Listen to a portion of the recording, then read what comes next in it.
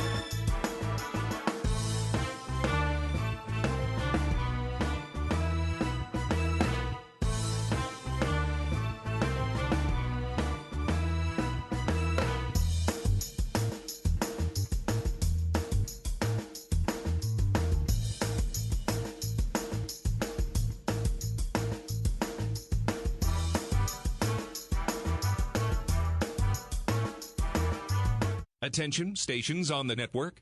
Our broadcast will begin in 5 minutes from my mark. In 5, 4, 3, 2, 1, mark. That was your 5-minute time check, stations.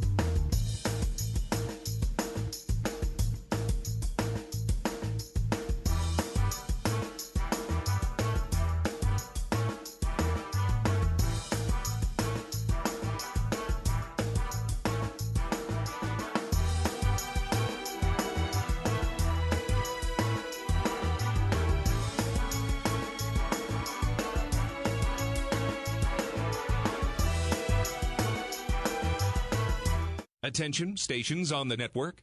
Our broadcast will begin in 2 minutes from my mark. In 5, 4, 3, 2, 1, mark. That was your 2-minute time check, stations.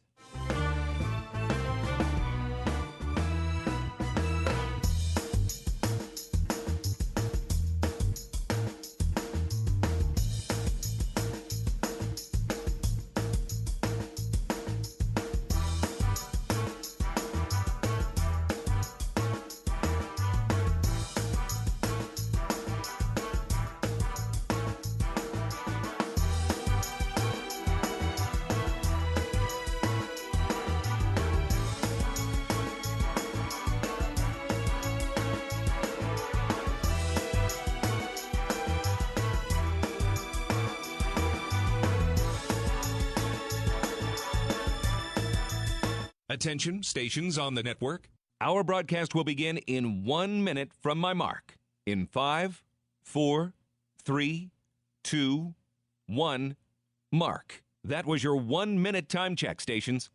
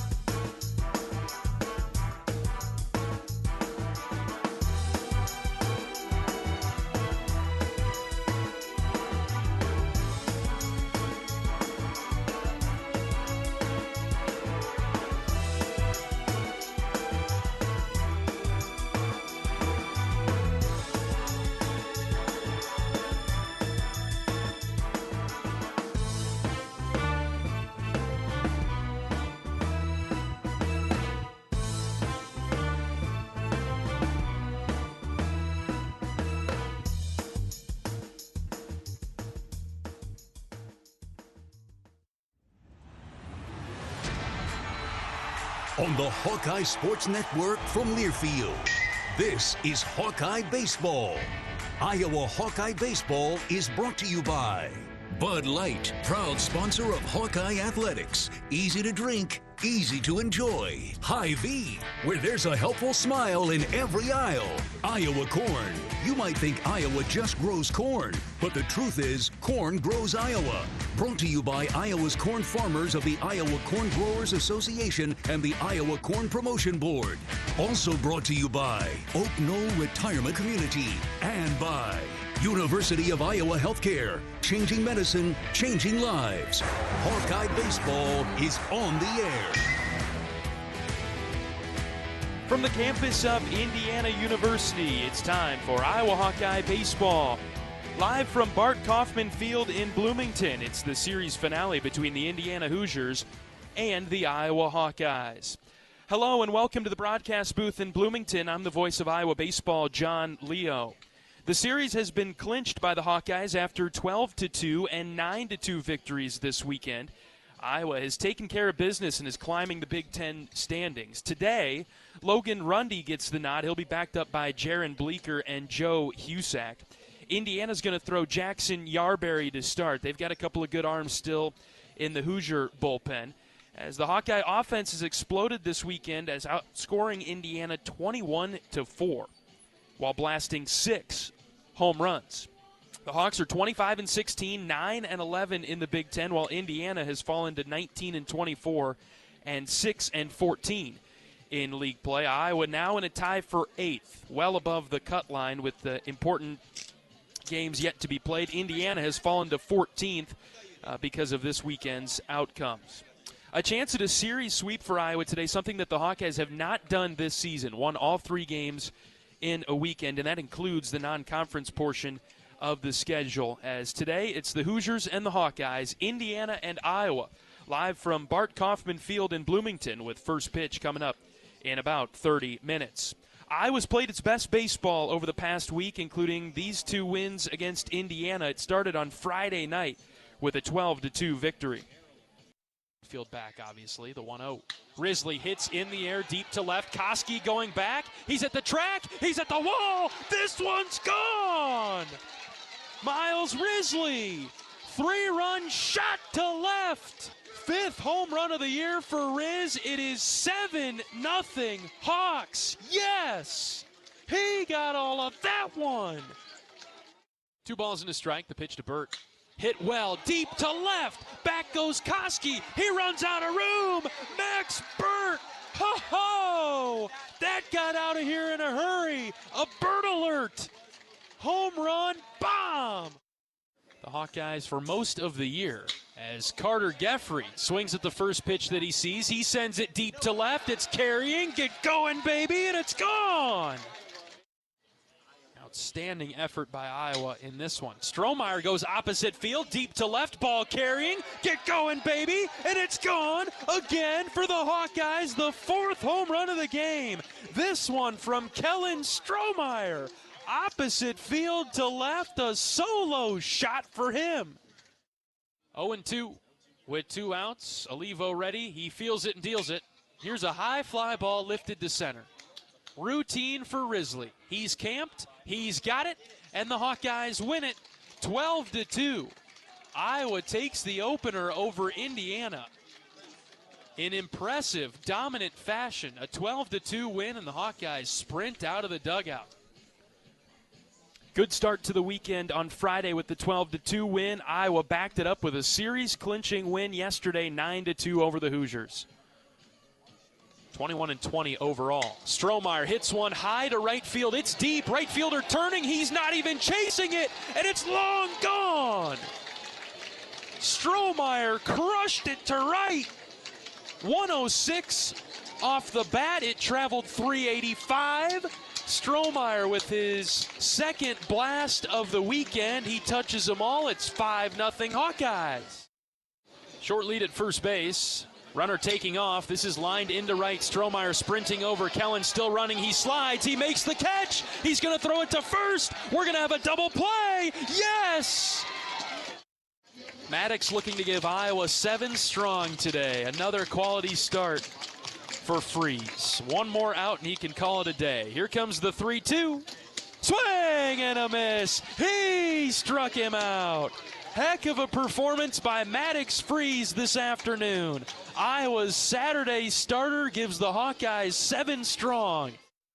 Full count on Burt. Right on right matchup. Strohmeyer dancing around at second. The pitch. Burt hits high and deep to left field. Get going, baby. It is a fair ball, and it's gone for Burt. His second home run of the series. Sound the Burt alert alarm. 2-run shot for Max.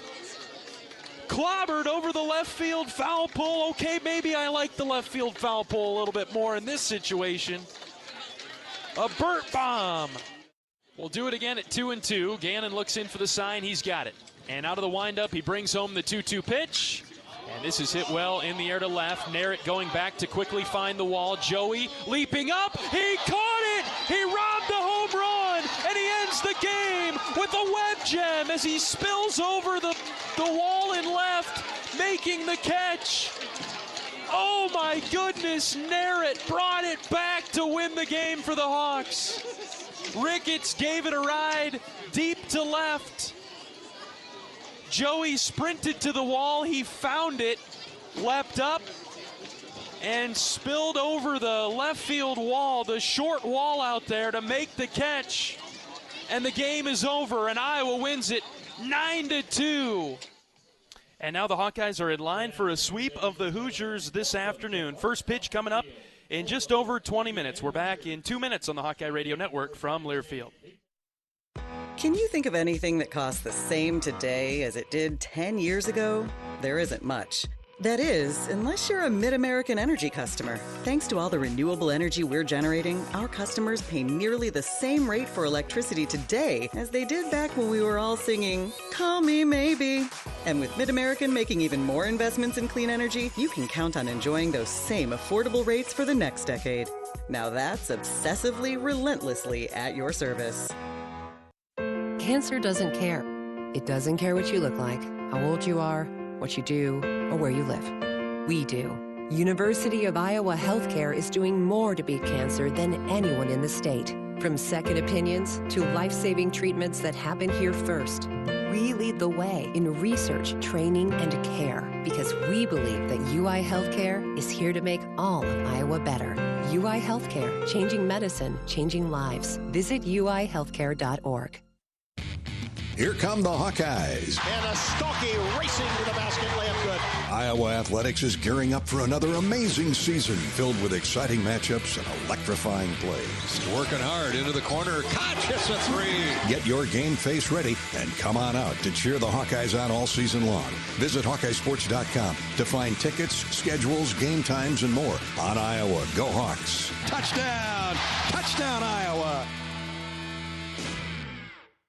You asked for all the extreme internet performance at an all-in price, and we listened. Get 1 gig internet with a 2-year price lock and everything included. Unlimited data for non-stop streaming, powerful Wi-Fi for enhanced coverage, built-in online threat protection, and internet equipment. All for just $65 a month for 2 years. It's the extreme 1 gig internet deal you asked for. Call 844-4FASTER or visit extreme.com for details. Offer available to new customers only. Price doesn't include one-time charges, tax, and government fees.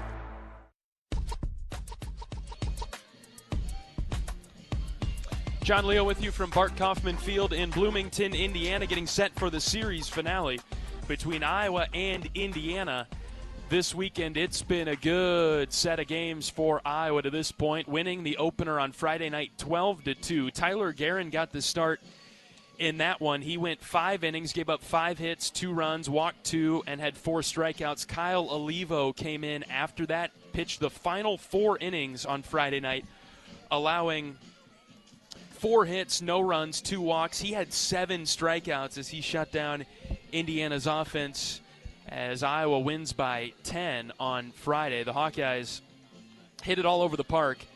12 runs on 15 hits on Friday night. Iowa was in good shape, had multiple hit performances from Kellen Strohmeyer and Max Burt, along with Gable Mitchell and Miles Risley. Those those Hawkeyes carried the offense. Risley had 4 RBIs, including a 3-run home run. Iowa has hit 6 home runs in this series. Indiana has hit just 1.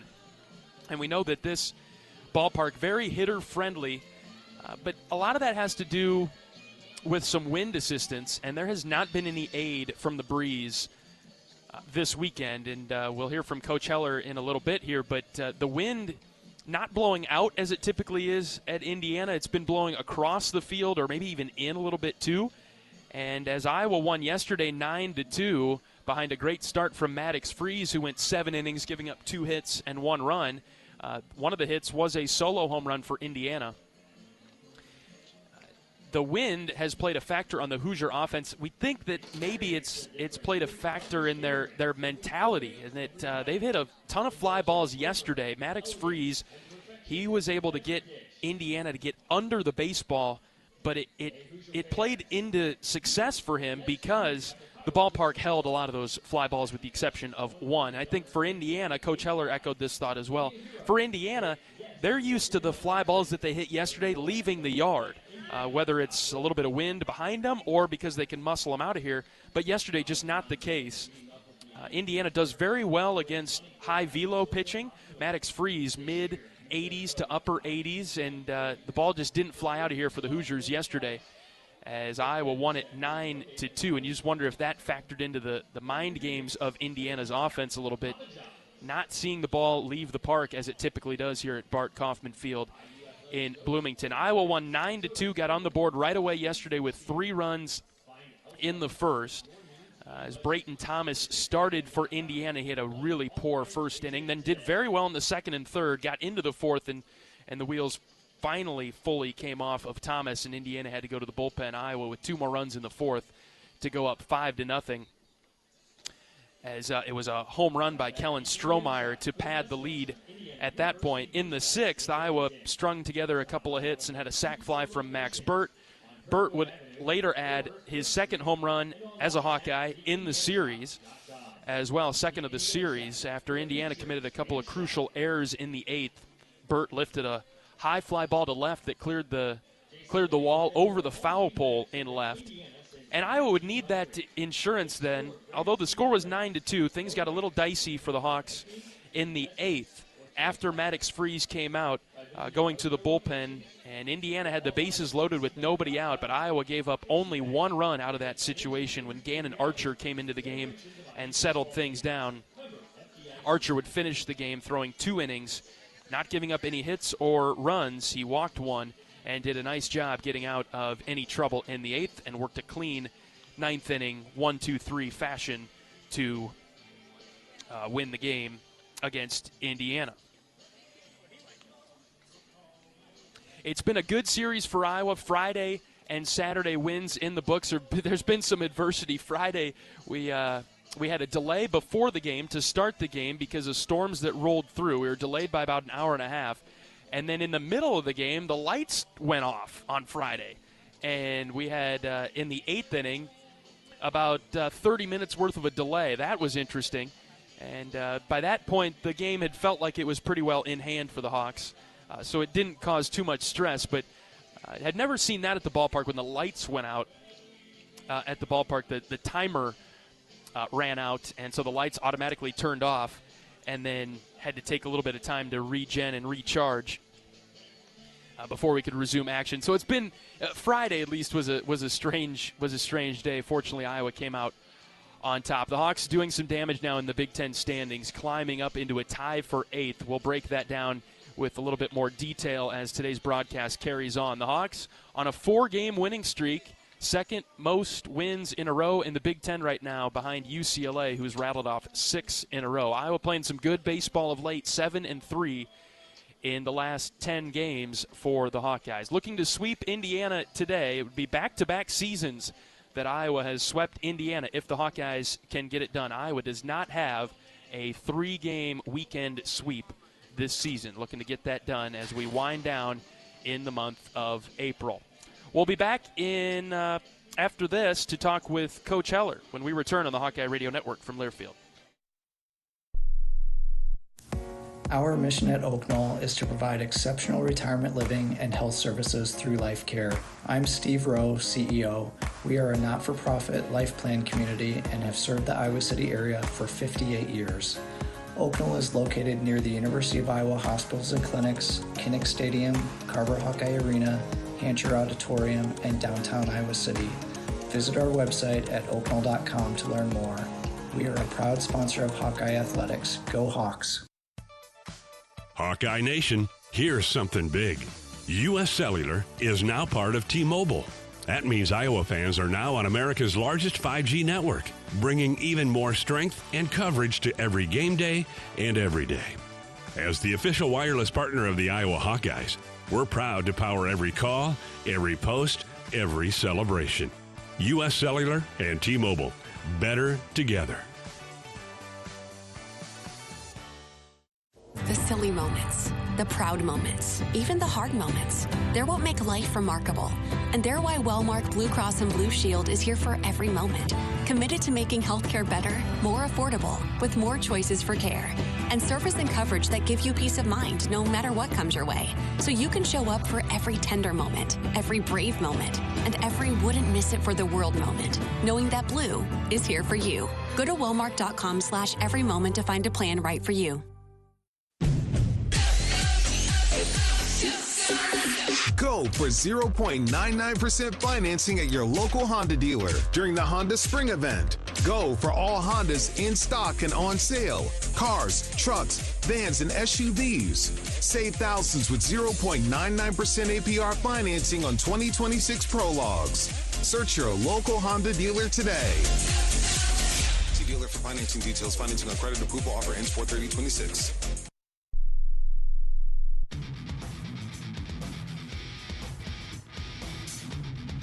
Welcome back to pregame coverage of Iowa Hawkeye baseball, the series finale against the Indiana Hoosiers at Bart Kaufman Field in Bloomington. We're joined by head coach of the Hawkeyes, Rick Heler. Coach, another solid win yesterday, another complete performance by your team. Yeah, it started with a fantastic start by Maddox Freeze.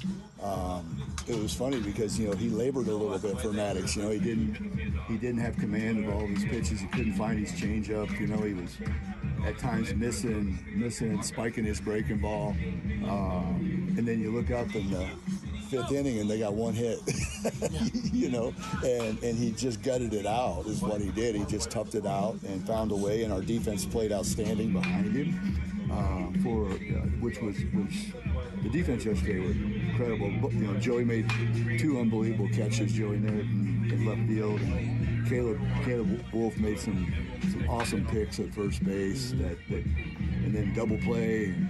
Anyway, it started with that, and Maddox set the tone, and then we caught a break where their starter, as we talked in the pregame, he came out and had command issues, and we were able to take advantage of some free bases, and we end up with runners in scoring position, and we executed. We got 3 runs in, and man, it felt good. It felt really good about things, giving Maddox a 3-run lead, and then throughout the game, we had guys step up, clutch up.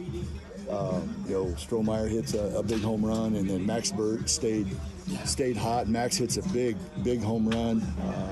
Between the two, they drive in 5 runs. We just keep adding runs here and there, and then when we went to the bullpen, Maddox had a long start, a lot of pitches last week, and in a normal weekend I probably would have ran him back out there, but he was coming off a lot of pitches last week, and the way he labored got him out at like 95 yesterday, and then Cole had a rough time, and Gannon Archer comes in, and man, started getting a little nervous because he walks the guy with the bases loaded, put him in a tough spot, and then he gets the double play ball and gets out of that inning, and then gave us a clean ninth, and we didn't have to use Husak, Bleeker, or Rundy yesterday. So, we've been in this situation a few times this year, and kind of laid an egg on Sunday. This is a day where hopefully we show some more growth, and we show some toughness, and when the other team is playing for their lives, which Indiana will be, you're going to get a great effort. They've got a guy on the mound that has I mean, really good stuff. He's going to be up to 97, 98. I mean, gas. Slider, cutter. Doesn't really throw much of a changeup, kind of a show pitch, but curveball, slider, which to me is pretty much cutter. But yeah, I mean, it's going to be. I'm looking forward to it. I feel good about how our team has handled this weekend and this midweek. You know, we've been on a pretty good roll, and it'd be a big one for us if we can find a way to play well today. And that's all I care is. I mean, yeah, you want to win, but you know, can't control what happens, circumstance, how they play, but. I would just love to see us play really well and pitch really well because we've given so many of them away on Sunday. You know, just giving them away. Yeah. And you know, if Rundy goes out and hits his spots, we got another day where the winds. It's a little different today. Yesterday it was in from left towards right a little bit, but. It's not like, for people listening, it's not like the Iowa winds. I mean, right. It's blowing, but you can't really even feel it hardly. But it's just enough that their pop flies that normally fly out of here don't fly out of here. And that saved us yesterday because they probably hit 5 or 6 balls that on most of the days I've ever been here would have went out. You know, out on your front foot, you hit the barrel, and it flies out of here, and you're just sitting there shaking your head. Well, yesterday, I think it really got in their heads because they're not used to that. Sure. They're used to those balls going out, and we were catching them at the track or at the fence, and you know, just Strohmeyer made a great play, doubled a guy off on a hit and run on a diving catch in right field. I mean, we were making plays right and left up against the wall, and they weren't going out, and you could sense the frustration because they're not used to that, and it's going to be, I think, at least similar today. I don't think it's going to be as much a factor as it was yesterday because the flags are pretty still, but it's coming from the east, which means it's at this field coming in from right field, whereas it was coming from left yesterday. But, you know, regardless, it gives us a chance. It gives us a chance that their pop flies aren't going to fly out of here. Was on the elevator with a couple of guys earlier today, Coach, and as we were getting off the elevator, I said, "Hey, you know, let's go get this one." And one of the players said to me, "Let's get our first one of the year." Yeah. Sweep. We got a shot at the sweep, Coach. And you've mentioned it a little bit. It would go a long way. We've done a lot of damage climbing the Big Ten standings and getting some separation from a team like Indiana. And we do sense maybe the desperation on their side of things now as well. Well, I mean, of course. I mean, they're going to be, like I said, they're going to be playing for their lives. The difference between our two teams, they have a really good offense, but they're really young. I mean, you know, every guy on the field for them yesterday was a freshman or sophomore. Talented young guys, good arms, but still growing and still developing.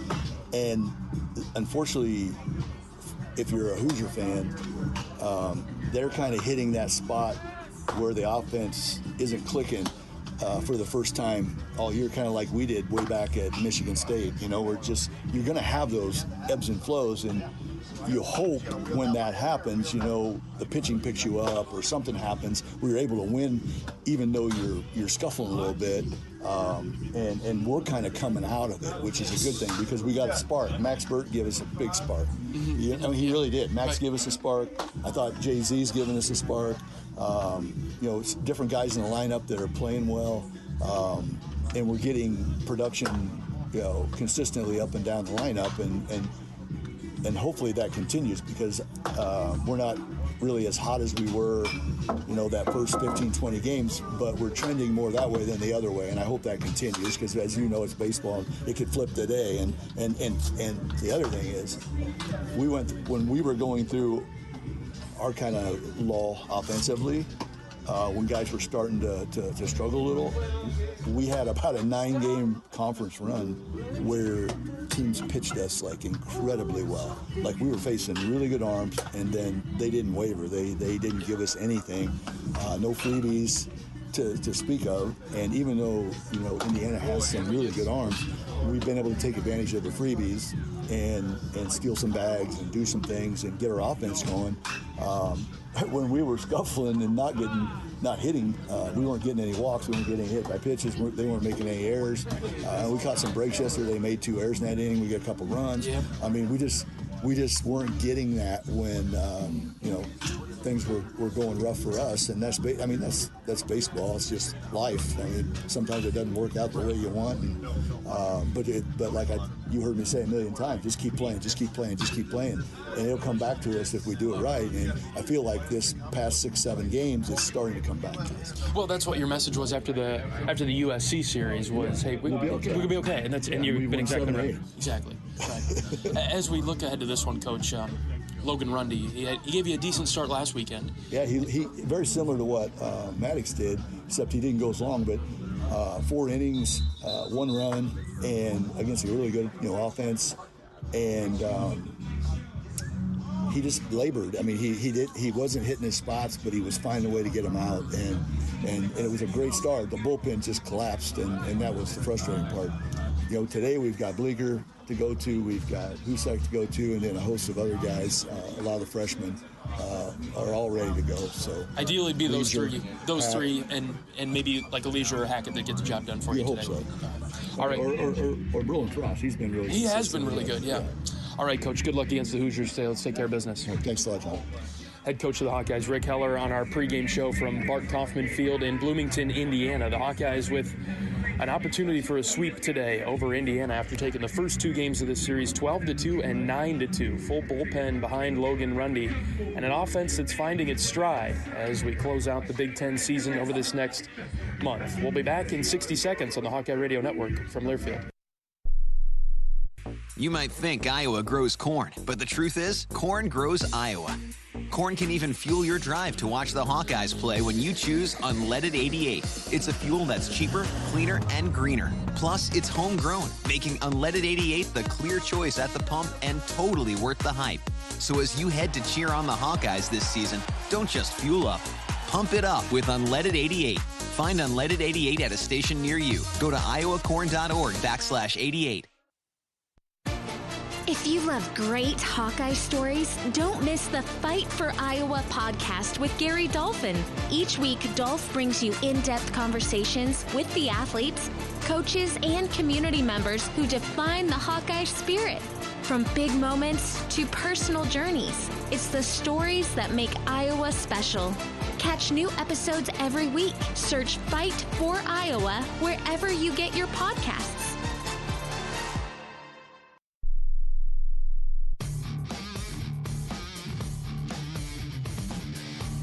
Hawkeye baseball heads back to Des Moines on May 14th through the 16th, taking on Purdue at Principal Park. You can find game times and tickets at HawkeyeSports.com. That's the regular season finale against the Boilermakers over in Des Moines. The series is presented by 1-800-BETS-OFF. If you need help with sports betting, call 1-800-BETS-OFF or visit yourlifeiowa.org. No judgment, just help. John Leo with you from Bart Kaufman Field in Bloomington, wrapping things up against Indiana for the weekend. Iowa has already clinched the series with wins of 12-2 and 9-2. Iowa outscoring Indiana 21-4. Iowa's offense has come to play, and the pitching for the Hawkeyes has really been sharp and effective. Good starts from Tyler Guerin and Maddox Freeze. Logan Rundy will get the start today for Iowa. Jackson Yarberry will go for Indiana. We'll go over the pitching matchup after we pause 10 seconds for station identification. 10-second station ID. This is Iowa Hawkeye Baseball.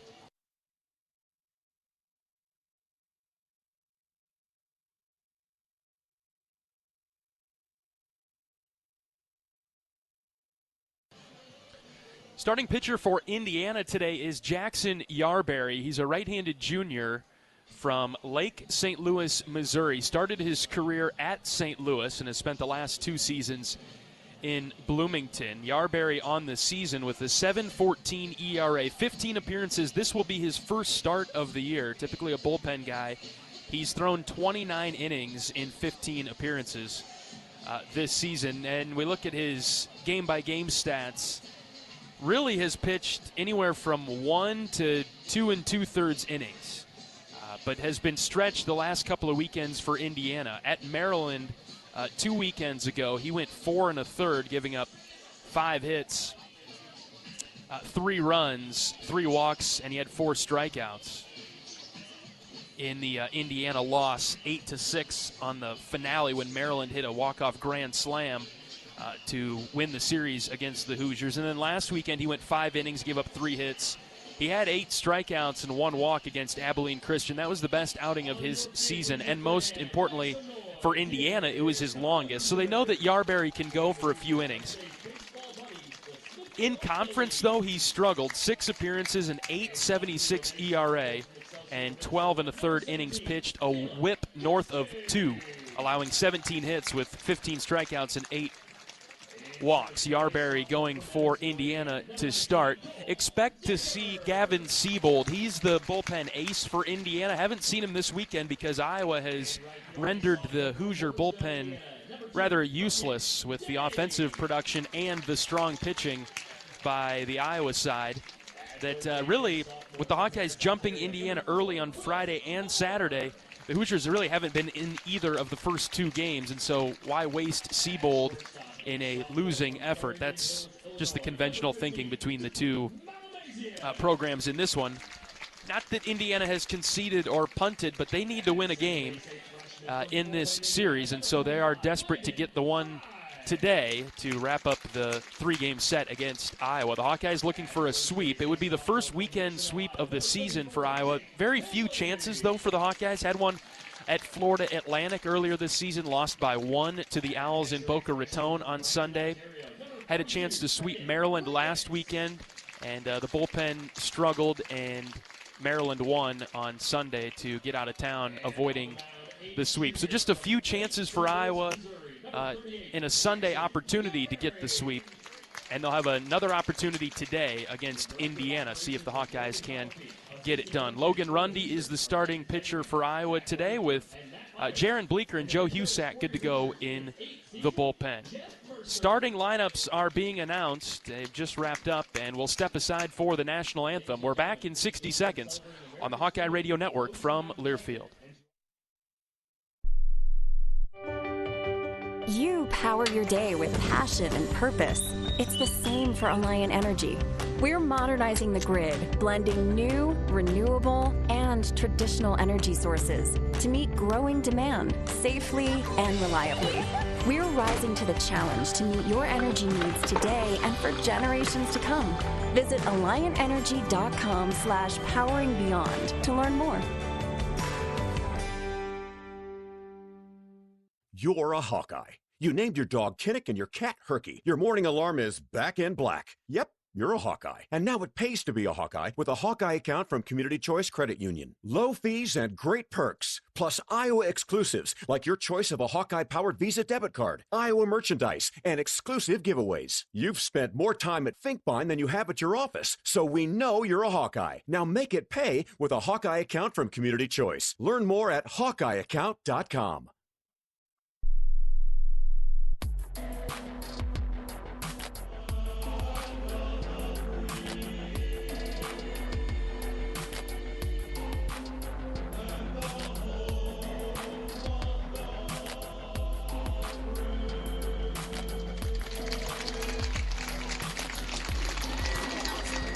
National anthem is complete at Bart Kaufman Field in Bloomington. It's time for today's starting lineups. Iowa at 25-16, 9-11 in the Big Ten, in a tie for 8th with Illinois. Illinois coming to Iowa City next weekend. That will no doubt be another big series towards the end of the season, but we'll get there when we get there. We'll cross that bridge later on. Iowa trying to finish off Indiana with a sweep this weekend. The Hoosiers at 19-24, 6-14 in the league. Indiana in a tie for 14th place. They're tied with Maryland and do not have the tiebreaker over the Terrapins. So some work to do for Indiana. You know that they're going to come out desperate. They need a win today, and so Iowa's going to get their best shot. But the Hawks are playing some good baseball right now. 4 wins in a row. Not many changes to the lineup. Why would Coach Heler make any changes? He's got it. He's got the guys playing really well right now. Cooper Schulte, the shortstop, will lead things off and be followed by Gable Mitchell, the second baseman, and Miles Risley, the center fielder. Middle of the order today for Iowa, Caleb Wolf at first, Carter Geffrey, the catcher, and Kellen Strohmeyer, the right fielder. 7, 8, 9 for the Hawkeyes this afternoon. Max Burt, the DH. Joey Narrett, the left fielder, and Ben Swales at third base. Narrett back in left. He will start there, going against a right-handed arm for Indiana. Narrett had not been getting the starts on Friday and Saturday, partially because Coach Heller liked the spark that Jalen Ziegler was providing with some speed and maybe taking advantage of a weaker Indiana defense, and especially on the mound with some poor athletes on the mound. Maybe Ziegler's opportunity to lay down some bunts, but also that Joey hadn't been doing very well against left-handed pitching, and so he's back in the starting lineup facing a right-hander. This is Jackson Yarberry, who is circling the mound after throwing his warm-up pitches, and we're getting ready to roll in Bloomington. Cooper Schulte strolling to the box. He's in there from the right side, right on right to start, and Schulte swings at the first pitch and popped it up right behind second. Fry drifting back, and he makes the catch for the first out of today's game. 1 pitch, 1 out for Yarberry. As we started at 1:05 Eastern Time, a minute ahead of schedule. Second baseman number 2, Gable Mitchell. Yarberry, a right-hander for Indiana, goes out of the windup from the first base side of the rubber and deals to Gable Mitchell a strike. Yarberry pops the mid-90s. He'll spin it with the slider upper 80s. Right on left. Here comes the next pitch to Gable. High. 95 miles an hour, and it's 1-1. Everything pretty firm and tight for Yarberry. Tight slider. Both pitches firm. Mid-90s, upper 80s. Mitchell spears it foul over the head of the radio crew, myself, and Austin Render, the Indiana radio broadcaster, sitting to my left in his own separate booth. Gable hit that one right over our heads. Here comes the 1-2 from Yarberry. Line drive, look out in the Indiana dugout. Line drive foul over to the left. Hawks anticipating to get fastballs to hit today. It'll be on time, that's the goal. With a firm fastball coming in. 1-2 on Mitchell, the pitch. Swing and a miss. Off speed in the dirt. Catcher has to throw it down to first. He'll do so accurately. And Gable strikes out for just the 10th time this season. Good pitch from Yarberry. The state's most highly skilled doctors are dedicated to making healthcare better. Iowa has been good in the first inning. Some traffic on Friday, broke through in the second. Scored 3 runs yesterday off of IU pitching. Miles Risley up with nobody on and 2 outs. First pitch strike, low outside corner.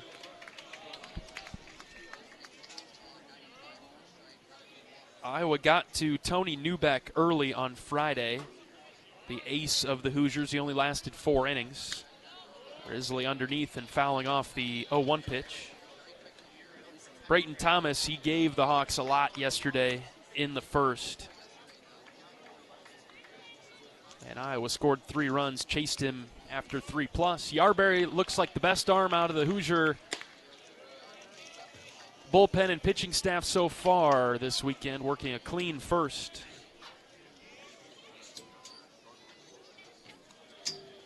One ball and 2 strikes on Risley. Yarberry out of the windup. He delivers. And Risley takes down and away. Spit on the slider, low and out.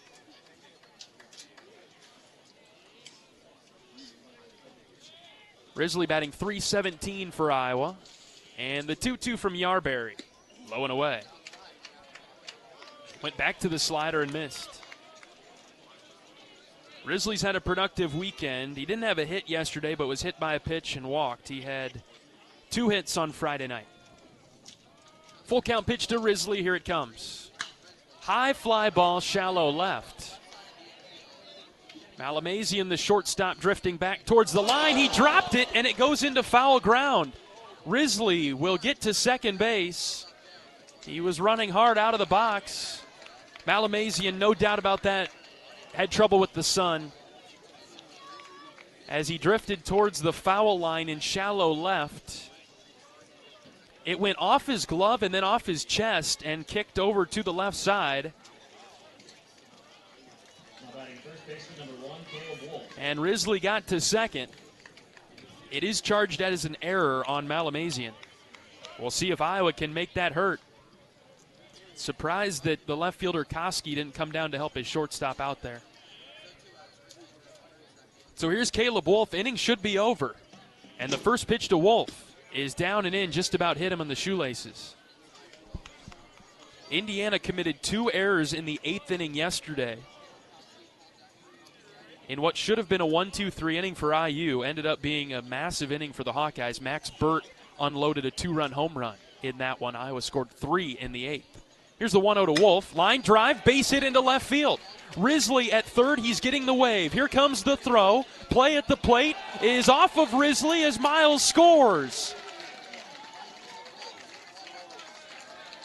Wolf moving up to second, and the 2-out error by Indiana does come around to hurt the Hoosiers. Wolf drives in Risley. The throw bounced off of Miles about a quarter of the way on Risley's path to the plate.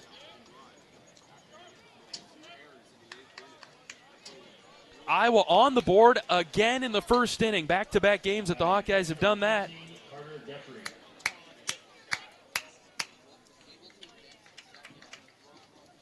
It's an RBI single for Wolf. He advances to second on the throw to the plate. It was just up the line from Koski. Ricketts never received it. It bounced and then hit off of Risley on his way to the plate. 1-0 Iowa in the first. Here's Carter Geffrey now. Right-on-right matchup with 2 outs. The pitch outside. He laid off a good slider from Yarberry.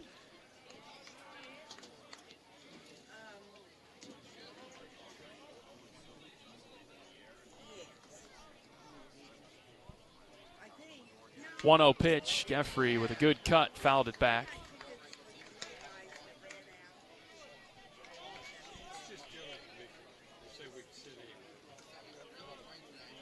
One 0 Iowa in the first. A 1-1 count on Geffrey. Iowa's redshirt freshman catcher batting .333. And the pitch. Carter got under it, drilled it foul over to the right. Drawing good contact, just not keeping it between the white lines right now.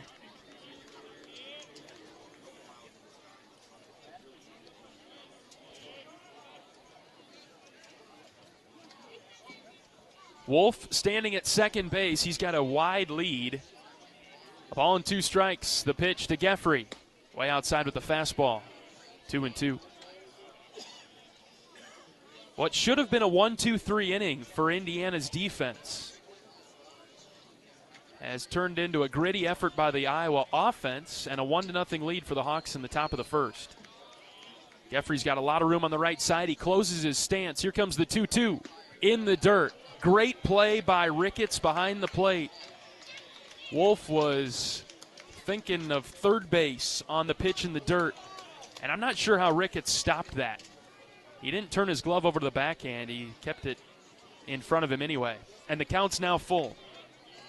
Yarberry approaching 20 pitches. The next one to Geffrey. Ball 4. Great at bat by Carter. He's growing up right in front of our eyes. Didn't chase the breaking ball outside. Yarberry tried to get him on a few occasions. And the lengthy inning continues. Here comes Kellen Strohmeyer. Strohmeyer with a couple of home runs in this series. He was 3 for 5 on Friday. Time called by Indiana here. And this is head coach Jeff Mercer going out to the mound. Usually it's been the pitching coach Matt Myers who's gone out to do the chatting. Indiana's got a couple of individuals jogging down to the bullpen in left field. Whoa, that would be pretty early. Yarberry at 20 pitches in the first, and like I said, it should have been a 1-2-3 inning after Schulte popped up on the first pitch of the game to second base. Gable struck out. Risley popped one up behind third, and Malamazian, the shortstop, went over there to get it, and he lost it in the sun. It bounced off his glove and his chest and kicked into foul ground on the left side. So Risley wound up at second. Caleb Wolf smacked one into left for an RBI single, and now Carter Geffrey has walked. First and second for Kellen Strohmeyer with 2 outs. Right versus left. First pitch to Kellen. In the air, shallow left. Ball dropping, but Koski is there, and he's able to make the catch for the 3rd out. Just wouldn't get down off the bat of Strohmeyer. But a 1-0 lead for Iowa after the top of the 1st. Logan Rundy heading to the mound. He'll get the Sunday start for the black and gold. We'll be back in a minute on the Hawkeye Radio Network from Learfield. Our mission at Oak Knoll is to provide exceptional retirement living and health services through life care. I'm Steve Rowe, CEO. We are a not-for-profit life plan community and have served the Iowa City area for 58 years. Oak Knoll is located near the University of Iowa Hospitals and Clinics, Kinnick Stadium, Carver Hawkeye Arena, Hancher Auditorium, and downtown Iowa City. Visit our website at oakknoll.com to learn more. We are a proud sponsor of Hawkeye Athletics. Go Hawks! Save time when you shop online with Hy-Vee. Hy-Vee makes it easy to order groceries online through our app or Hy-Vee.com. Pickup is always free. And if you have a Perks Plus membership, you get free delivery and free express pickup. Shop online with Hy-Vee and you can create and save grocery lists, shop the sales, and get fuel savers. Talk about convenient. Order groceries online today. Check out Hy-Vee.com or download the Hy-Vee app.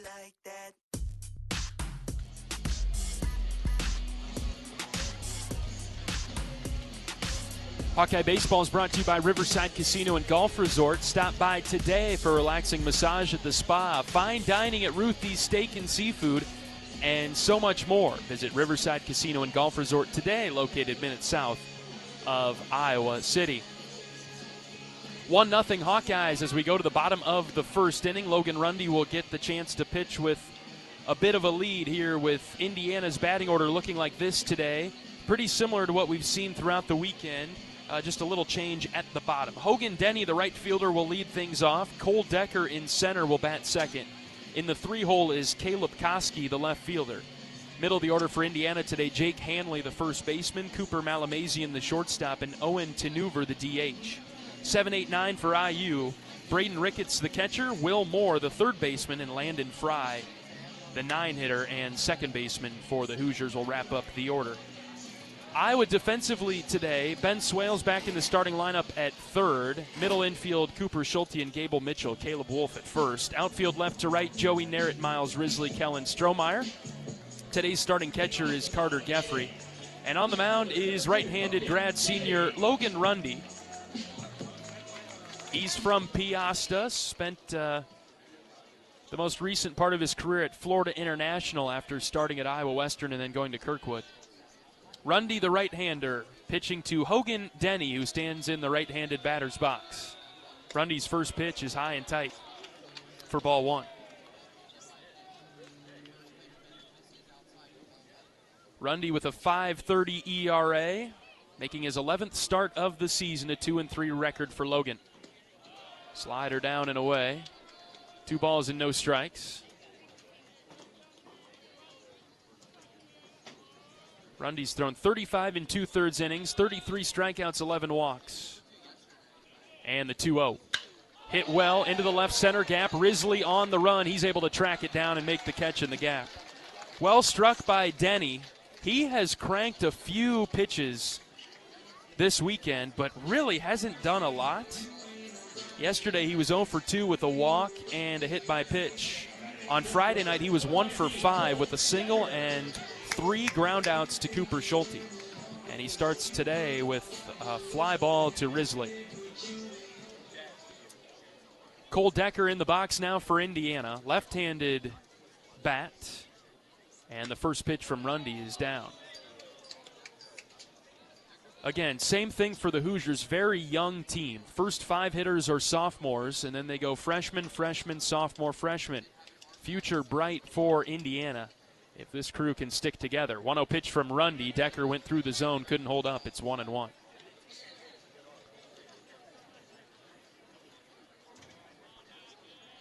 Gorgeous uniform game today. Indiana in crimson tops with Indiana in script font in white across the chest. 1-1 from Rundy, dropped it in there for a strike. Indiana wearing white pants today with a red and white stripe down the side. Iowa in the Sunday gold scripts. Iowa spelled out in black script font across the chest with a line underneath, black numbers. White pants in the field as the 1-2 from Rundy is swung on and missed. Decker strikes out. He chased a pitch outside. I should say black caps in the field for Iowa with the gold script I on the front panel. Iowa's got the white pants on everywhere, including the field. Also in the dugout, also in the batter's box. 2 down for Caleb Koski. Iowa leading 1-0 in the bottom of the first.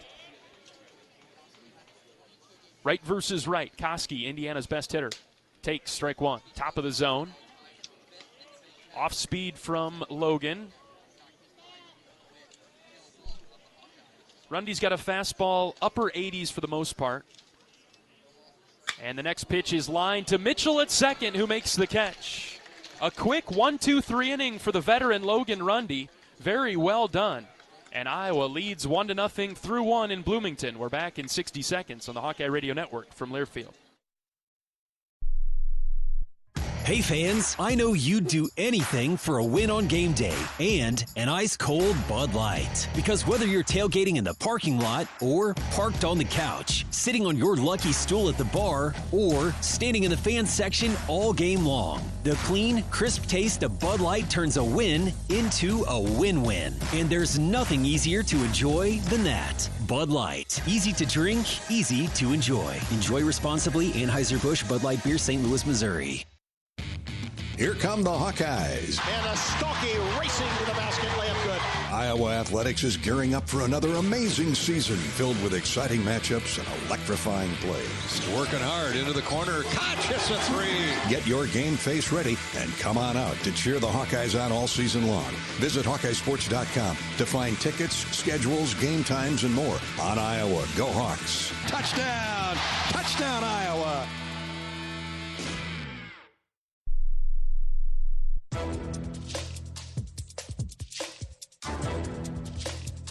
This copyrighted broadcast is an exclusive presentation of Learfield under the broadcasting rights granted by the University of Iowa. Reuse of this presentation is prohibited without the expressed written consent of the university and Learfield. Announcers are provided by Learfield and approved by the university.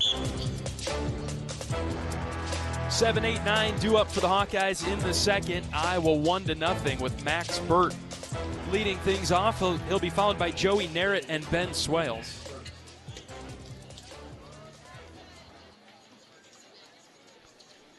Burt has started all 3 games against the Hoosiers, has a home run in each of the first 2. Swings at the first one that he sees and rolls one to Malamasian, the shortstop. He throws out Burt. And again for Iowa, the leadoff hitter retired on 1 pitch.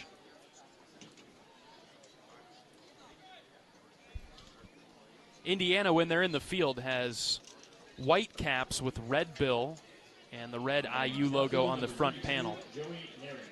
Matching their red tops with the white pants. Iowa in the Sunday golds today with the white pants. Joey Narrett in the box. There's strike one. When we got to the ballpark today, Indiana was warming up on the field. The Hoosiers, they've got the candy cane basketball pants that you see their team wear, as the 0-1 to Narrett is down and in, 1-1.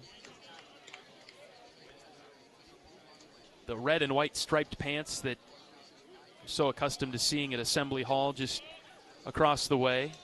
Indiana's baseball team had them in shorts version today, above the knee,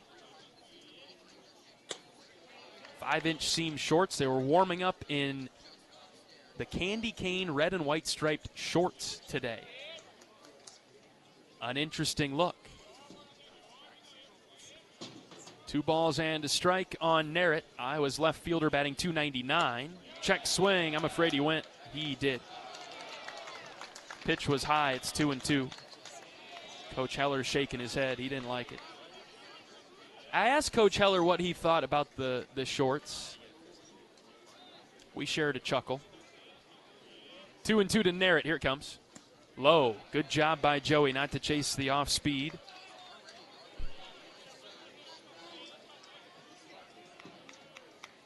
And a full count now.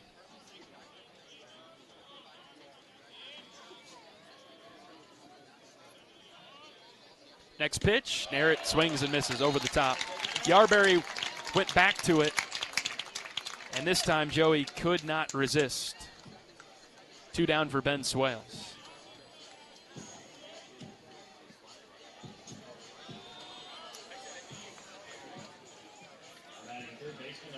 It's a good pitch for Yarberry. He's working a very quick inning. He's thrown 6 pitches, and the first one to Swales is up and in on the hands for a ball. Iowa has clinched the series. It was a big one coming into it. We build it up as a series that Iowa needed to win, or at least the winner of this series would be in great position to qualify for the Big Ten tournament, rather. 2-0 to Swales. He chased a pitch low.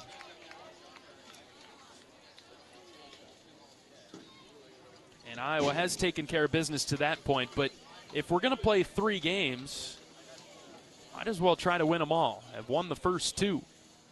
2-1 to Swales. Hit well, in the air to center. Sprinting back is Decker. He's at the track. He's at the wall. It's off the top of the wall. Swales around first. He's headed for second. He's digging for 3 now. Here comes the throw. It's a stand-up triple for Ben Swales. With 2 outs, he smacked it off the left center wall. Decker gave great effort. He jumped up. It hit off his glove in the top of the wall and got away from him just enough where Swales, with his speed, was able to wind up at third. First triple of the season for Swales. 2-out action for Iowa again.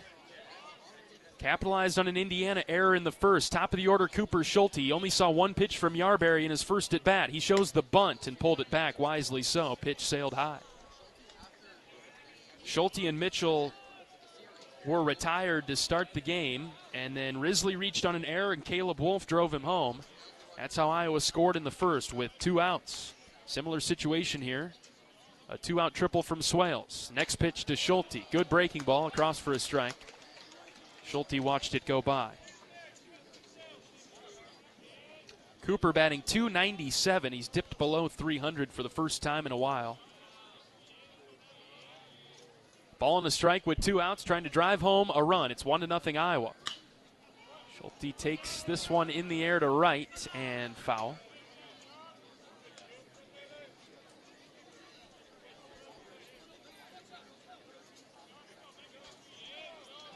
Yarberry with a good breaking ball.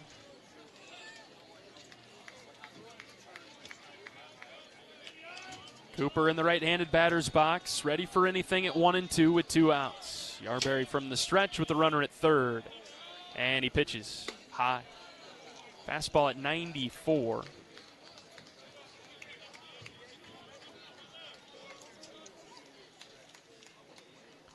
Schulte with 15 doubles on the season to lead the team. Counts even at 2. Yarberry's pitch. Cooper hits on the ground to third, foul. Coach Pearson's got it.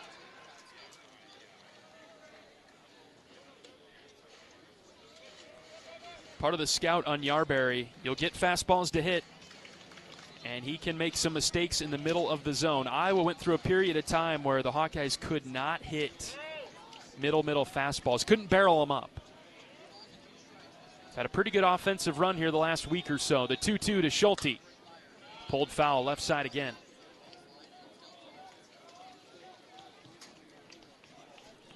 Iowa with a couple of hits in the first 2 innings.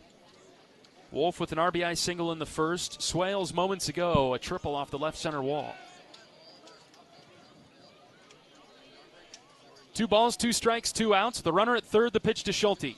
In the dirt, good. Blocked by Ricketts. He saved a run. Iowa's doing a nice job against Yarberry, filling up the count.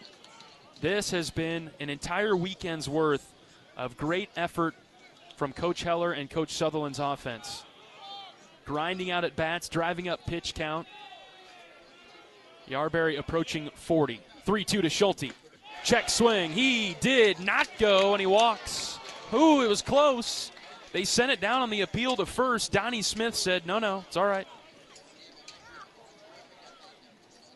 Schulte walks. And Gable Mitchell comes to the plate with runners at first and third and 2 outs. Mitchell struck out in the first, so you know he's running hot.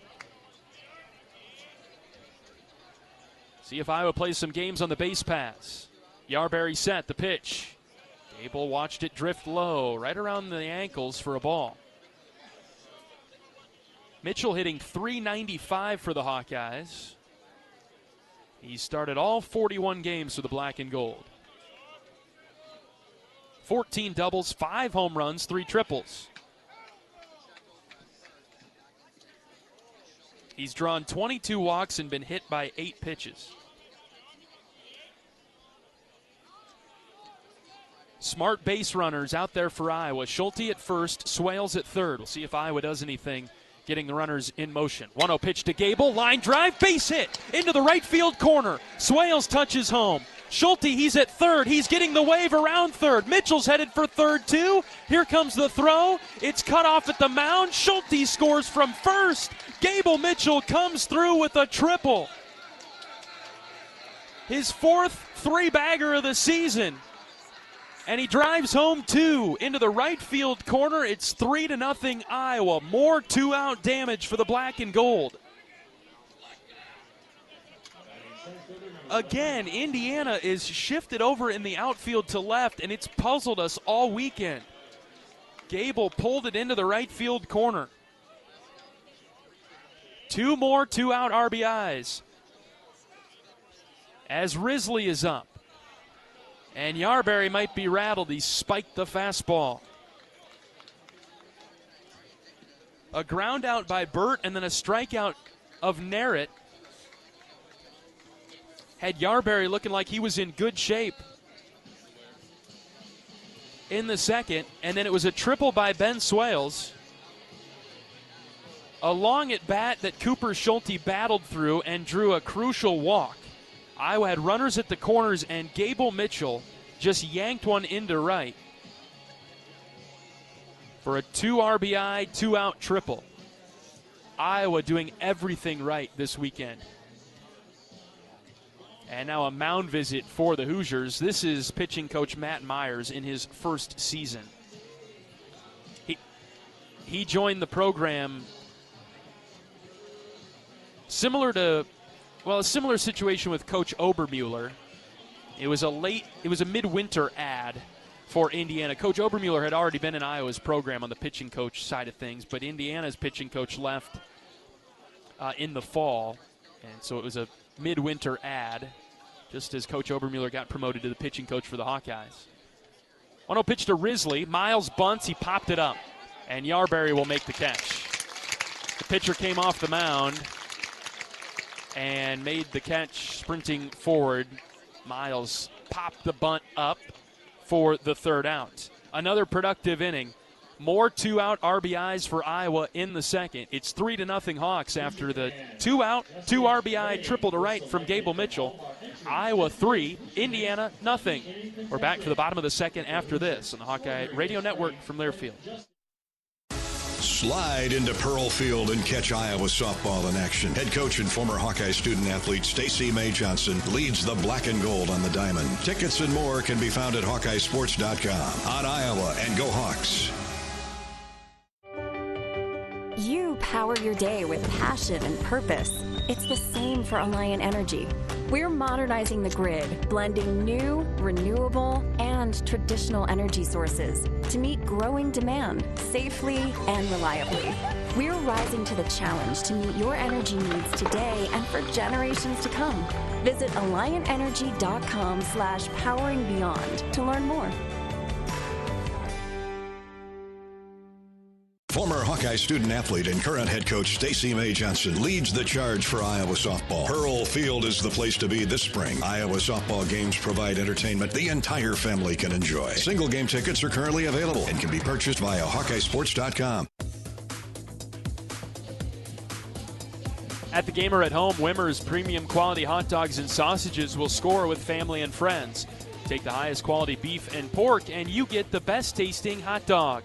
Wimmer's, the official hot dog of the Hawkeyes. 3-0 Iowa in the bottom of the second. Logan Rundy tossing some warm-up pitches. He's ready to go. He'll face Hanley, Malamazian, and Tenuver in the bottom half of this inning. Iowa with 1 run in the first, 2 runs in the second.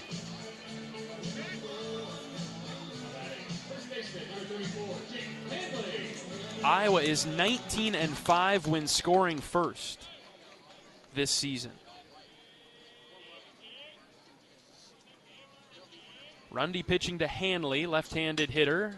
Offers at the first pitch, ran it in on the hands, and he fouled it off opposite field to the left.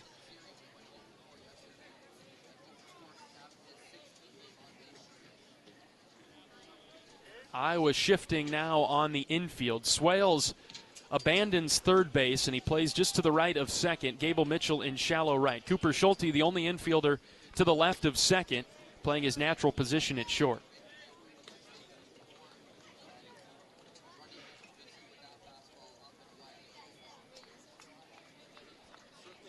Rundy set down the top of the Hoosier order. 1-2-3 in the first with a flyout, strikeout, and lineout. And facing Hanley, Indiana's everyday first baseman, who lines one into left, foul. Boy, that was a chart buster. That would have beat the shift, no question. Rundy pitching outside to Hanley. He swings at .324 from the left side. 11 doubles, 11 home runs. Ball and 2 strikes with nobody out, bases empty, just underway in the bottom of the second. Iowa 3-0. The pitch from Rundy. Ground ball right side. Mitchell's got it in shallow right and makes the throw over to Wolf to retire Hanley. A little bit of a different throw there from Gable. Different depth, different angle than he's used to. But Gable makes the adjustment and sends a good throw over to Wolf. 1 away in the Hoosier second. Here's Cooper Malamazian. Malamazian plays short for IU. Sophomore hitting .297. He has started all 43 games for Indiana.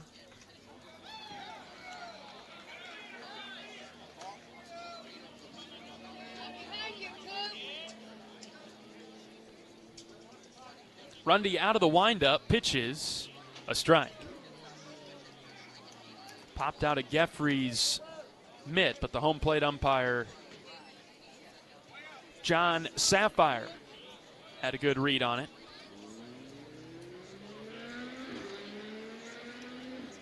Indiana this weekend with just 12 hits. They had 9 on Friday, only 3 yesterday. 2 off of Maddox Freeze. The 0-2 from the 0-1 from Rundy, rather. Front door slider in for a ball.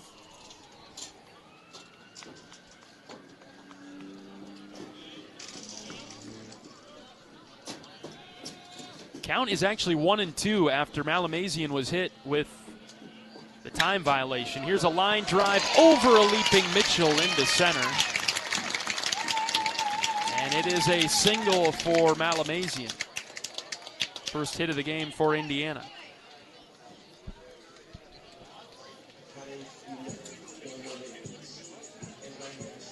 Either a time violation or eye contact for Malamazian, and Rundy was awarded a strike, so he was actually 1 strike away from getting him. But Malamazian is on first now.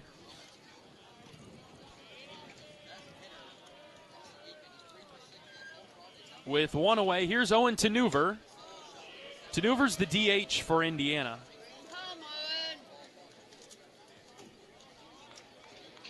Freshman right-hander hitting .293 in 19 games played. 12 hits in 41 at-bats. He's 3 for 6 this weekend. He's been one of Indiana's better bats. But like I said, the Hoosiers as a team this weekend batting just 197 coming into the game.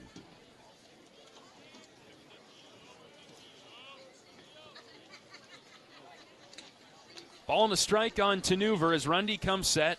Basically no lead by Malamazian at first. The pitch, swing and a miss. Tanuver under the fastball from Rundy.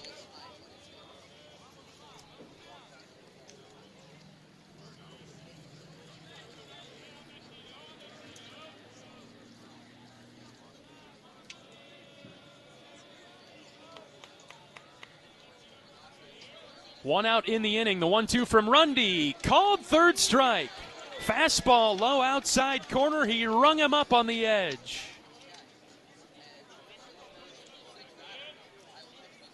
Good pitch from Rundy. Doubled up on the fastball. And Tanuver left it, and he shouldn't have.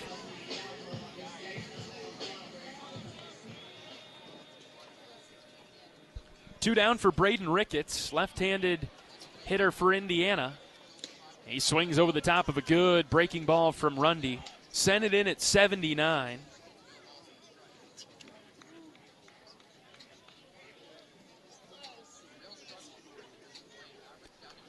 Ricketts hit the fly ball to left where Joey Narrett scaled the wall and fell over it and made the catch to win the game yesterday.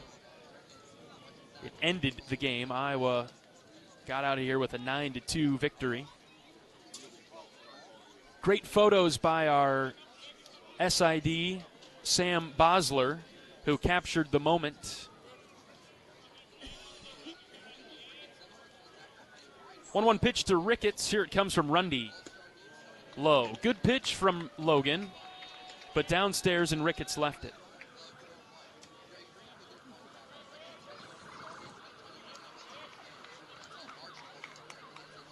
Two outs in the inning. Short lead at first from Malamazian. He has 4 stolen bases on the season. Indiana's only tried to run once today. Not effective. 2-1. Caught the outside corner, I thought, but it stayed out. Ball 3. Good pitch from Rundy. But it was just outside. Now 3-1.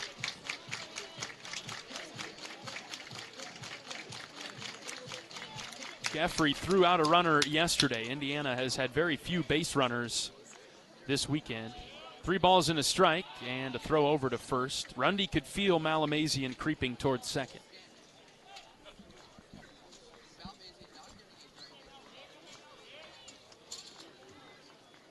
(3-0) Iowa, bottom of the second. A run in the first, 2 in the top half of this inning.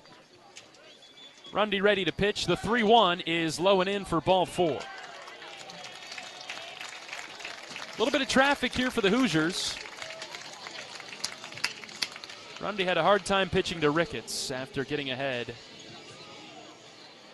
with the breaking ball that started the at-bat. Third baseman, number 4, Will Moore.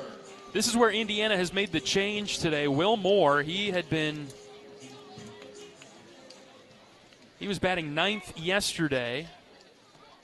Moves up a spot to the 8 hole today. And he's up now with a couple runners on and 2 outs. Rundy's first pitch to him is just inside. Indiana pumping the brakes on their early count aggression. Looks like they might be trying to take a pitch or 2 from Logan. See if Logan can get in the zone here. 1-0. Outside. He's trying to spin it right now. And he's missed in and out to Moore. And it's 2-0. That'll draw Coach Obermueller out of the dugout and on his way to the mound.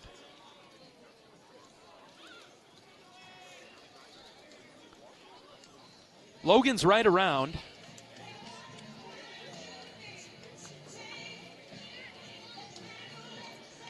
But Indiana has maybe made an adjustment here to not chase or at least not swing at early count pitches. They really are not offering it much. Where we had seen the past couple days Boy, they have hit into some early count double plays.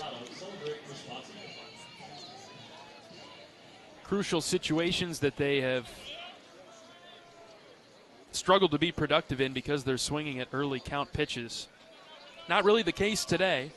First and second for Moore, the third baseman for Indiana, batting from the left side, hitting .246. Rundy's 2-0. Fastball down and outside. 3 balls and no strikes. Landon Fry is on deck. He's got doubles power. Crowd getting back into it now after Iowa had silenced it early on. 3-0 pitch from Rundy. Across for a strike.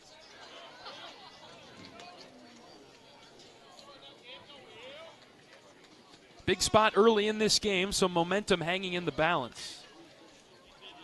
See if Iowa can get out of it in the bottom of the second. Leading 3-0. Rundy's 3-1 pitch. Outside, ball 4. Tight zone today. Back-to-back walks.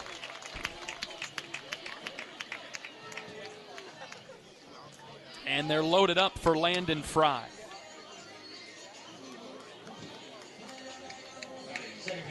First 2 games this weekend, we saw an expanded zone up and a little bit away.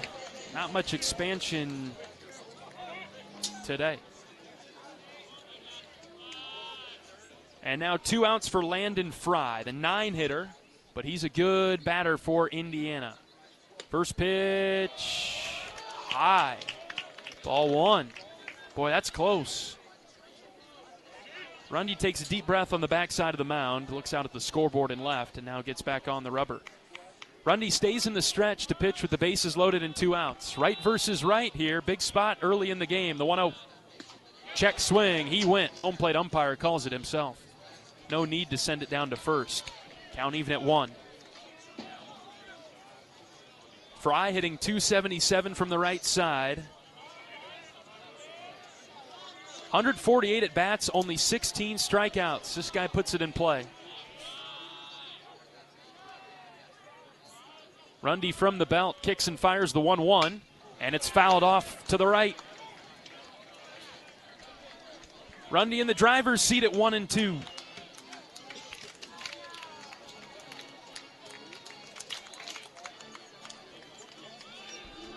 Tension building early in this one. Iowa leading 3-0. Bottom 2. Indiana threatening with the bases loaded and 2 outs. Rundy set with the 1-2. Here it comes. Just inside. Front door slider. Ball 2. Ho-ho. Great pitch from Rundy. Fry didn't swing it. It was just off the plate end. Oh, my goodness. And now it's 2-2. Jeffrey giving him a big target. The pitch hit well to left in the air, but Narrett has room. Joey looks up. He makes the catch. And the Hawkeyes work out of the jam. A couple of walks issued by Rundy, but no runs score. As the fly out to left ends the threat, and Iowa takes its 3-0 lead on to the third. We'll be back for it right after this on the Hawkeye Radio Network from Learfield. You power your day with passion and purpose. It's the same for Alliant Energy. We're modernizing the grid, blending new, renewable, and traditional energy sources to meet growing demand safely and reliably. We're rising to the challenge to meet your energy needs today and for generations to come. Visit AlliantEnergy.com/poweringbeyond to learn more. Hello, Iowa. Here's a promise. Wherever you are in this great state, University of Iowa Healthcare is here for you, even if you never walk through our doors. Educating, caring, leading research, sharing our expertise with all. Because we believe that UI Healthcare is here to make all of Iowa better. UI Healthcare, changing medicine, changing lives. Visit uihealthcare.org.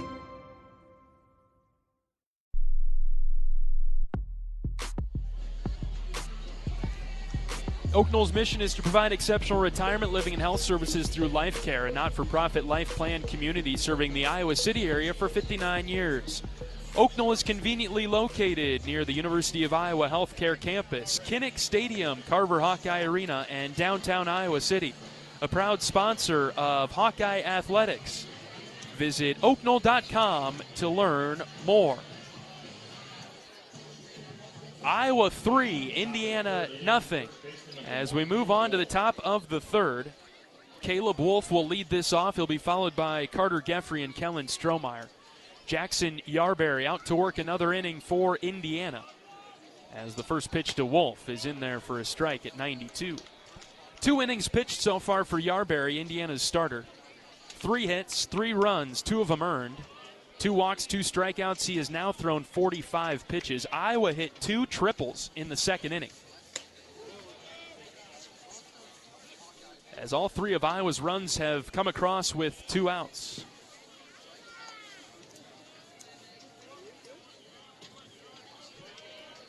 Indiana left them loaded in the second, and the 1-1 pitch to Wolf now is high and away. Ball 2. Off speed, not effective there from Yarberry.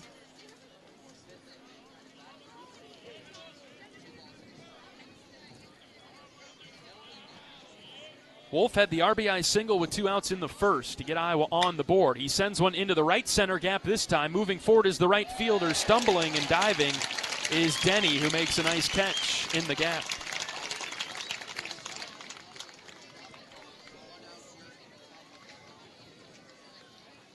Well struck by Wolf, but didn't have enough topspin to get down. And he is the first out of the inning. Number 14, Carter Geffrey.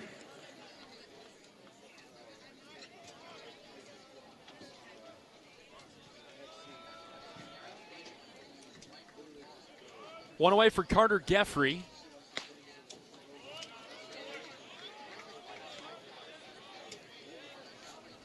Geffrey had an outstanding at-bat in the first, and he drew a walk. He's seen a couple of fastballs. Boy, that one very much on the edge of the zone. 94 miles an hour, called a strike. It is 1-1 now on Big Cat. 3-0 Iowa in the third. A run in the first, 2 in the second for the black and gold. Yarberry with a long time on the mound. Now he's ready. The 1-1 is low.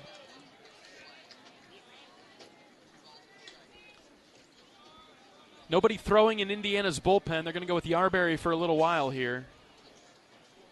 Gavin Siebold, the bullpen ace for the Hoosiers. He's yet to pitch this weekend. Assume he'll go today. Geffrey with a home run swing, but he missed. 2-2. Geffrey developing nicely as a hitter. Redshirt freshman. And the 2-2. Bounced foul, third base side.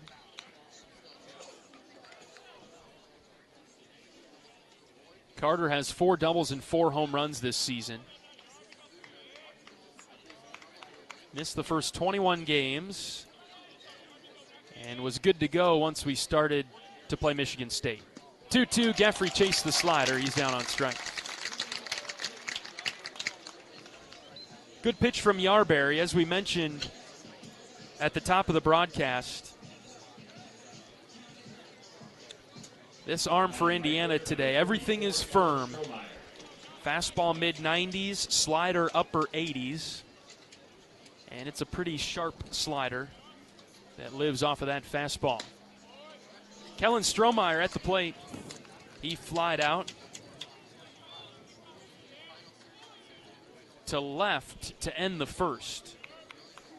3 innings in a row where the first 2 hitters for Iowa have been retired, but the Hawkeyes have done damage with 2 outs today. An RBI single from Caleb Wolf in the first that came with 2 outs. And then a triple, a walk, and a 2 RBI triple from Gable Mitchell. Came with 2 outs in the second. 3-0 Hawks. We're in the third. Here's the 0-2 to Strohmeyer. Swing and a miss. High fastball from Yarberry. Back-to-back strikeouts for him. Iowa goes down 1-2-3 in the third. And it'll be the top of the Indiana order coming up when we return on the Hawkeye Radio Network from Learfield. If you or someone you know is having thoughts of suicide, experiencing a mental health or substance use crisis, or just needs someone to listen, 988 provides a direct connection to free, confidential, and compassionate support. When you call, text, or chat 988, you'll be quickly connected to trained crisis counselors who will listen to your concerns, provide support, and connect you to additional resources if needed. There is hope. You are not alone. For 24/7 support, call or text 988 or chat 988lifeline.org. We love it when the Hawkeyes do their thing, because if there's anyone who can appreciate building a legacy, it's John Deere. We've been growing our team since 1837, recruiting the best thinkers, doers, and makers to craft innovations that outpace the competition. Because whether it's cultivating the earth with a tractor or reshaping it with a 40-ton excavator, the machines we build are building America. Nothing runs like a Deere.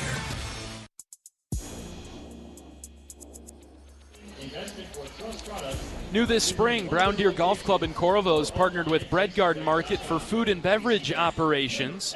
Let the Bread Garden Market staff plan your next event at Brown Deer Golf and create a memorable experience with fantastic food and service.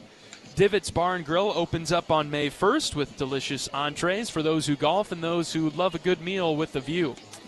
Brown Deer Golf Club, meet your next neighborhood dining experience. Bottom of the third inning, Iowa 3, Indiana nothing. Let's pause 10 seconds for station identification. 10-second station ID. This is Hawkeye Baseball.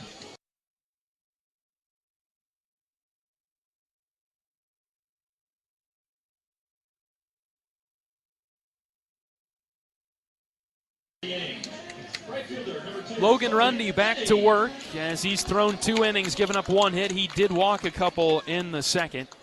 Worked out of trouble as Indiana loaded the bases and did not score. Top of the order, this is Hogan Denny. First pitch from Rundy. Line drive, base hit into left. Merritt sprinting over to cut it off. He does so. He will hold Denny to a single. That's a really good effort by Merritt to get over there quickly because Denny spanked that into left. Merritt with a lot of speed to get over there to cut it off. Well struck by the Hoosier right fielder. Leadoff man on for Indiana for the first time today.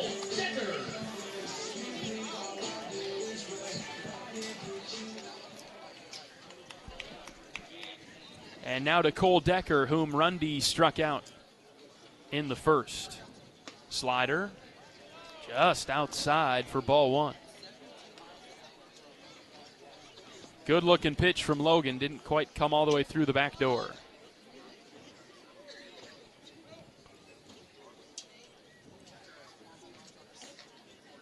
1-0 pitch, chopped foul, right side past the Iowa dugout into the bullpen. It's 1-1. This will be pitch number 40 for Rundy. He set the Hoosiers down in order in the first, ran into some trouble in the second, but had a big strikeout and then a fly out to Merritt.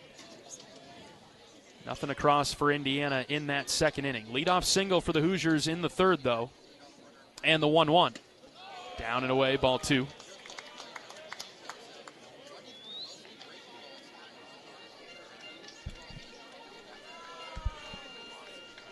Iowa's got Jaron Bleeker in its bullpen.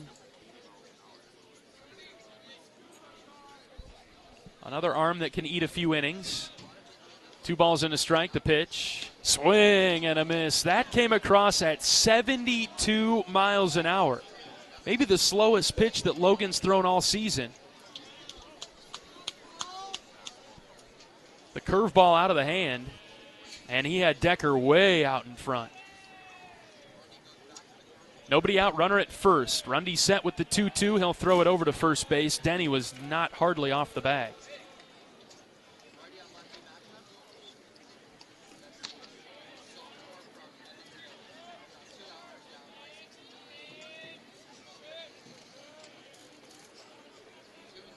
Rundy shifts his attention to the plate and delivers the 2-2. Ground ball past Wolf, foul.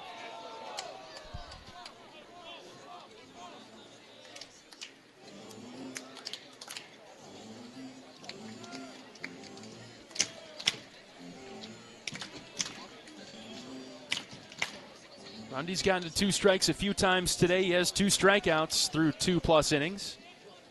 And the 2-2 from Rundy. Strike 3 called. He went back to the fastball. Got him low and in. And he strikes out Decker for the 2nd time today.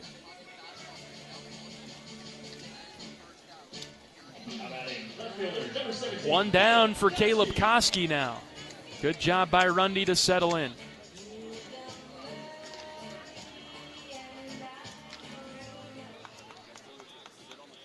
(3-0) Iowa in the 3rd. Koski with a sharp line out to Mitchell to end the 1st. And he goes to bunt, and he hit it off of Geffrey again. Foul ball. Yesterday, Geffrey took one in an unfriendly spot. He took it again today, 2 days in a row. Carter drops down to a knee. We're going to have to teach Carter to stay in the catcher's stance. The pitch from Rundy was going to be up, and Carter went to stand up to catch it. Foul ball went off the bottom of Koski's bat. And right down on Carter. And here comes A.T. Jake Feldman, just like yesterday. Cup of Gatorade. Pat on the back. Every man knows that feeling. Ouch. Carter needs to go down into a squat. There he goes. That solves all the problems. Need to do some squat jumps. I feel sick up here. Ooh.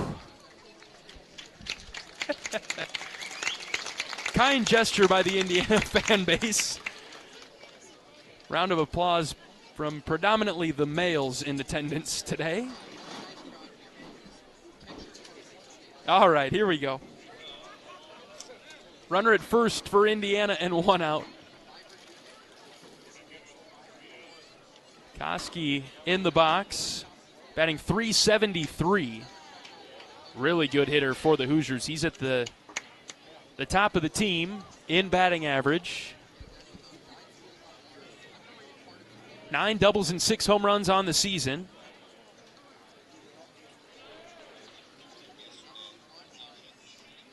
And the pitch is a low strike. It's 0-2. Koski had a 22-game hit streak snapped yesterday. It was the longest hit streak by a Hoosier, based on their recollection, beyond at least until 2005. The 0-2 from Logan is outside, 1-2. Individual stats were tracked beginning in 05 for the Hoosier system. And so longest hit streak for a Hoosier, but it was snapped yesterday at 22 games. 1 ball, 2 strikes with 1 out. Rundy set. Runner taking off for second. Pitch is low and in. Throw down to second. Got him! Geffrey popped right up and sent a dart down to second. Denny is caught stealing.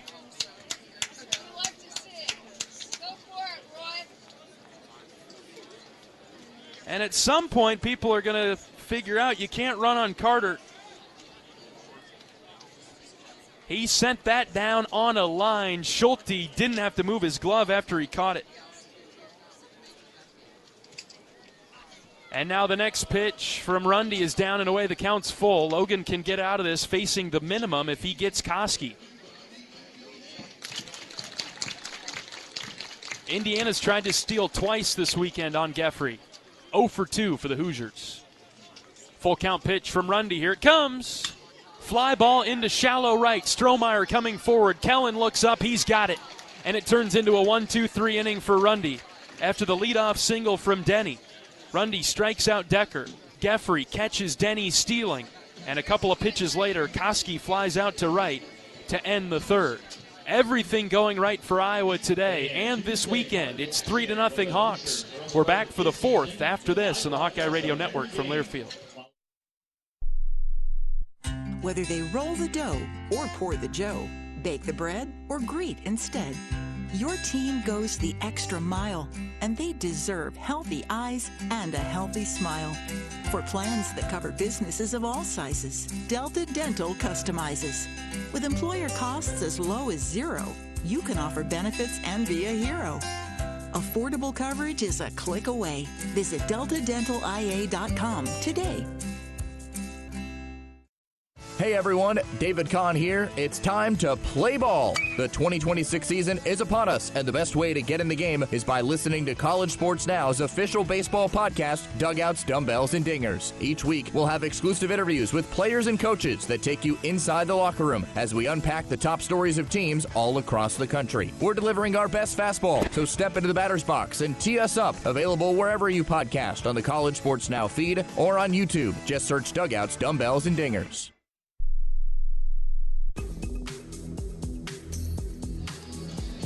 For all things college baseball, including live games and talk shows, tune in to Sirius XM College Sports Radio, Channel 84, and streaming on the Sirius XM app. John Leo with you from Bart Kaufman Field in Bloomington. Great to have you along with us on a gorgeous Sunday afternoon in Indiana. Sun-splashed, warm day. Temps in the mid-70s. There's not a cloud in the sky. Blue skies and the sun shining down brightly on the ballpark. Good crowd on hand. Maybe a little bit lighter than yesterday, but better than Friday. Easy to identify the Iowa fans who are matching the Hawks today, wearing the Sunday gold. And seated behind Iowa's dugout in the bleachers over to the right. We've had great baseball weather. Coach Sutherland talked about it yesterday after the game. Funny what some warm weather can do. I think all of our games at Banks this year, temps have been in the 50s with the exception of the two midweek games most recently. Warm weather in southern Indiana this weekend. We've been in the mid-70s the whole time. Here's Max Burt leading off the fourth, sending a fly ball to right. One pitch, one out, as Denny is camped and makes the catch. Third time out of 4 innings that the leadoff batter has only seen one pitch. And now Narrett comes up. He's 0 for 1 with a strikeout. Yarberry continuing to pitch for the Hoosiers. This will be pitch number 60 for the Indiana starter. Nobody throwing in the bullpen. Iowa leading 3-0 in the fourth. 1-0 pitch to Joey. Inside strike, 1-1.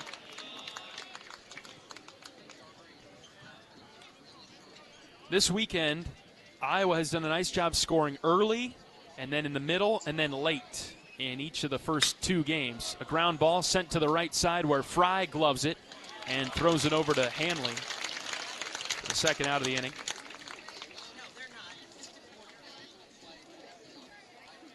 On Friday, Iowa scored in the second, again in the fourth, and then also in the 7th and the 9th.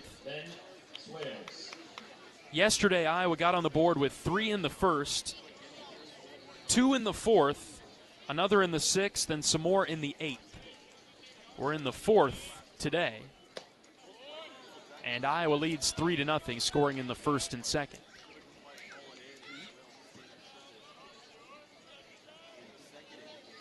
6 straight Hawkeyes have gone down now.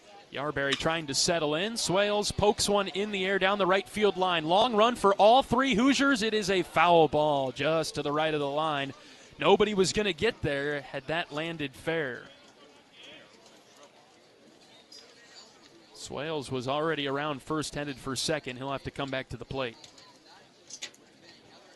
Ben hit a triple off the left center wall his first time around. He's the 9-hitter for Iowa today. Iowa with 3 runs on 3 hits. The Hawks have left 3 on. 1-1 pitch to Swales. Sawed him off, and he hit it in the air foul straight back. Indiana, no runs, 2 hits, 3 left on.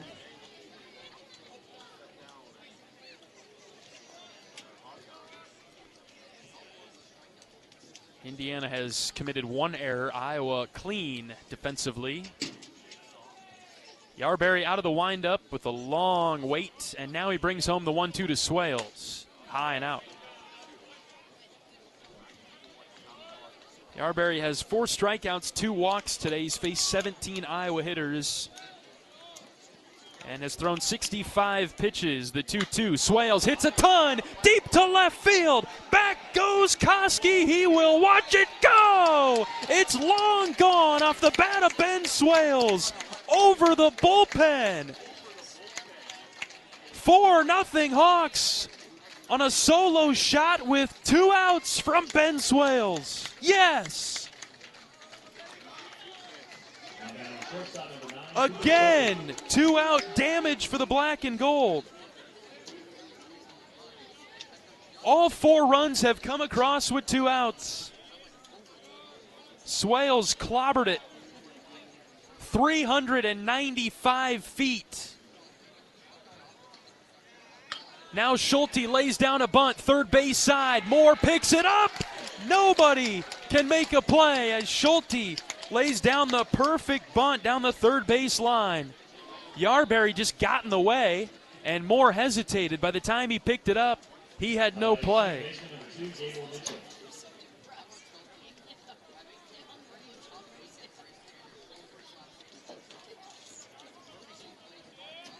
The inning continues with the bunt single from Schulte. He's on for the second time today. Here's Gable Mitchell. And the pitch. Gable sends one up the middle. Base hit into center. Schulte with a wide turnaround second. He's going to stop there. Throw comes into second behind him.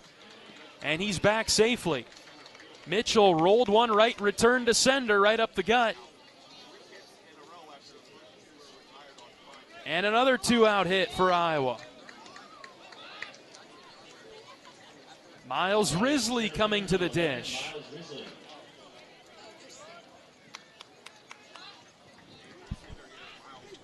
Yarberry is laboring now. This is pitch number 69 for him as Risley is in the box, taking down and away.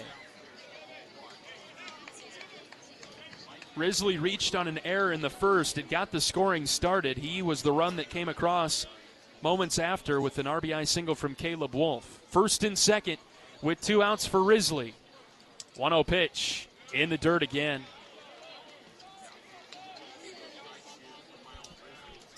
Miles has seen a couple of turf balls. 4-0 Hawks in the fourth. Ben Swales with a solo shot. It came with 2 outs. Iowa trying to do some more damage now. 2 balls, no strikes. The pitch to Risley. In there for a strike, 2-1. Good take from Miles.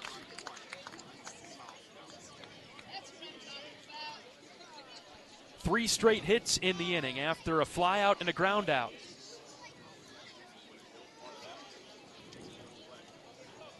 Two balls and a strike. The pitch to Risley. Low and out. Ball 3. Iowa has 6 2-out hits today. 6 of 10.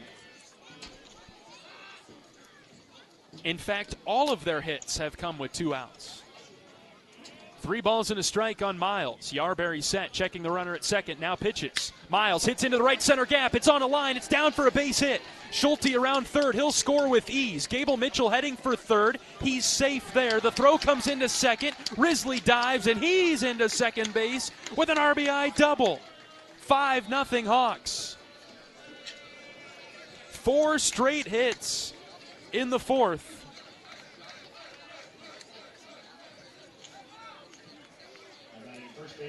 Schulte comes around to score, and now 2 in scoring position for Caleb Wolf.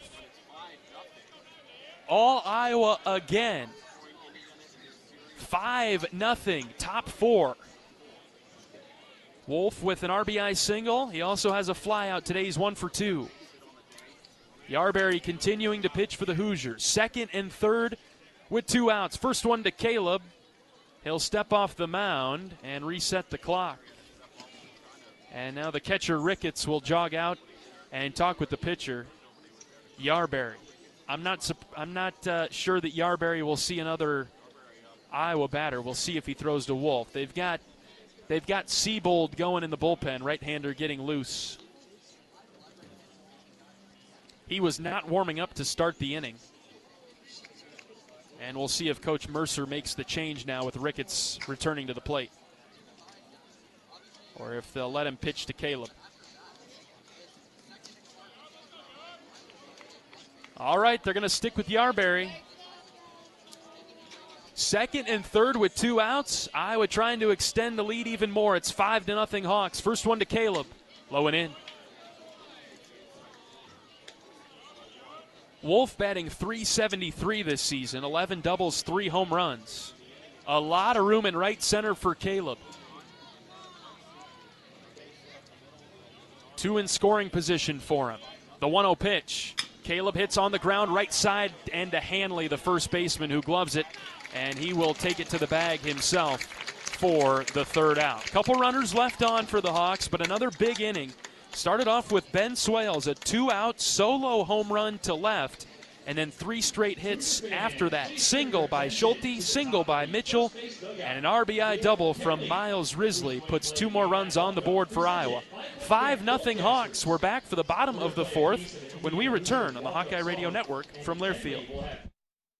At MidAmerican Energy, our 1.6 million customers depend on our energy 24/7. That's why we work 24/7 to deliver the safe, reliable energy you need. To keep our 99.9% reliability record, we're enhancing our technology, improving resiliency, and investing in critical infrastructure. We're generating power from all available resources to cover any increases in demand. And we're innovating to ensure you always have the energy you need. MidAmerican Energy, obsessively, relentlessly at your service. You're a Hawkeye. You named your dog Kinnick and your cat Herky. Your morning alarm is back in black. Yep, you're a Hawkeye. And now it pays to be a Hawkeye with a Hawkeye account from Community Choice Credit Union. Low fees and great perks, plus Iowa exclusives like your choice of a Hawkeye-powered Visa debit card, Iowa merchandise, and exclusive giveaways. You've spent more time at Finkbine than you have at your office, so we know you're a Hawkeye. Now make it pay with a Hawkeye account from Community Choice. Learn more at HawkeyeAccount.com.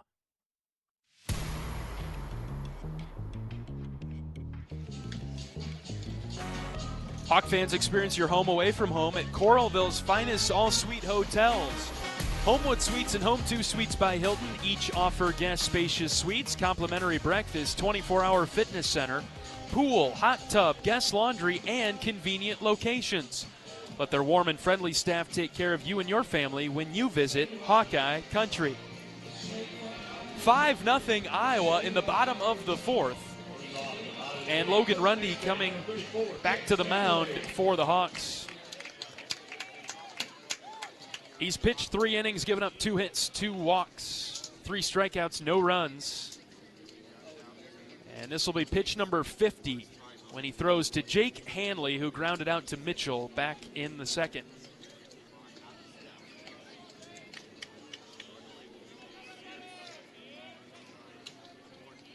Rundy out of the windup deals, and Hanley bounced one foul past first. 2 runs on 4 hits for Iowa in the top of this inning. Couple runners left on in scoring position, but did enough damage as it's 5-0.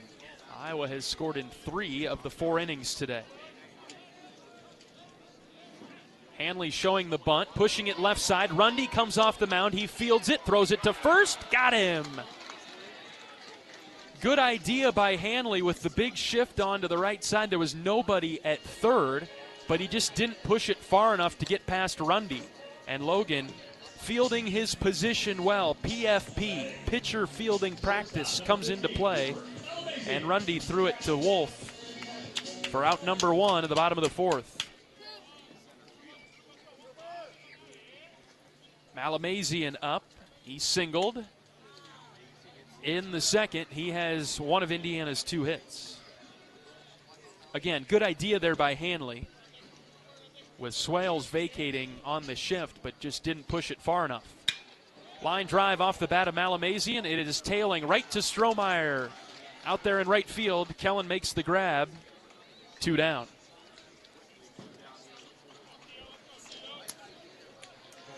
And just a few pitches for Logan in this inning. See if he can get ahead of Tanuver, who likely will be taking a pitch or 2. Otherwise, this would be a very quick inning for Logan.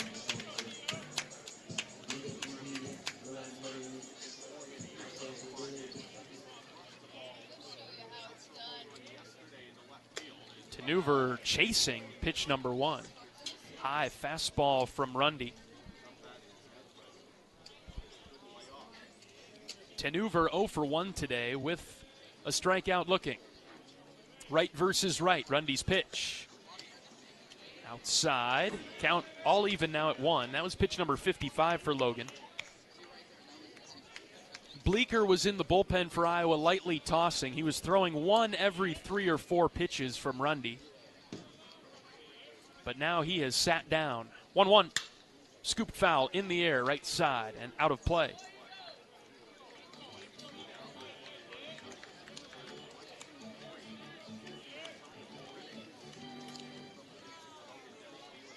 On 1-2, Rundy takes his time on the backside of the mound, twisting the baseball between both of his hands as he looks at the scoreboard and left. Now he gets back onto the rubber. Out of the windup, the 1-2 from Rundy in the dirt. 2 balls and 2 strikes. Rundy similar to Olivo at times with a quick pitch. He sped up his delivery and fired it low, and now the count's even at 2. Logan brings the glove up close to his face. The 2-2 pitch, hit well to center on a line. Risley over, it bounces in front of him for a 2-out single.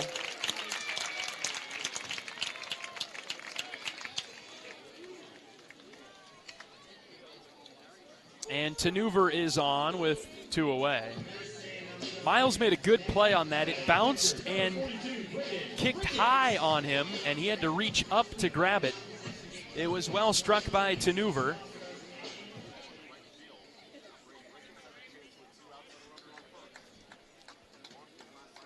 Very bouncy turf at Indiana.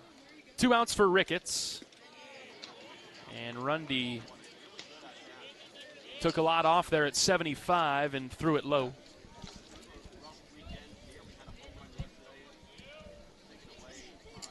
This is the part of the order that Logan ran into a little bit of trouble. He walked Ricketts and also walked Moore, who's on deck. 1-0. That caught enough of the plate to be called a strike by home plate umpire John Sapphire.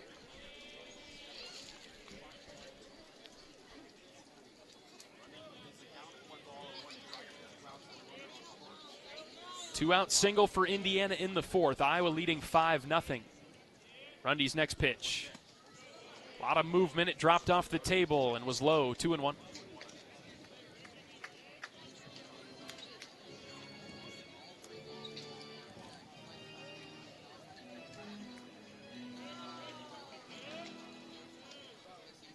Good lead at first from Tenuver. He's staying put. The 2-1 pitch is low. Again, ball 3. Ricketts is not chasing the spin. Logan can't land it right now.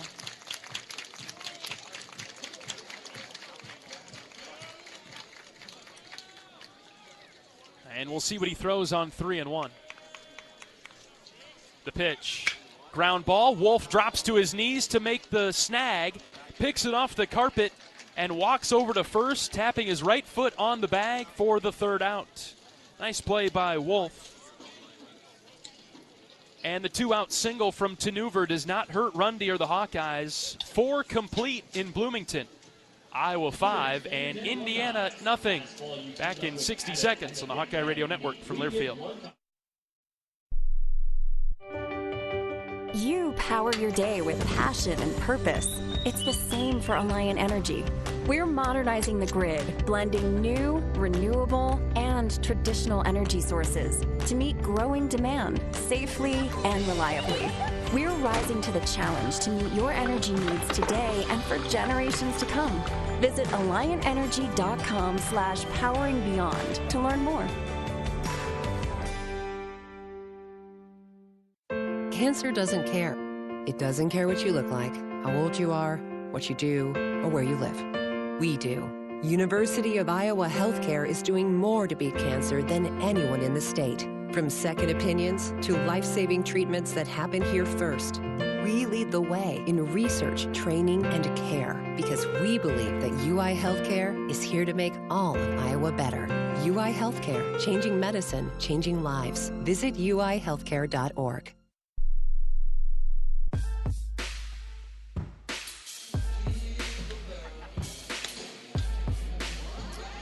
Top of the 5th inning at Indiana. The Hawkeyes leading the Hoosiers 5-0. Iowa trying to sweep Indiana for the second consecutive season after Iowa won all 3 games at Banks last year. A 2-1 win on Friday night, and then back-to-back run rule victories over the Hoosiers. Iowa did fall to Indiana in the Big Ten tournament in a meaningless game after Iowa had already advanced out of its pool and Indiana had already been eliminated. This year, Iowa with a 12-2 win on Friday, 9-2 on Saturday, and leading Indiana 5-0 as we head to the 5th. A new pitcher coming into the game for the Hoosiers as they go to Gavin Siebold. Finally, they have no choice. Right-handed grad senior from Jeffersonville, Indiana. Started his career at Eastern Kentucky where he redshirted. Then he went to Southern Indiana. Played a couple of seasons there and joined the Hoosier staff last year. Siebold appearing for the 14th time this year. A 2-3 record with a 3.55 ERA. 33 innings pitched for Siebold. He's got a good arm. 41 strikeouts, 16 walks. And the right-hander will go from the third base side of the rubber and the stretch only. Carter Geffrey, the first batter in the box. Iowa up by 5.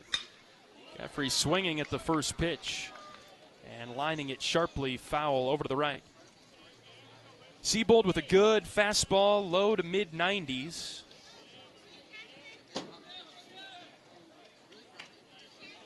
Slider low 80s with some good sweep to it. 0-1 on Geffrey, the pitch. In on the hands, it caught him in the fingers.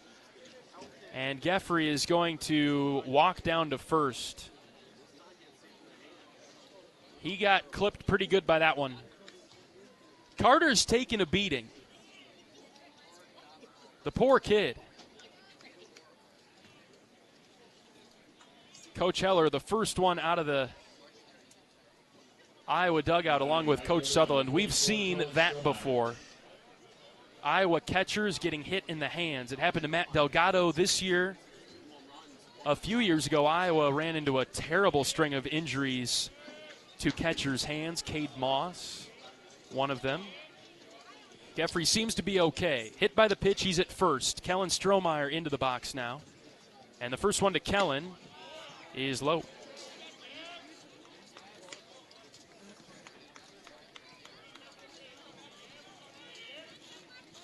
We're going to have to put Carter in an ice bath and just pack him on the bus. He's got a good lead at first base with nobody out. Strohmeyer showing the bunt. He pulled it back and took a strike.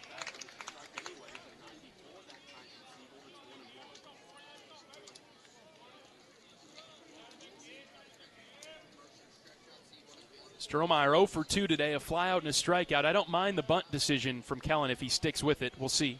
The 1-1. Kellen hits on the ground up the middle and through into shallow center. Geffrey with the wide turn. He's headed for third. Here comes the throw. He is safe at third base. He was hauling around second. And Strohmeyer pushed it through with a single. And Iowa in business on Siebold in the 5th.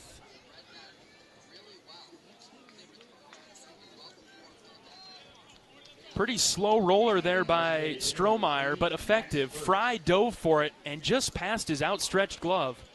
Couldn't come up with it. Kellen continues his mini hit streak here. He's had a hit in every game against Indiana. First and third with nobody out. Max Burt into the box. 0 for 2 this afternoon. Had a home run yesterday that brought in 2 runs. Home run on Friday that brought in 2. He also had a couple of singles in that one. Right versus right as Siebold comes set. And the pitch. Good sweeping slider that moved across the zone for a strike.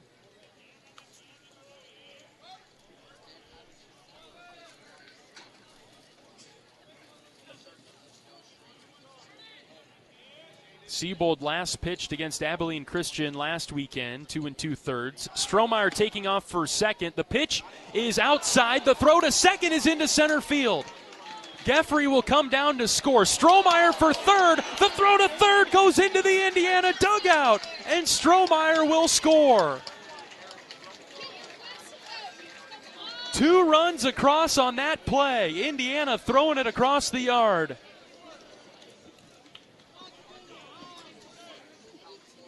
Ricketts whipped it down to second, threw it into center field. The double steal was on. So Geffrey came down on that throw to score. With the ball going into center, Strohmeyer popped up and ran to third. The throw from Decker to third was way high into the Indiana dugout. 7-0 now, Iowa. Bases clear for Burt. He takes a very low strike call, and it's 1-2.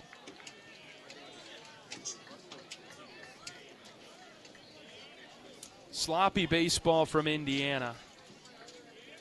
And the Hawks are pulling away. 1-2 pitch to Max with nobody on and nobody out. The pitch high and away. Burt did not go through the zone. He held up.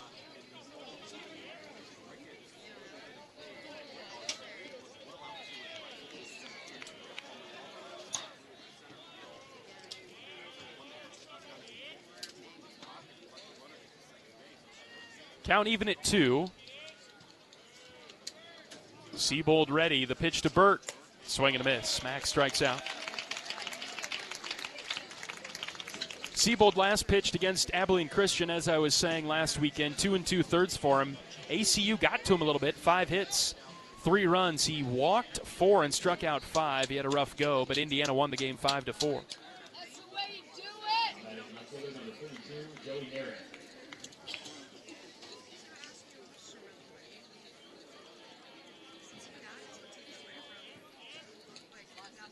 Joey Narrett up with 1 out.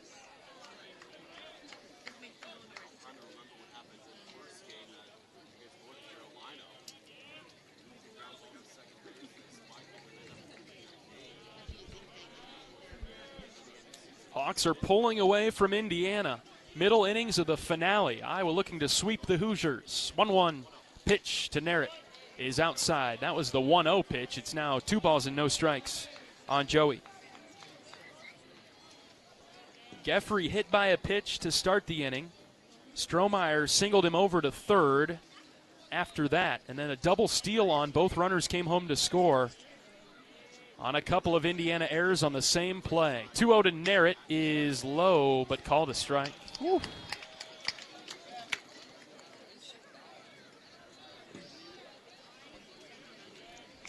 Coach Heller going to the old bag of tricks. Some good old-fashioned Heller ball today. We've had a bunt single. The double steal works better than planned, putting pressure on Indiana. They couldn't handle it. 2-1 to Narrett. Low, ball 3. Coach Heller gave Coach Mercer in Indiana a lot of credit before the game today. It's a really young team over there for the Hoosiers. They're still growing. They're still developing. Iowa's got a bit more of a veteran team. 3 balls and a strike on Narrett, the pitch. Low and in, ball 4. Joey finally draws a walk. He had seen a lot of pitches this afternoon, and he's on for the first time today. And that'll bring up Ben Swales. Back in the lineup today, Ben has been outstanding. He has a triple and a home run.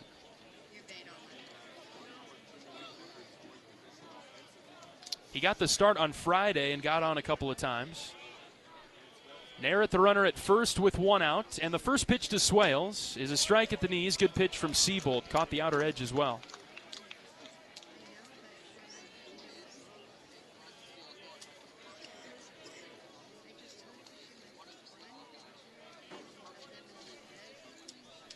Right versus right. Here's the 0-1. Just low and out. That was a very good pitch. Looked like a strike from here, but it's 1-1. A lot of room on the right side of the infield for Swales. Narrett, the runner at first, the 1-1. Ben got under it, ran it in on the hands, and it flared back over the netting. It's 1-2.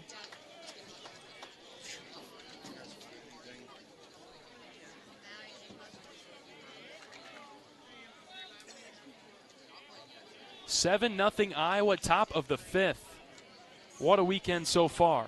Narrett on the move to second. Swales strikes out. Throw to second is not in time. Narrett steals the base. His 16th stolen bag of the season, tied for the team lead now. Ben strikes out, unfortunately. Second strikeout of the inning for Seabold.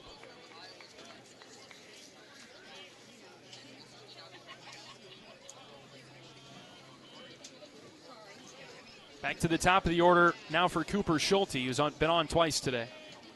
And the first one to Cooper, slider with a lot of movement away. Ball one.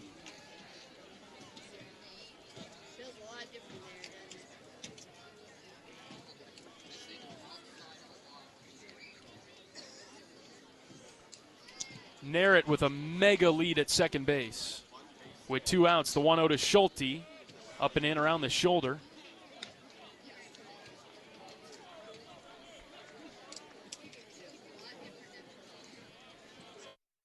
With 8 hits today, 4 of them for extra bases. And 7 of the 8 hits have come with 2 outs. Schulte in the box with 2 outs now. Hitters count for him, right on right, the 2-0. Cooper watched it hit the top of the zone for a strike.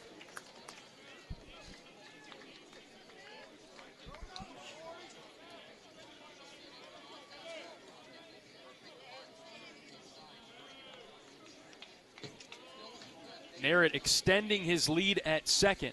Nobody very close to hold him on. The 2-1. Schulte sends in the air down the right field line, but into the Iowa bullpen, foul. Assistant coach Travis Mueller down there manning the bullpen. He's got that one. And he'll flip it up to a young fan. Indiana fan will grab it. Nicely done, Coach Mueller. 2-2 on Schulte, trying to drive in another run in this Hawkeye 5th. 2 have come across already. The pitch, high and away, ball 3.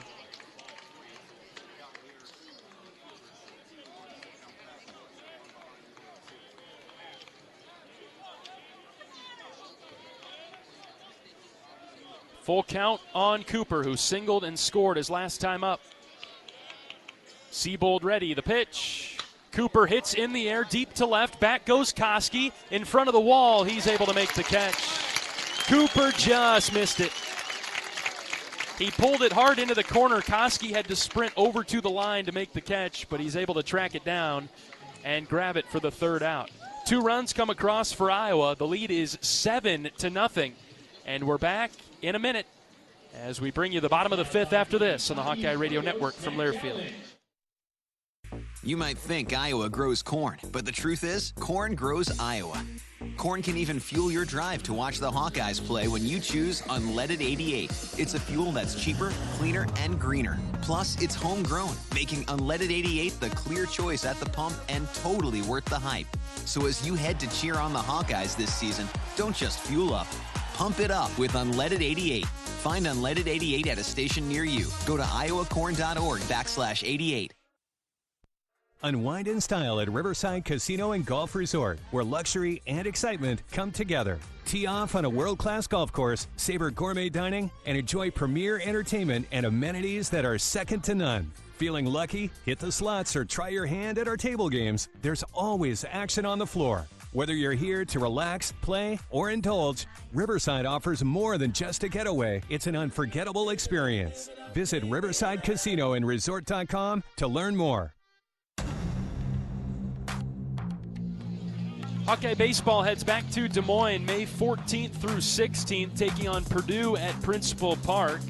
You can find game times and tickets at HawkeyeSports.com. We need to pack Principal Park for a big series to wrap up the regular season against Purdue coming up May 14th through 16th. The series is presented by 1-800-BETS-OFF. If you need help with sports betting, call 1-800-BETS-OFF or visit yourlifeiowa.org. 7-0 Iowa as we move along to the bottom of the 5th. It'll be 8-9-1 for the Hoosiers. Logan Rundy pitching for the black and gold. Calm, cool, collected.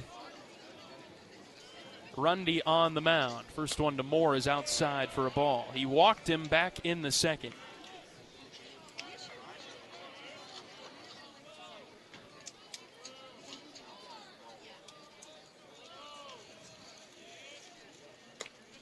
pitch again outside. And it's 2-0.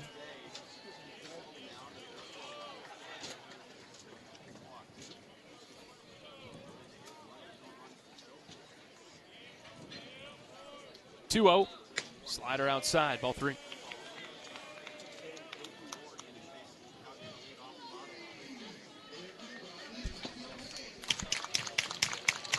All Hawkeyes this afternoon at 7-0, bottom 5. Rundy trying to get in the zone here. And the pitch outside, 4-pitch walk of Moore to start the 5th. All right.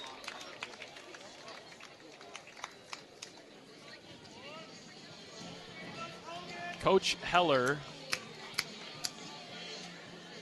with the old bag of tricks coming out today against Indiana. Had a bunt single from Cooper Schulte. The double steal was on in the 5th with runners at the corners, 1st and 3rd in the top half of this inning. And Max Burt at the dish. Jeffrey took off, Strohmeyer took off to steal second, and Indiana threw it down to second. And with that throw down to second, Jeffrey was going to come down from 3rd to score. It's, you kind of see that in elementary ball, in middle school, high school baseball. You try to steal second base, and then if they throw it down, then you can come home from 3rd. A lot of teams will throw it back to the pitcher sharply, or they'll have their second baseman come in front of the bag to kind of bait that runner into leaving, or there will be no throw at all. Instead, Indiana threw it all the way down to second. The problem was, as Jeffrey was coming down the line from 3rd, the ball went into center field. It was a poor throw by Ricketts. And so Jeffrey scored. Strohmeyer on the throw into center was headed for 3rd. The throw from the center fielder, Decker, sailed the 3rd baseman and went into the Indiana dugout, allowing Strohmeyer to score. So Iowa was able to steal 2 runs there. Not uncommon for the double steal to work under Coach Heller's direction. Rundy pitching to Landon Fry here. The count's 1-1 with nobody out. Moore taking off for second. Ground ball through the right side on a hit and run. Good execution by the Hoosiers, as Indiana will have runners at 1st and 3rd. Slow rolling ground ball punched through the right side. Mitchell had vacated to cover second base. Hit and run works for the Hoosiers.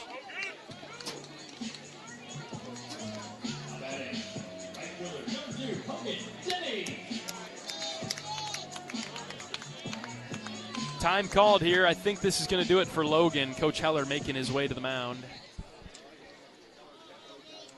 1st and 3rd for Indiana. Nobody out. The top of the order coming up for Indiana. And a pitching change coming for Iowa. Good, strong outing for Logan Rundy. 4+. He's responsible for the runners at 1st and 3rd. And he exits the game to a nice ovation from his teammates coming out of the dugout and the Hawkeye fans that are on their feet behind the first base dugout. We'll take a pitching change break and be back in 60 seconds to introduce the new Iowa pitcher when we come back on the Hawkeye Radio Network from Learfield.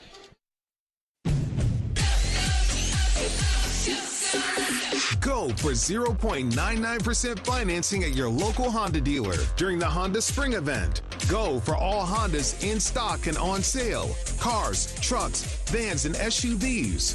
Save thousands with 0.99% APR financing on 2026 Prologues. Search your local Honda dealer today. See dealer for financing details. Financing on credit approval. Offer ends 4/30/26. Despite the unshakable Iowa-Corn Cy-Hawk rivalry, there is one thing Iowa State and University of Iowa fans can both agree on: getting hyped for Unleaded 88. It's cleaner burning and better for your engine, and it's cheaper than other fuel options, making Unleaded 88 the clear fuel choice. If Iowa Corn Cy-Hawk rivals can agree on it, you know it's worth the hype. So pump it up with Unleaded 88, grown by Iowa corn farmers.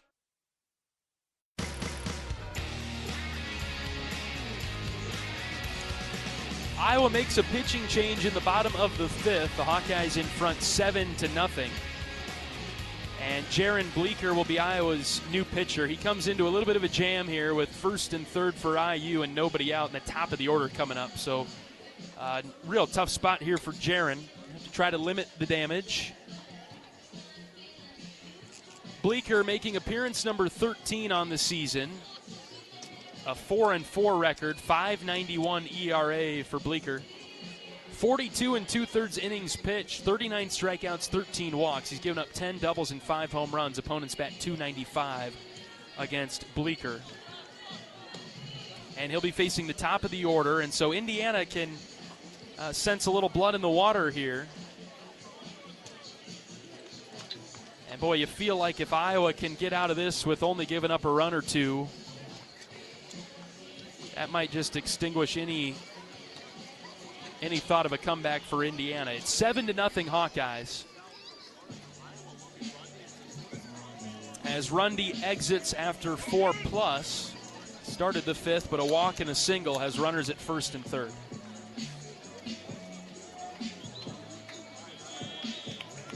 Hogan Denny into the box. 1 for 2 today with the single. Right versus right as Bleeker is ready. The first pitch from Jaron is outside for a ball. Slider in the opposite batter's box. Bleeker with a fastball that straddles 90 miles an hour. Upper 80s, low 90s. Slider and a cutter for Jaron. And the 1-0. That's across for a strike. Denny took it.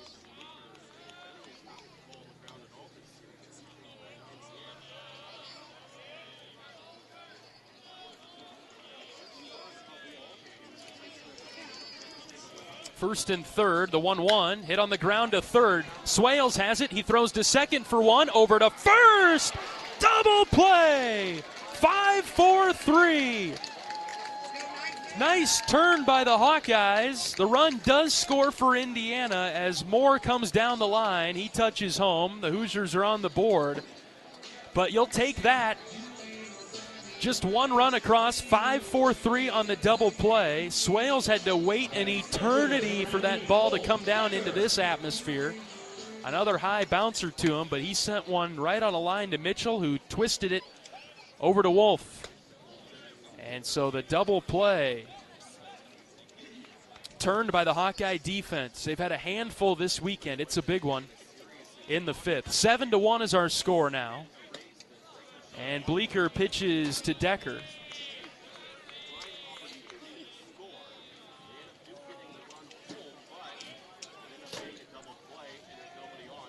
Bleeker out of the windup now. The 1-1 pitch. Swing and a miss. Changeup rolled off the table.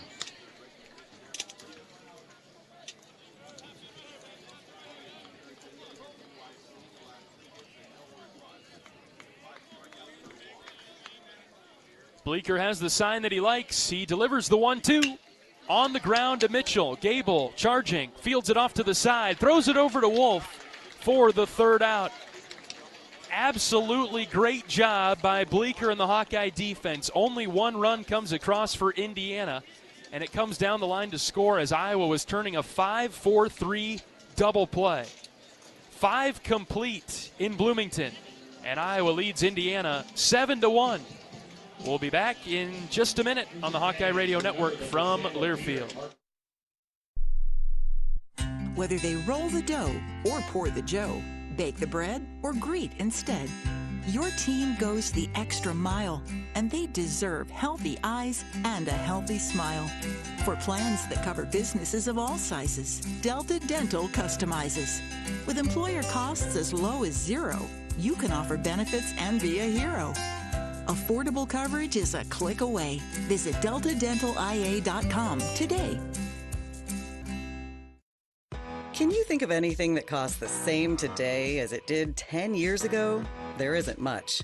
That is, unless you're a Mid-American Energy customer. Thanks to all the renewable energy we're generating, our customers pay nearly the same rate for electricity today as they did back when we were all singing, "Call Me Maybe." And with Mid-American making even more investments in clean energy, you can count on enjoying those same affordable rates for the next decade. Now that's obsessively, relentlessly at your service.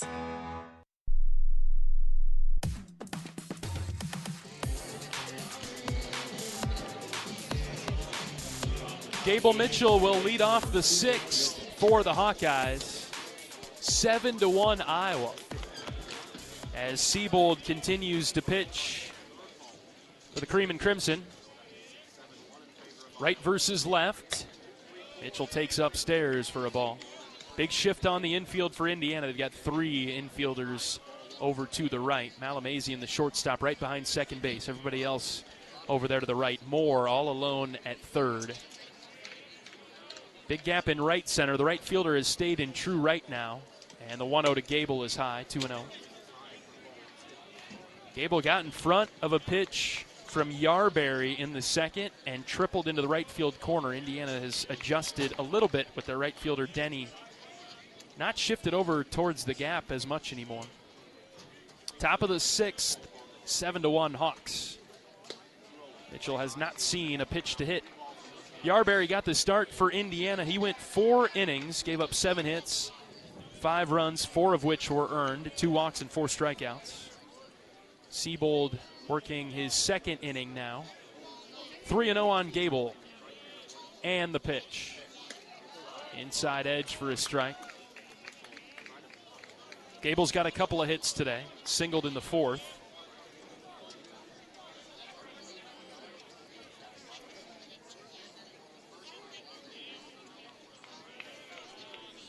Three balls, 1 strike, nobody out. And the pitch. Swing and a miss. Good cut from Gable. Didn't draw contact, though. Full count now.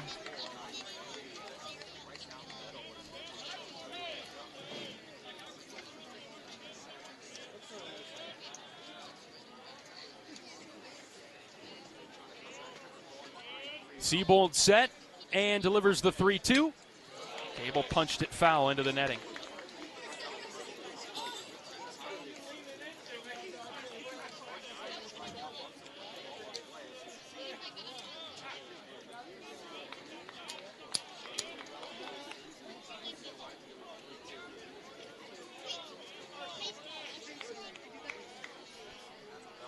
Payoff pitch coming to Gable from Siebold. Here it is. Line drive, just foul.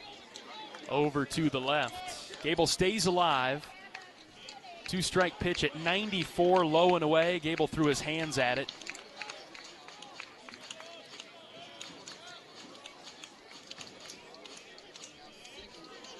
And we'll do it again.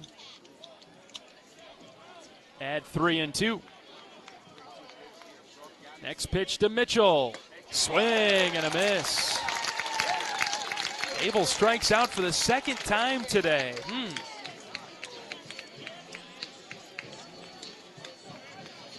Pitch that was a strike at 95, low and in.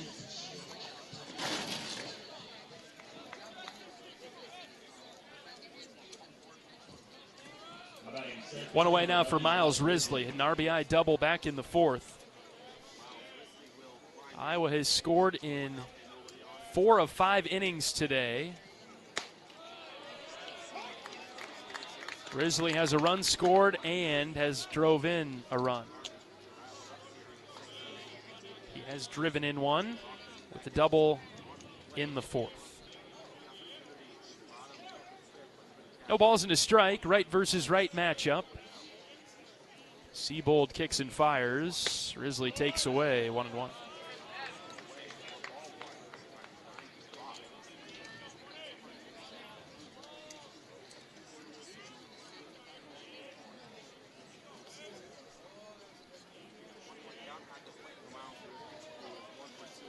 Bases are clear for Miles. And the pitch outside again, ball 2. Miles has made a little adjustment to his batting stance over the past few games, really narrowing his stance. His feet are close together, slightly open towards third base. 2 balls and a strike on the Iowa center fielder. The pitch, low, 3 balls and a strike. Iowa with 7 runs on 8 hits.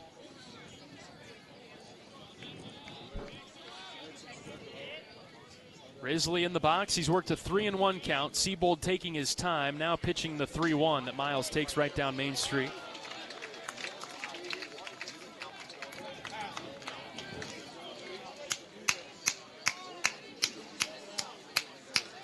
Full count.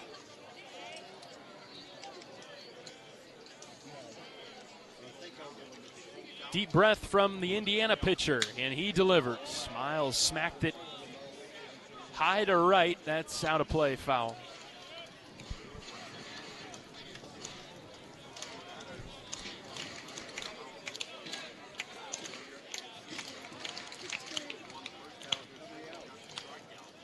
Siebold approaching 40 pitches in his outing. Has not worked 2 innings yet. Miles hanging tough with another foul ball on a line straight back.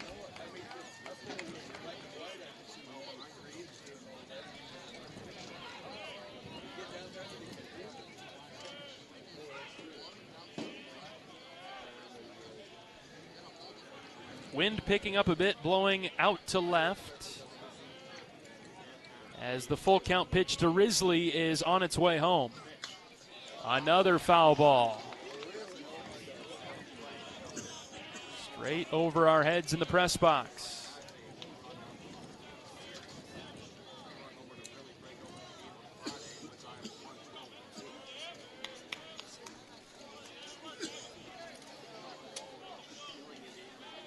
Siebold trying to put Risley away. Miles hanging tough.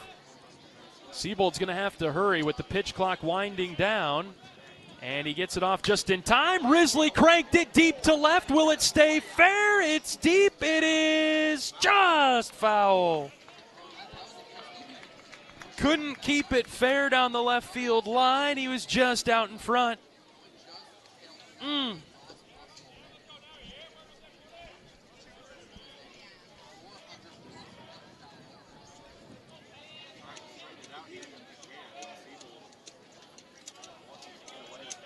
And another payoff pitch coming to Risley.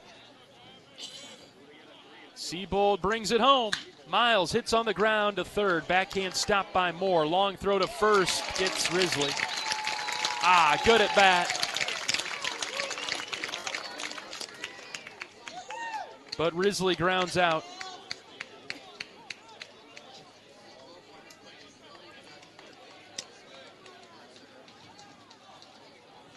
And there are 2 gone in the Hawkeyes 6. It's been a long inning, though. Mitchell saw a handful of pitches. Risley was full and then some. And here's Caleb Wolf. Nobody on and 2 down for Wolfie. And the first pitch to him is a strike on the outer third. Iowa's approach this weekend, back to the basics. Standard, typical Coach Heller, Coach Sutherland weekend, I would say. High pitch counts and doing damage after the free bases have been awarded. 0-1 is the count on Wolf. This is a right versus left matchup. Caleb fouled this off of Ricketts behind the plate. That one hurt him. Caught him in the glove hand. It knocked the glove off of his hand. And that stung him.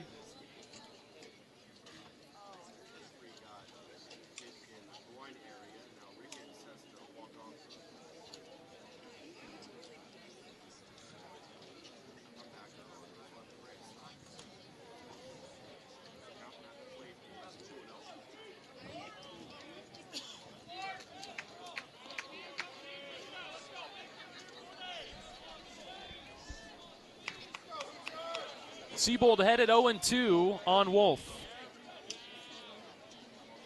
Iowa's been outstanding with 2 outs. We'll see what Wolf can do with 2 outs and 2 strikes. Next pitch. Ground ball inside out to third. Moore gloves it. Throw to first. It got Caleb by a step. Iowa goes down 1-2-3 in the 6th. And Jaron Bleeker headed back to the mound to work the bottom half. Iowa 7 and Indiana 1. Back after this on Hawkeye Radio Network from Learfield. If you love great Hawkeye stories, don't miss the Fight for Iowa podcast with Gary Dolphin. Each week, Dolph brings you in-depth conversations with the athletes, coaches, and community members who define the Hawkeye spirit. From big moments to personal journeys, it's the stories that make Iowa special.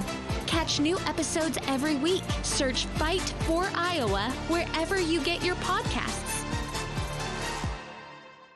Save time when you shop online with Hy-Vee. Hy-Vee makes it easy to order groceries online through our app or Hy-Vee.com. Pickup is always free. And if you have a Perks Plus membership, you get free delivery and free express pickup. Shop online with Hy-Vee and you can create and save grocery lists. Shop the sales and get fuel savers. Talk about convenient. Order groceries online today. Check out Hy-Vee.com or download the Hy-Vee app.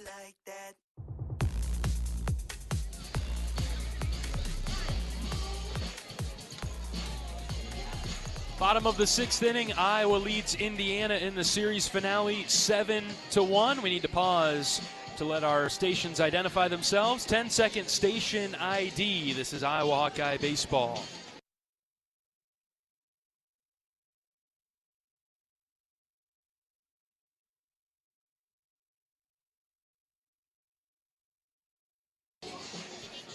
Koski, Hanley, Malamazian due up for the Hoosiers.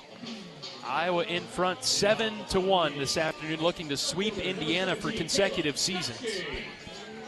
In what we built up before the weekend as the most important series of Iowa's season. And Iowa has meant business all 3 games so far, looking to finish the deal and break out the brooms in Bloomington.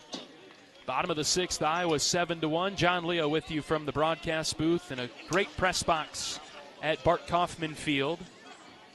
Great to have you along with us on this gorgeous Sunday afternoon. Some wispy clouds in the sky, but mainly blue skies, sun shining, and temps in the mid-70s. All weekend we've had baseball weather. This is the weather that baseball's meant to be played in. Fans in t-shirts and polos, shorts, some sleeves rolled up. 1-2 pitch from Bleeker. Line sharply foul into the Hawkeye bullpen.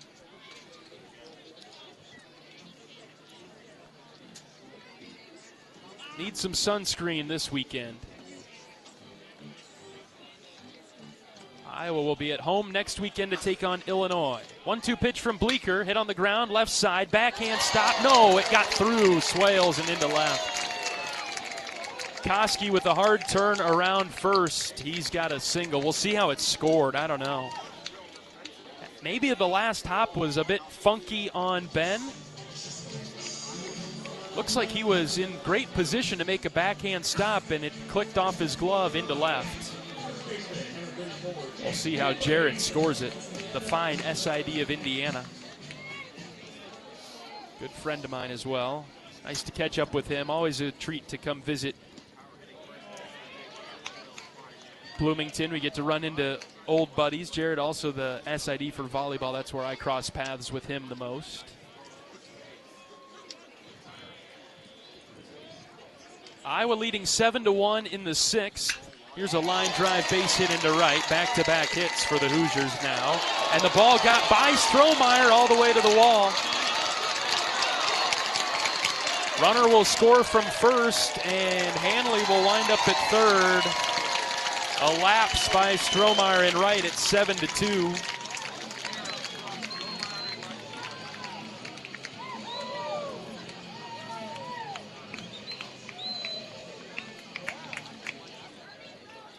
Didn't like that one bit. And the Hoosiers are within 5.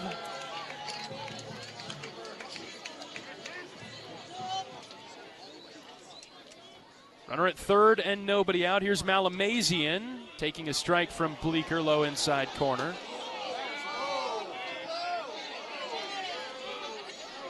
Home plate umpire getting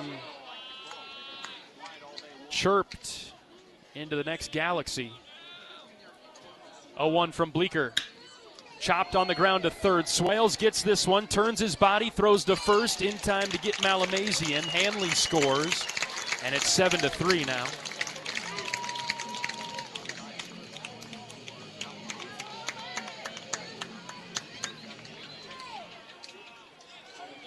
That's the first error by Iowa's defense in a long time. I'd have to go back and look.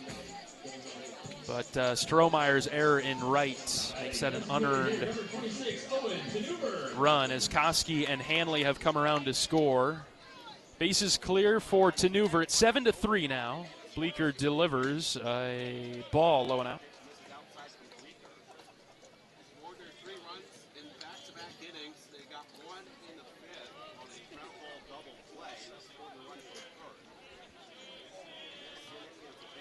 One-0 from Bleeker is outside, ball 2. Tough play by Swales to start the inning. I'd imagine he'd be the first one, maybe the second one, to tell you he probably could have come up with that ground ball. 2-0 is swung on and missed. Good pitch from Bleeker, low in the zone.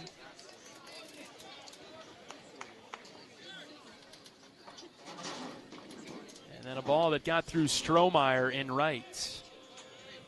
And Indiana's chipping away a little bit. Bottom of the 6th, 7-3. Another ground ball to Swales. High chopper.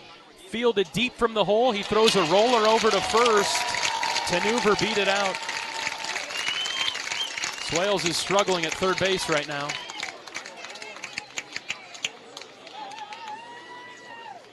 Not much he could do about the height of the ball. He had to wait for it to come down, but had absolutely nothing on the throw. I understand sometimes you want to get the ball out of your hand as quick as possible, and you're okay with maybe a 1 or 2 hopper and trust Wolf to make the play, but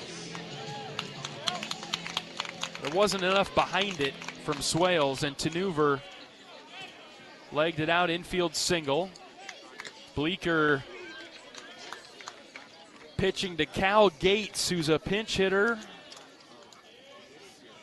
Indiana's got some life in the bottom of the 6th. It's 7-3. Runner at first and 1 out. Gates goes from the left side. Bleeker delivers downstairs. It's 1-1. Gates batting .188. 6 of 32 on the season. 3 singles in the inning for Indiana. Ball and a strike. The pitch. Low and in. Ball 2.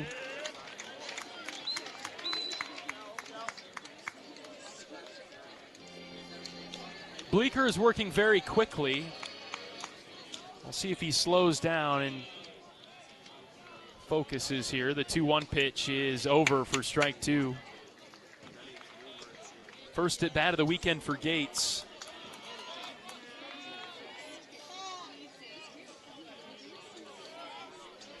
Runner at first with a short lead. It's Tanuver. The 2-2 is low, ball 3.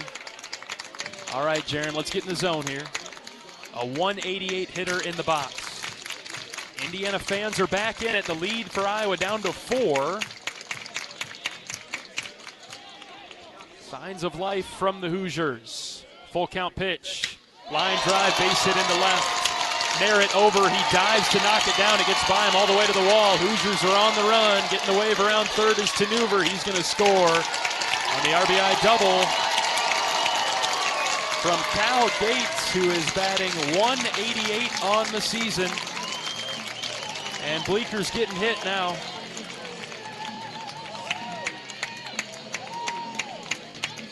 7-4 in the bottom of the 6th. And here comes Coach Obermueller to head to the mound.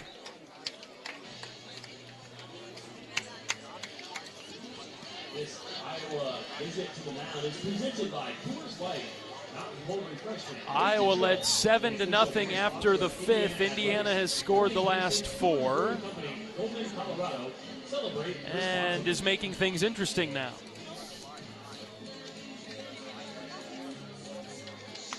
Iowa's bullpen filling up. Nobody throwing yet. 1 away and a runner at second for Will Moore, who has walked twice today.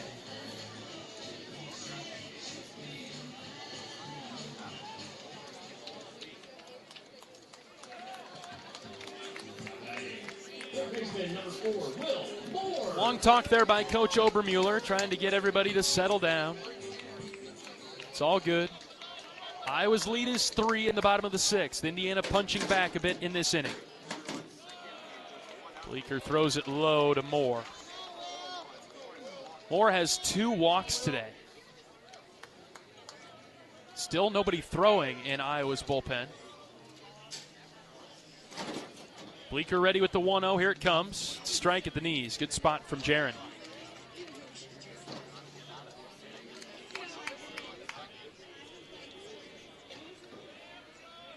No rollover from the Hoosiers in this one. Fighting back. It's 7-4 Iowa. Ball and a strike with one out. Bleeker's next pitch. Hit him.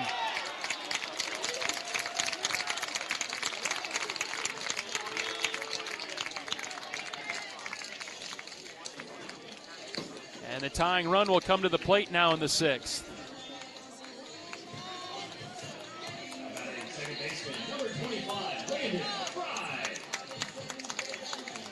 Got to imagine somebody will start throwing in Iowa's bullpen now. Umpires are coming together to discuss whether or not more leaned into that. I don't know.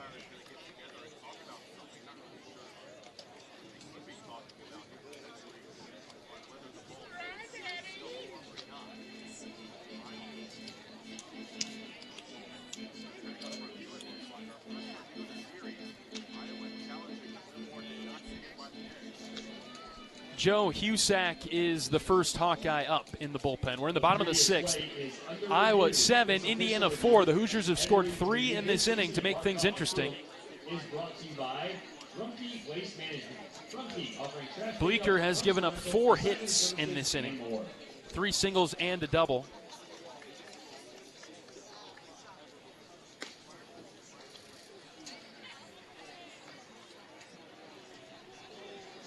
And we have a review on the play. Coach Heler, he popped out of the dugout either to say that Moore wasn't hit by the pitch or that he leaned into it. Nothing really stood out to me from up here.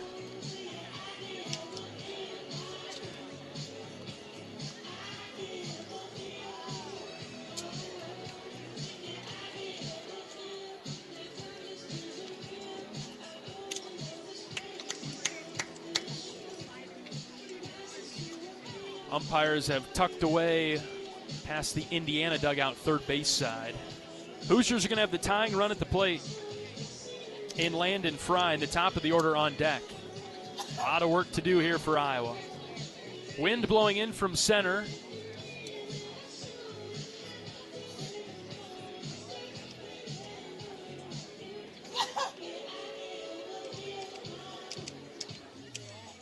As this play is under review. 7-0 Iowa after the 5th, or headed to the bottom of the 5th, I should say. 1 run for the Hoosiers there, and they've scored 3 now in the 6th.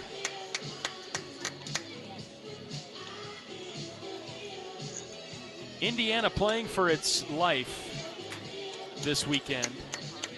They desperately need this win. Iowa trying to hold them off. Umpires have emerged from the review booth. Moore was hit by the pitch. Unsuccessful challenge for the Hawks.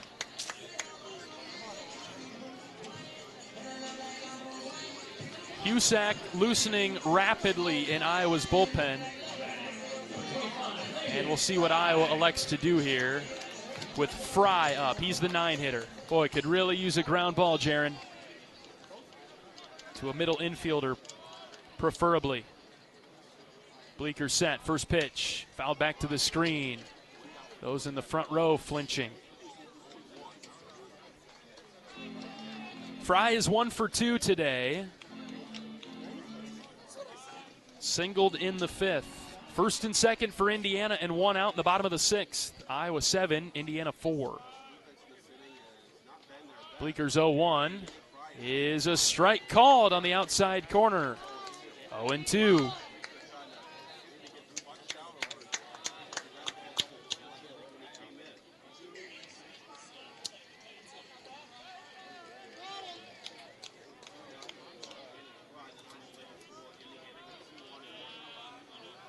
Bleeker checking the runner at second. The 0-2 pitch. Just outside. Went with the slider. He nibbled but couldn't clip the corner. It's a good pitch there from Jaron. Fry was not going to go after it.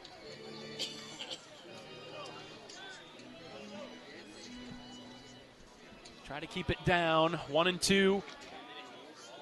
And the pitch. Hit him in the head. Oh, man.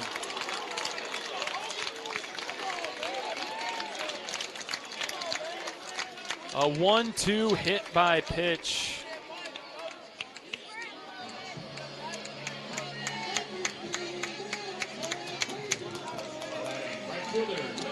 And the top of the order coming up.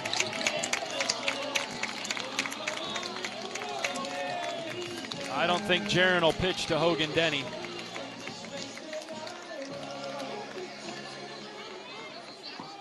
Coach Heller is at his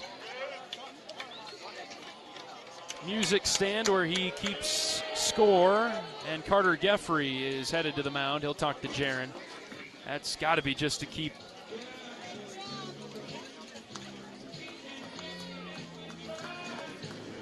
Joe in the bullpen to keep warming up. Tension building in this one.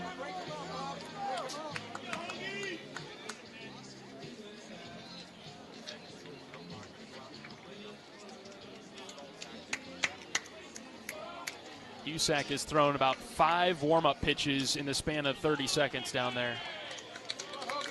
I imagine he's going to get the call pretty soon here. But it looks like Bleeker's going to pitch to Denny. Bases are loaded for Indiana and 1 out. Right versus right. Bleeker's first pitch to Denny is a strike. Slider to start the at-bat. Outer third. Denny is 1 for 3 today. Has a single. He's also grounded into a double play. Iowa's infield is back. 0-1 from Bleeker. Popped up. Shallow center. Mitchell goes back. Gable's underneath it. He makes the catch. No tag from any of the runners for Indiana. And the bases will remain loaded. Out number 2.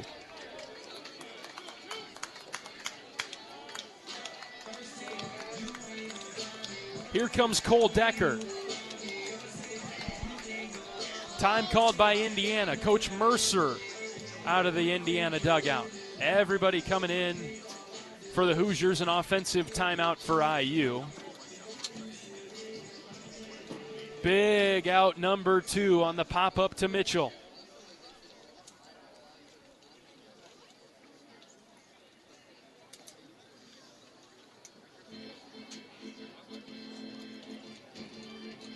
And the Hoosiers huddling up in front of the on-deck circle over to the left. Cole Decker is up for Indiana. 0 for 3 today with 2 strikeouts. It is 7-4 in the 6th. Bases loaded for the Hoosiers.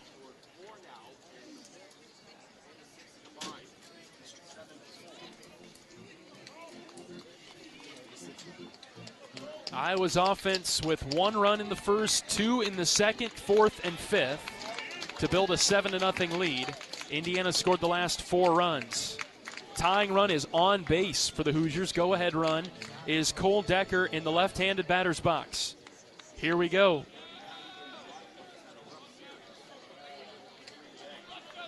Bleeker back on the rubber. Decker in the box. 9th hitter to the plate in the inning for Indiana. First pitch, strike 1. Down and away from the lefty. And it's 0-1. Bleeker goes from the stretch, first base side of the rubber. The 0-1 pitch, ground ball right to Schulte at short. He'll win the race to second base. Force out there. And although Indiana scores 3, they'll leave them loaded in the bottom of the 6th. Iowa hangs on to the lead at 7-4. 7th inning coming up. We're back in a minute on the Hawkeye Radio Network from Learfield.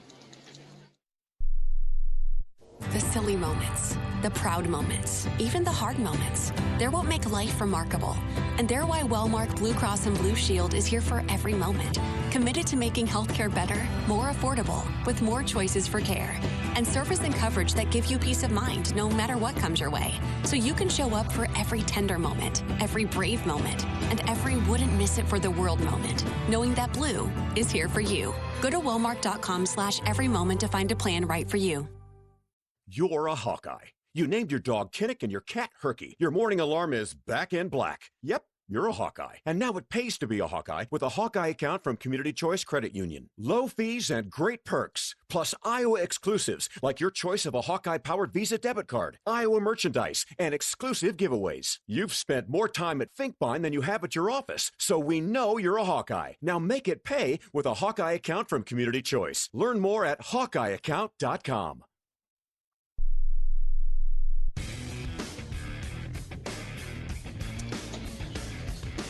Oak Knoll's mission is to provide exceptional retirement living and health services through Life Care, a not-for-profit life plan community serving the Iowa City area for 59 years. Oak Knoll is conveniently located near the University of Iowa Healthcare campus, Kinnick Stadium, Carver Hawkeye Arena, and downtown Iowa City. Proud sponsor of Hawkeye Athletics. Visit oakknoll.com to learn more. All right, a little sigh of relief there for Iowa in the bottom of the sixth as Indiana leaves the bases loaded. 7-4, Iowa in front by 3 as we move along to the top of the seventh. Here's Carter Jeffrey facing Gavin Siebold.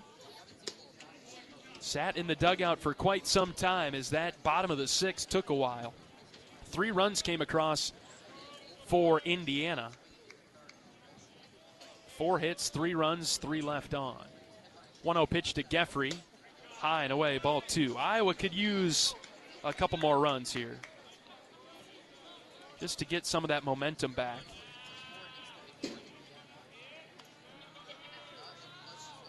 Two balls and no strikes. Right versus right. Power on power, the pitch. Strike 1, low outside corner. Jeffrey, Strohmeyer, and Burt.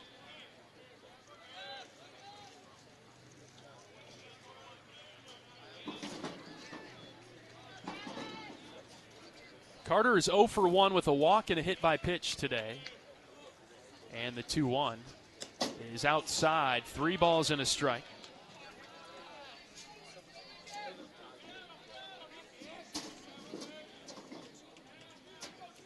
Defensive Indiana playing Jeffrey straight up. No shift anywhere for the Hoosier defense. 3-1 pitch to Jeffrey. Swing and a miss.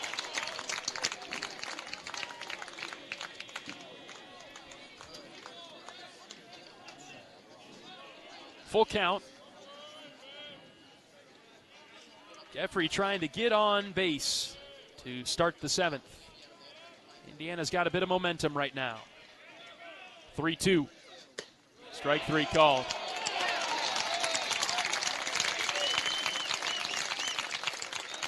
Right down the pipe, Carter watched it go by. And there's 1 out for Kellen Strohmeyer.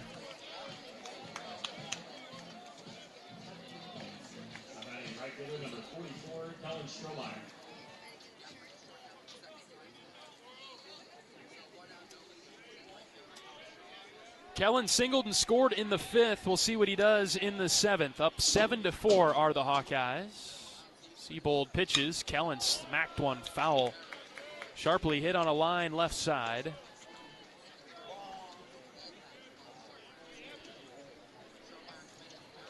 It's a big 6th inning for Indiana that's given the Hoosiers some life and kept them around. 3 runs came across. A few free bases scattered in there.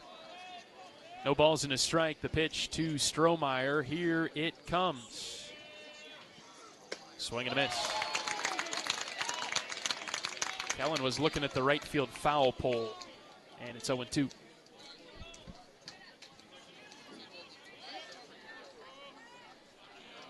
Be interesting to see how Iowa pitches the 7th. Totally dependent on if the Hawkeyes can score any runs, in my opinion. The 0-2 is outside. Ball and 2 strikes. I think it's a tough ask to have Joe Husak get the last 9 outs. Joe was getting loose yesterday. Husak maybe good for 2 innings.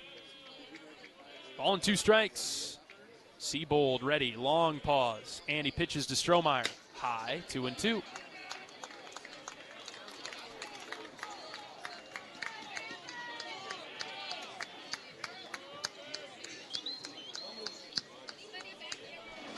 Shifting over to the right is Indiana's defense. Big hole between second base and the third baseman, Will Moore.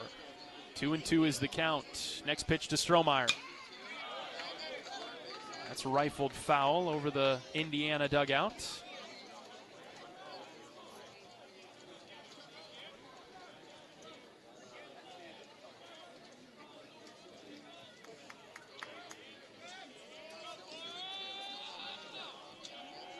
Count even at 2 on Kellen. The pitch way outside, ball 3. The tune of this inning can change if Strohmeyer gets on. Kellen has a lot of speed, tied for the team lead with 16 stolen bases. Iowa's lead is 7-4 in the 7th. Siebold ready to pitch to Kellen. Left-handed batter's box. Next delivery to Strohmeyer. Fouled off again. And we'll keep it going.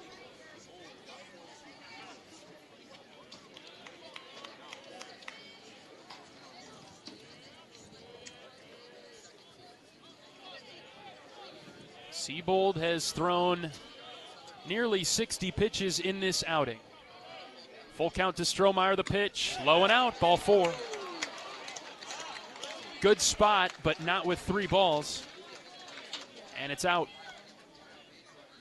Strohmeyer draws the 1-out walk.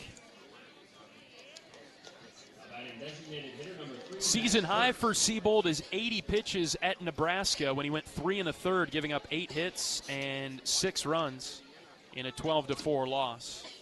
He's been all over the place otherwise. They use him in leverage spots or if they need some run. He's their do-it-all reliever. Max Burt at the plate. First pitch swinging, high fly ball to left. Ballpark will hold this one. Koski in left near the line makes the catch. Max just missed it. He got under it. And there are 2 down for Joey Narrett.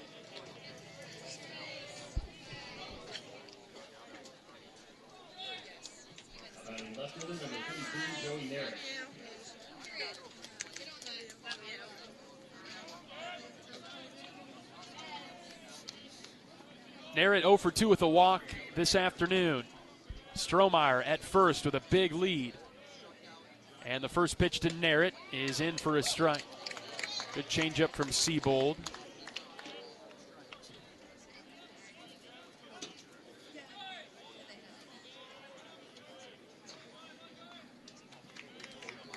Narrett, a powerful left-handed hitter. Going through a little bit of a cold stretch. Strohmeyer taking off, and Joey poked it foul in the air left side. Kellen back to first base. Indiana has 3-4-5 in the bottom of the 7th. Iowa up by 3 right now.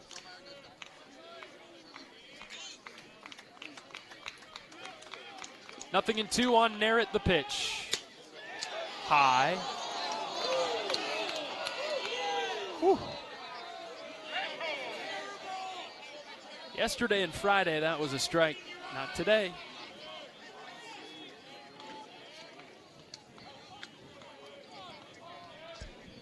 Ball and 2 strikes now on Narrett as Siebold comes set, whips it over to first. Strohmeyer is back safely. Ben Swales is on deck, having a nice game offensively. 2 for 3 with a triple and a home run.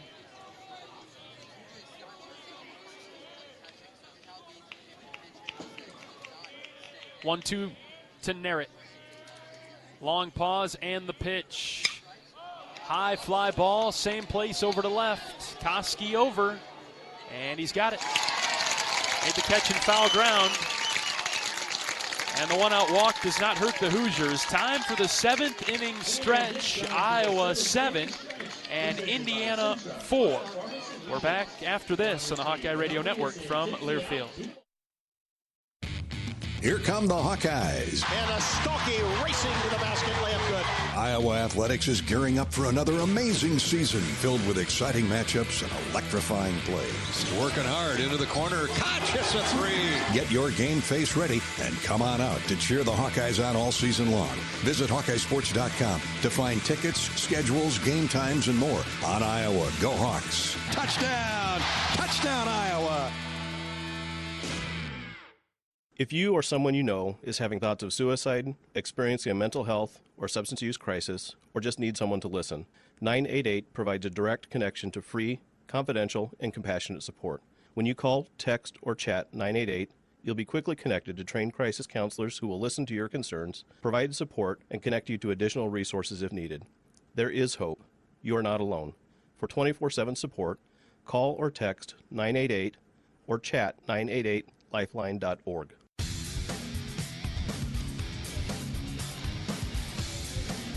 University of Iowa Healthcare is here for you no matter where you are in the state, changing medicine and changing lives for all of Iowa and beyond. Visit uihealthcare.org. Bottom of the 7th in Bloomington, Iowa 7 and Indiana 4. Jaron Bleeker will get a chance to work the 7th, and he'll face the same part of the order that started the 6th, which was a big inning for Indiana. The Hoosiers scored 3 on 4 hits, 1 Iowa error, and they left the bases loaded.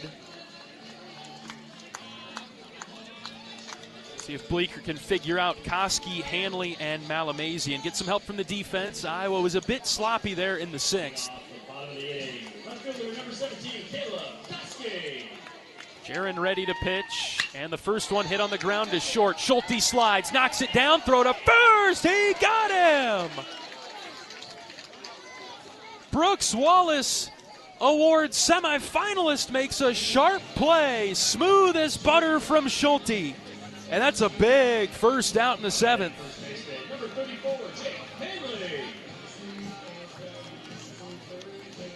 Looked like Koski kind of gave up on it. He was jogging down the line. Schulte with a nice play at shortstop. Here's Jake Hanley batting from the left side. Bleeker throws a strike at the knees.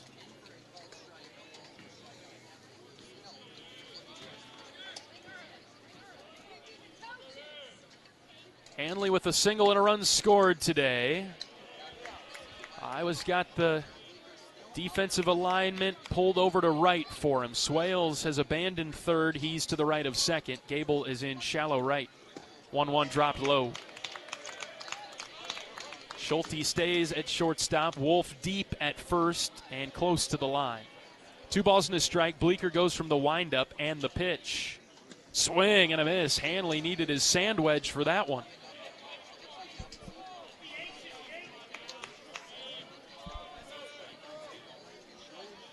Good pitch by Bleeker. 2 balls and 2 strikes. He's ready. Jaron delivers. A line drive right up the middle for a base hit. That was a headhunter on Jaron. He ducked out of the way. And it's a 2-strike single for Hanley. Batting shortstop, number 15, Cooper Malamesi.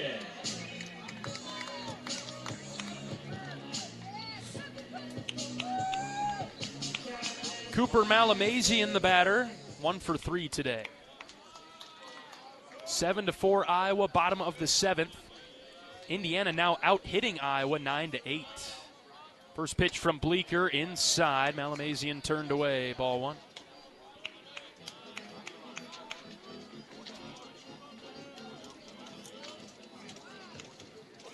Indiana has hit into a handful of double plays today. How about one more? 1-0 pitch is outside. Bleeker fell off the mound awkwardly to the first base side.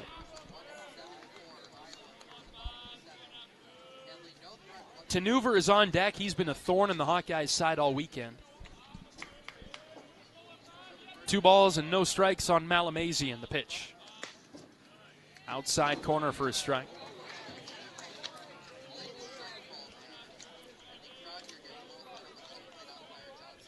Joe Husak in Iowa's bullpen.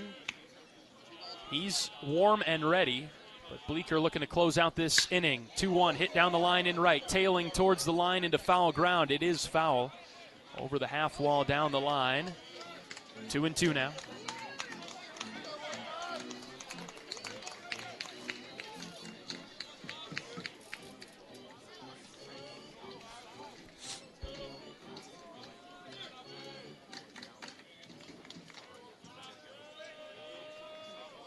Runner at first and 1 out. The 2-2.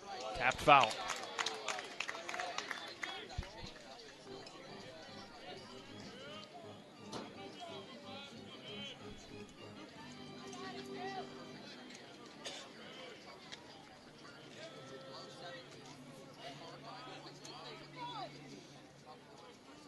Bleeker trying to get Malamazian on the 2-2.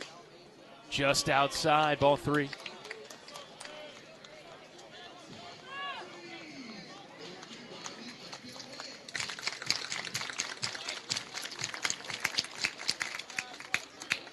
Full count now. Right versus right. The pitch from Bleeker.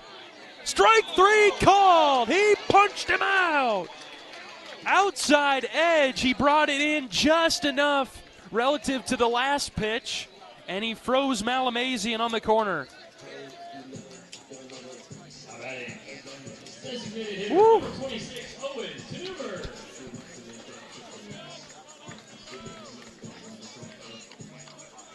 2 down for Tanuver with a runner at first. Bleeker's pitch is inside.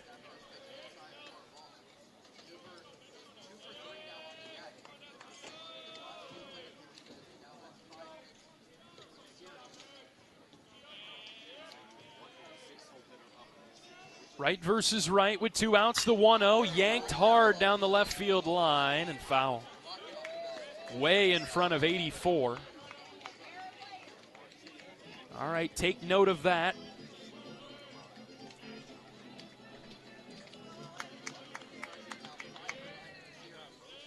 Counts even at 1 now. Tanuver has a couple of hits today. Fastball from Bleeker missed away. 2 balls and 1 strike.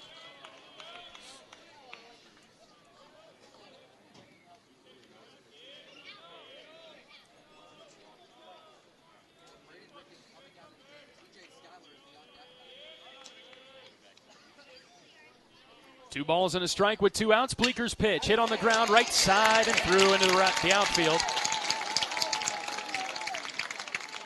Third hit of the game for Tanuver.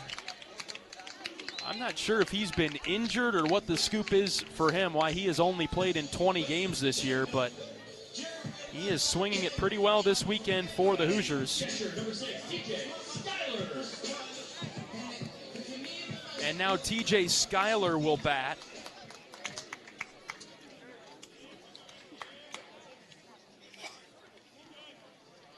In the 7th, Schuyler, a right-handed hitter with 2 outs, runners at first and second.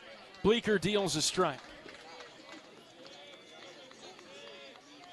Schuyler is 5 of 58 this season, batting .086, 16 strikeouts. With 2 outs and 2 on, the 0-1 pitch, swing and a miss, 0-2.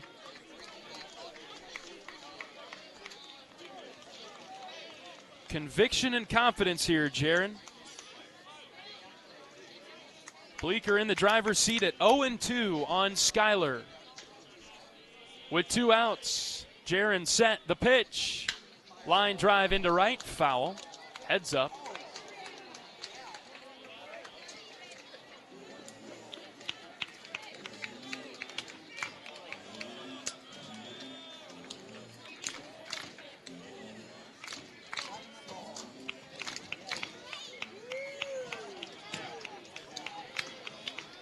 Jaron still way in front here. What will he throw on 0-2? Bleeker's set. The pause and the pitch. Outside. Good fastball, but way off the plate.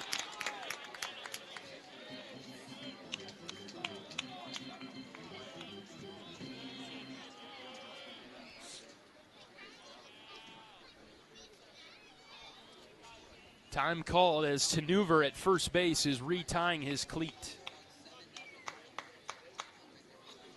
7-4 Iowa, bottom of the 7th.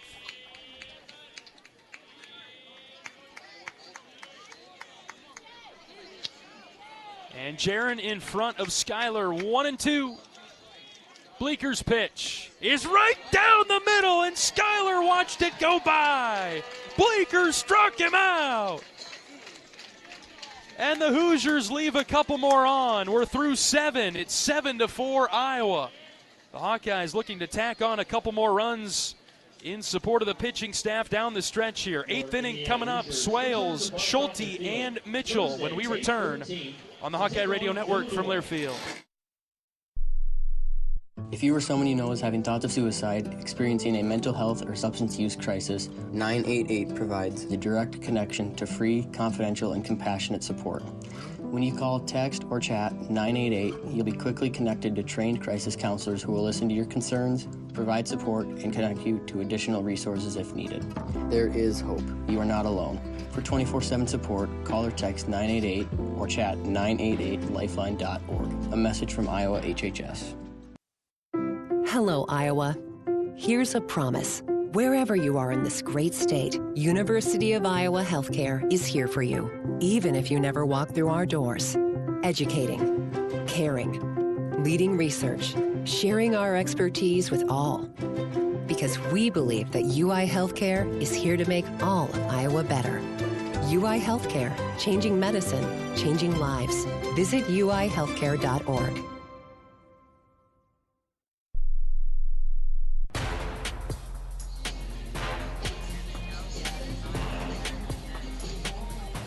We owe you a Community Choice scoreboard update, looking at some scores from around the Big Ten. A few finals already to report. Michigan State with a run rule win over Maryland, 13-1, so the Spartans take that series. Michigan State now 10-14 in the Big Ten. Rutgers wins the series over Ohio State, an 11-5 win for the Scarlet Knights over Ohio State. Ohio State at 10-11 in the league, and Rutgers 9-12. Games in progress. Washington 6-3 over Michigan in the 7th. Nebraska leading Illinois 2-0, top 7 in Champaign. And Minnesota cruising along with a 2-0 lead on Northwestern in the bottom of the 7th. First pitch strike to Ben Swales at the very bottom of the zone to start the 8th. Iowa 7 and Indiana 4. Siebold giving the Hoosiers a heck of an outing. He continues to pitch the 0-1. Swales takes low and away. Ben has a triple and a home run today, also has a strikeout. It'll be 9-1-2. Swales, Schulte, and Mitchell. 1-1 pitch to Ben. Here it comes. Slider for a strike. 1-2. Penn State and Oregon just underway in Eugene. No score there in the second. And Purdue and USC yet to play, as are UCLA and Sacramento State. Both the LA schools looking for sweeps there. Swales yanks one into left center field, down for a base hit. Leadoff single for Ben. Third hit of the game for Swales. He's seeing the ball well today and will likely be a double shy of the cycle. If he gets another at bat, that's bad news. That means trouble. USC with a couple of wins over Purdue already. They're tied in the Big Ten now. UCLA with a couple of narrow wins over Sacramento State. Community Choice scoreboard update. Top of the order, here's Cooper Schulte. Iowa's lead is 3. See if Schulte lays down a bunt here. First pitch, called strike, slider. 7 runs on 9 hits, 7 left on for Iowa. 4 runs, 10 hits, 9 left on for the Hoosiers. Indiana has committed 3 errors today. Iowa has committed 1. Swales, the runner at first, he's got a big lead. The 0-1 to Schulte, popped up on the infield. Drifting into shallow right center now. Right fielder coming forward, battling the sun. It's Denny who makes the catch.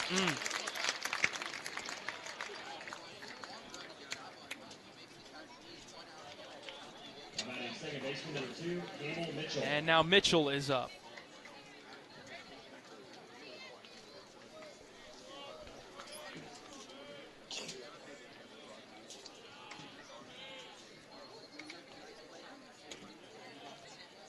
Swales again at first base with a big lead on the cut of the turf. He's bouncing around there. First one to Gable is outside. Catcher Schuyler held it for a while.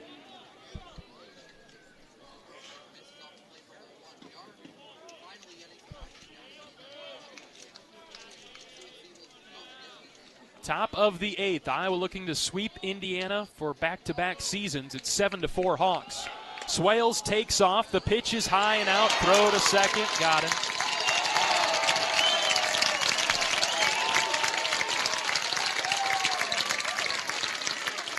And Swales is caught stealing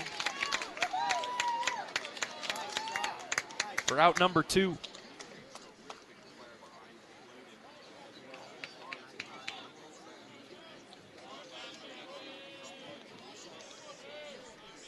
It's 2-0 on Mitchell.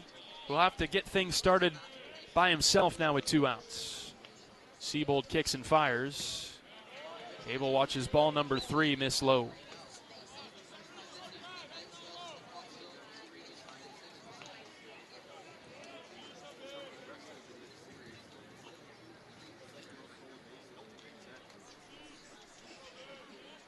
Let's see if Gable's got a red light on 3-0. He does, and takes an inside strike.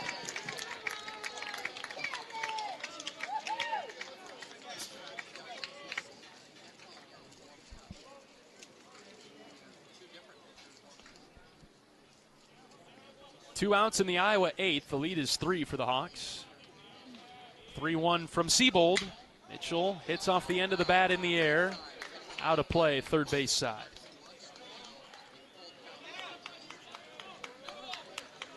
Indiana has 2 arms loosening in the bullpen. Siebold up over 70 pitches now. His season high is 80. And he has kept Indiana in the game. He's given up a couple of runs, but has steadied the game. Full count pitch to Gable. Here it comes. Mitchell swings and misses. Boy, I tell you. 3 strikeouts today for Gable. He's done plenty offensively, though, with a 2 RBI triple and a single. You just don't see Gable that boom or bust very often. We'll go to the bottom of the 8th. Iowa 7, Indiana 4. Back in 60 seconds on the Hawkeye Radio Network from Learfield. At MidAmerican Energy, our 1.6 million customers depend on our energy 24/7. That's why we work 24/7 to deliver the safe, reliable energy you need. To keep our 99.9% reliability record, we're enhancing our technology, improving resiliency, and investing in critical infrastructure. We're generating power from all available resources to cover any increases in demand. And we're innovating to ensure you always have the energy you need. MidAmerican Energy, obsessively, relentlessly at your service. You're a Hawkeye. You named your dog Kinnick and your cat Herky. Your morning alarm is back in black. Yep, you're a Hawkeye. And now it pays to be a Hawkeye with a Hawkeye account from Community Choice Credit Union. Low fees and great perks, plus Iowa exclusives like your choice of a Hawkeye-powered Visa debit card, Iowa merchandise, and exclusive giveaways. You've spent more time at Finkbine than you have at your office, so we know you're a Hawkeye. Now make it pay with a Hawkeye account from Community Choice. Learn more at HawkeyeAccount.com.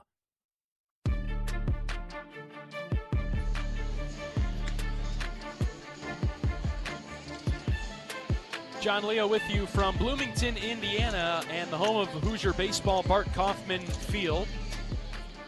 In the bottom of the 8th now, Iowa 7, Indiana 4. Jaron Bleeker back to the mound. Bleeker will try to get Iowa through the 8th. And he'll face 8, 9, and 1, Moore, Fry, and Denny.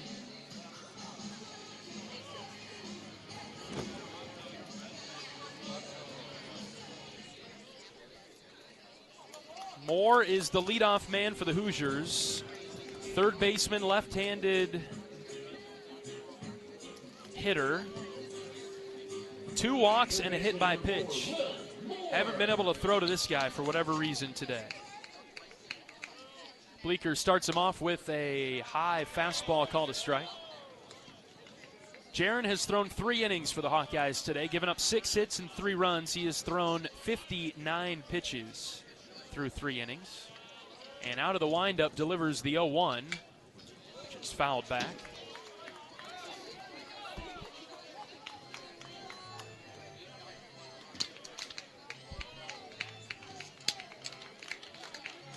Iowa currently in a tie for 8th place in the Big Ten. Tied with Illinois, who is the opponent next weekend at Banks. 0-2 pitch from Bleeker. Tapped foul over to the right. It'll be the final weekend home series at Banks. Last one of the season. We'll wrap things up against Purdue May 14th through 16th at Principal Park in Des Moines. 0-2 from Bleeker. Low and away. Check swing, didn't go. So Iowa and Illinois next weekend in Iowa City. That'll be a big series. Iowa attempting to go up a game on Illinois in the standings and get into a tie for 7th with Ohio State. 1-2 pitch, hit on the ground to second. Gable fields it off to the side. Mitchell throws it over to first. And an important out number one obtained by Jaron Bleeker and the Hawkeyes in the 8th.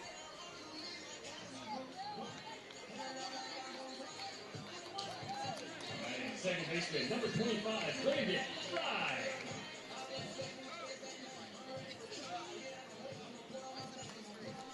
One down, bases clear for the 9-hitter Landon Fry. He's been on a couple of times today. And the first pitch from Bleeker, hit on the ground, chopped to Schulte at short. Cooper's got it. He throws a laser over to Wolf, who sends one right back to him, 2 down. Nicely done by Bleeker to come in and meaning business, getting a couple of ground outs, and now facing the top of the order.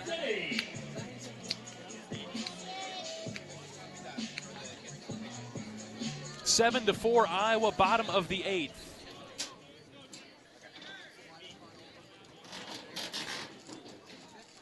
And the first pitch to Denny, hit in the air to center. Risley on the run, into the gap. Miles coming forward, can't make the play. It bounced. And it's a single for Denny. Miles was sprinting so fast he winds up in right field. I thought Miles was going to lay out for that one. A full dive is what it would have required for Risley to grab it. But he couldn't quite get there, and Strohmeyer, fortunately backing it up, holds Denny to a single. I think the wind might have knocked that one down on Risley. 2 outs for Decker. First pitch swinging is the Hoosier center fielder, and he pulled it foul to the Iowa dugout. Joe Husak is warming. He has been for a little while now in the Iowa bullpen. Would expect him to pitch the 9th. Don't need to see him any sooner than that. 2 outs in the Hoosier 8th, the 0-1. Strike called, outside corner, beautiful pitch from Bleeker. Jaron, another one of those arms for Iowa that is just a flatliner. You don't get a lot of emotion out of Jaron. He's right there with Logan Rundy and Maddox Freeze. Joe Husak will be a different story in the 9th. 0-2 from Bleeker. Fastball outside. Love that pitch from Jaron. It was off the plate, but Decker was thinking about it. Bleeker grinding out these middle innings for Iowa, doing a fine job. 1-2 pitch from the belt. He kicks and fires. Another ground ball tapped over to the right. That's foul, and we'll do it again at 1-2.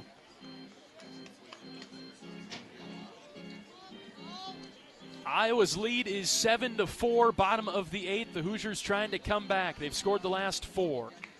Iowa attempting to hold. The 1-2. High fly ball in the air to left, tailing towards the line. That'll get out of play. Decker spraying it around with foul balls.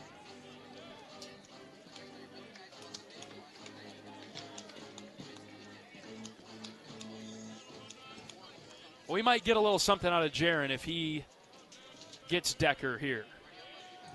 The 1-2. Ground ball, foul. Just to the right of the green bag at first.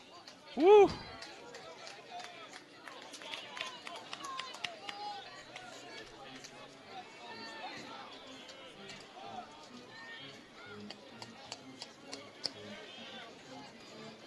Decker is 0 for 4 today with a couple of strikeouts.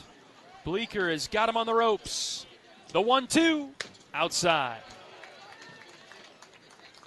Fastball at 93 from Jaron. He's still firing it in there. Counts even at 2 now. Bleeker has Decker backed into a corner. 2 balls, 2 strikes, 2 outs. The pitch. Popped him up, foul over to the left.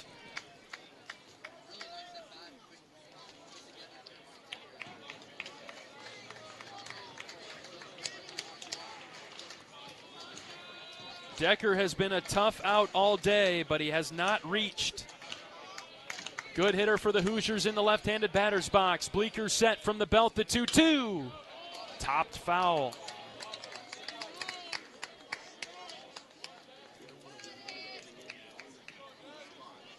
Banged it straight into the turf over to the left. Long at bat. Bleeker has the sign that he likes. Count remaining 2-2. He's ready. Grips it, rips it. Just low.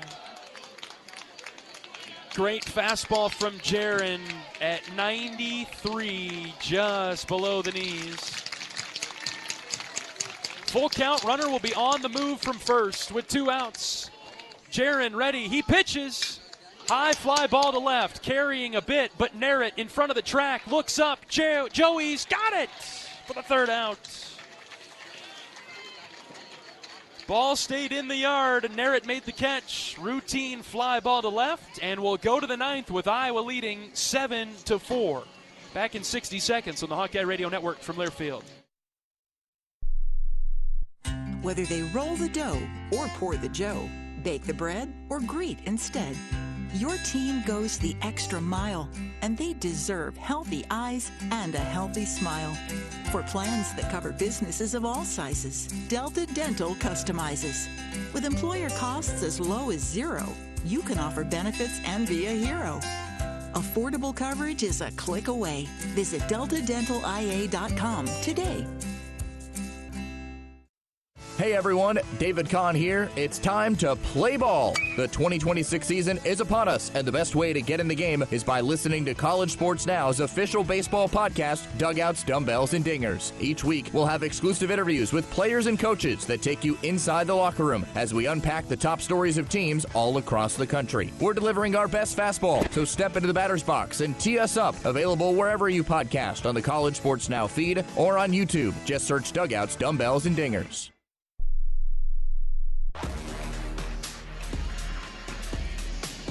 Top of the 9th inning in Bloomington. Iowa 7 and Indiana 4. The Hawkeyes coming to the plate with Risley, Wolf, and Geffrey. And the Hoosiers sticking with Seabold, who's thrown 76 pitches, but he's been pretty sharp. 4 innings, 2 hits, 2 unearned runs, 5 strikeouts, and 2 walks. Iowa looking for its 10th Big Ten win. After getting swept by USC and UCLA, the Hawkeyes looking to be on the right side of a sweep. 3 outs away from doing that and taking care of Indiana. But the top of the 9th to work through first as Risley takes up for ball 1. Wouldn't mind a run or 2 here. The lead is 3. Any insurance will be good for the black and gold, assuming Joe Husak will be coming into the game to pitch the 9th. Ball and no strikes on Risley, the pitch. Breaking ball in there for a strike. Miles watched it go by. Risley, Iowa's center fielder from Johnston. Outstanding high school program in the Des Moines area. Risley has been a great center fielder for the Hawks. 1-1 to Miles. Half swing. A swinging bunt back to the pitcher and thrown to first for the out as Risley is retired. Good play by Seabold.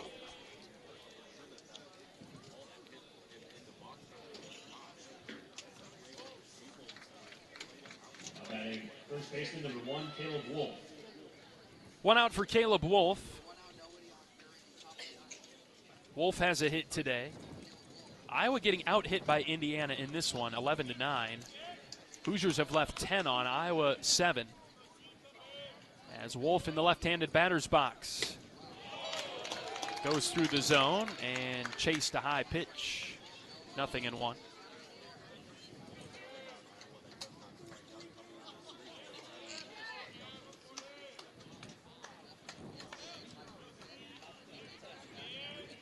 Oh, 1 to Caleb.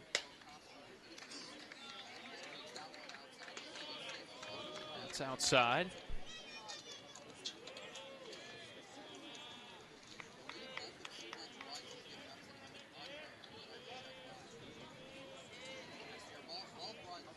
Ball and a strike on Wolf, right versus left, and the pitch. That's high and tight. Caleb laid off that one this time.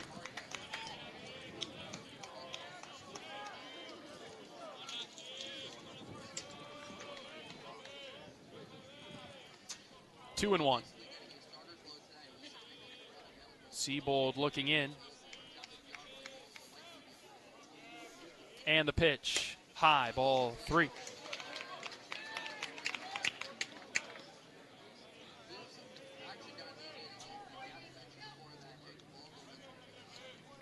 Geffrey on deck.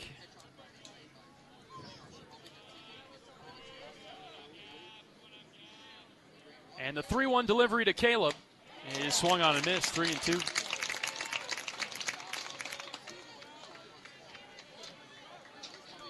Caleb wanted to put a charge into that one to right.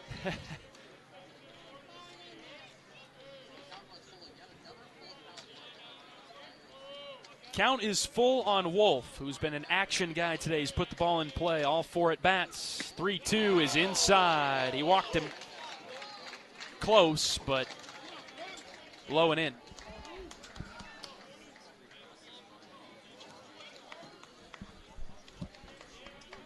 And now Carter Geffrey stalking to the plate.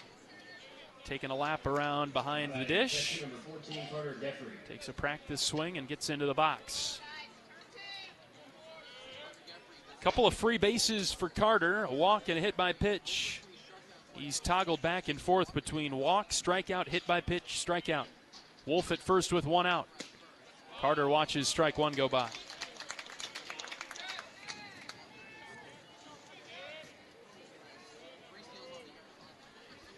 Just after 4 o'clock Eastern time. Over 3 hours in today's game. Headed in that direction. Started right at 1:05 today. Beautiful weekend for baseball in Bloomington. Iowa looking to sweep the Hoosiers. 1-1 pitch to Geffrey. The pitch. Carter fouled it off the glove of Schuyler behind the plate. It's 1-2.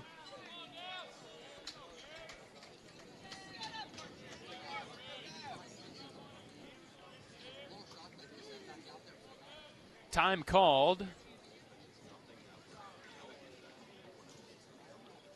And Coach Sutherland pulling Carter over in front of the dugout. And here comes AT Jake Feldman. Don't like to see Jake in this situation as Carter is pointing to his right wrist. As Carter gets checked out, let's pause 10 seconds for station identification. 10-second station ID. This is Iowa Hawkeye Baseball.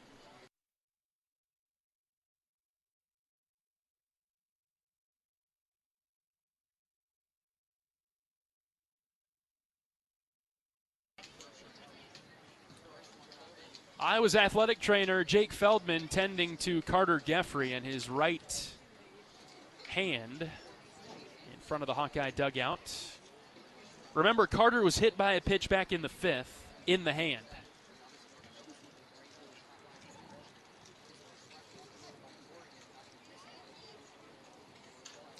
And Jake performing some sort of exam on the right hand of Carter Geffrey.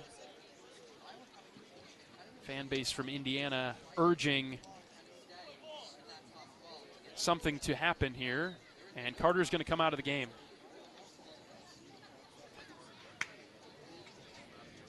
Middle of the at-bat at 1-2. Geffrey will come out, and this will change things up here. Matt Delgado is in the bullpen catching. I don't know that he'll hit here. We'll see who Iowa will throw in to finish this at bat. But Delgado's going to have to go in and catch unless they go to Burt and lose the DH. Mitch Wood is going to come out of the Iowa dugout.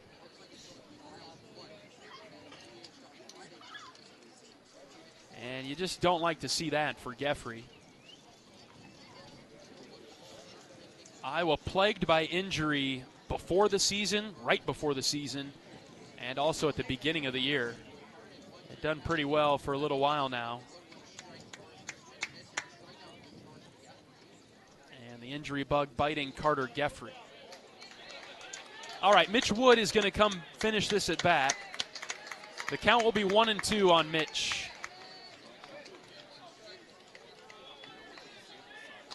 pinch hitter number 24, Mitch Wood. Runner at first and one out.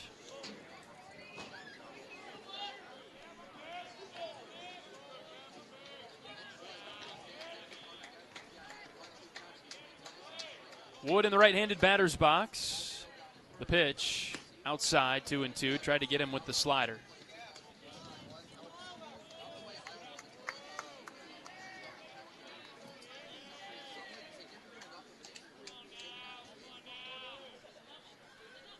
Wolf, the runner at first base for Iowa in the ninth. It's 7-4 Hawks. With one away, the 2-2 to Wood. Strike three called at the top of the zone.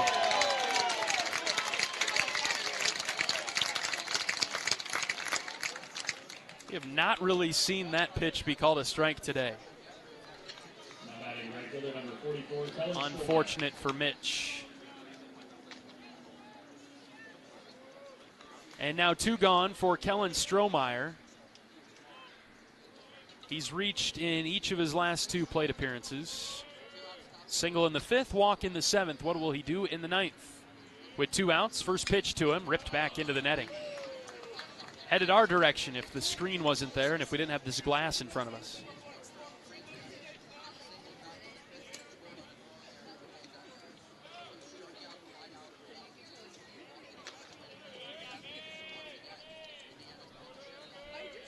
Strohmeyer is 1 for 3 today, and the next pitch to him is low and in. Counts even at 1.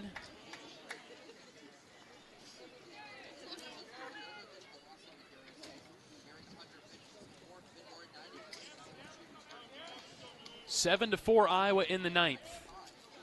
Iowa has been very good, especially early on in this game with two outs. 1-1 pitch to Strohmeyer, low and away. Iowa has drawn 5 walks today. Have struck out 10 times, but have made up for it with 4 extra base hits. 2 balls and a strike on Strohmeyer. Right versus left is the matchup here. Indiana shifted over to the right. Strohmeyer got under it and flared it foul to the left.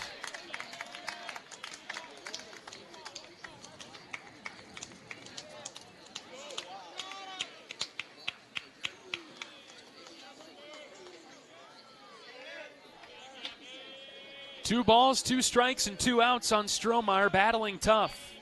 Siebold ready, the pitch. Fouled off the mitt of Schuyler. Gutsy effort by Siebold this afternoon for Indiana. He has kept the Hoosiers in it.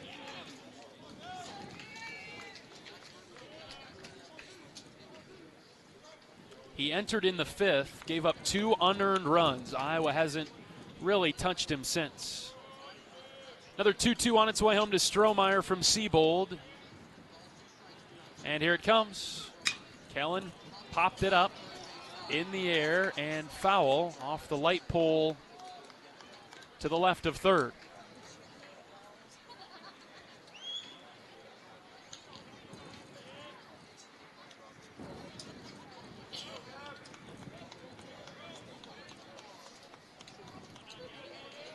Top of the ninth, Iowa up by 3.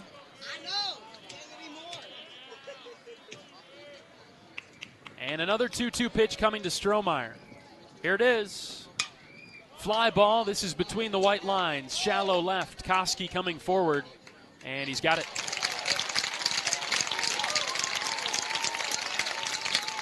Third out of the inning is recorded. 1 out walk to Wolf does not hurt the Hoosiers. Bottom of the ninth coming up. Last chance for IU. It is 7-4. Iowa's got the lead. We're back in 60 seconds on the Hawkeye Radio Network from Learfield. If you or someone you know is having thoughts of suicide, experiencing a mental health or substance use crisis, or just needs someone to listen, 988 provides a direct connection to free, confidential, and compassionate support. When you call, text, or chat 988, you'll be quickly connected to trained crisis counselors who will listen to your concerns, provide support, and connect you to additional resources if needed. There is hope. You are not alone. For 24/7 support, call or text 988 or chat 988lifeline.org. Save time when you shop online with Hy-Vee. Hy-Vee makes it easy to order groceries online through our app or Hy-Vee.com. Pickup is always free. And if you have a Perks Plus membership, you get free delivery and free express pickup. Shop online with Hy-Vee and you can create and save grocery lists. Shop the sales and get fuel savers. Talk about convenience. Order groceries online today. Check out Hy-Vee.com or download the Hy-Vee app.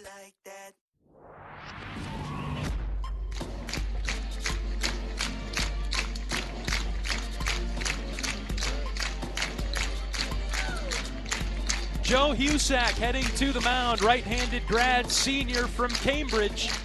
He'll come in for the save opportunity, looking to close the door on Indiana. It's 7-4 in the bottom of the ninth. Husak for the Hawkeyes, appearing for the 16th time. A .573 ERA, has one save this season, 22 innings pitched, 20 strikeouts, and 5 walks. Opponents bat .234 on Joe. Husak, a transfer from Illinois State, where in 2025 recorded 14 saves. He was the Redbird closer. Second in program history for Illinois State.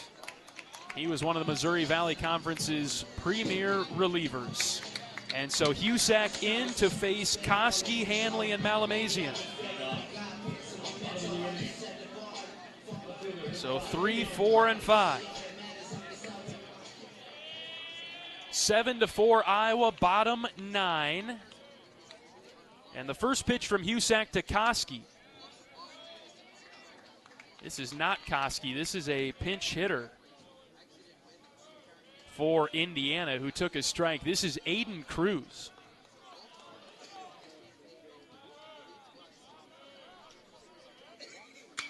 And he pops one up on the infield.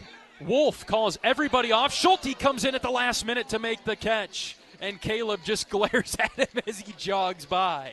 Whoa, okay. Schulte makes the catch. Interesting there, they didn't go with Koski. And Jake Hanley up now for Indiana. He's got a couple of singles. And a swing and a miss by him to start this at bat.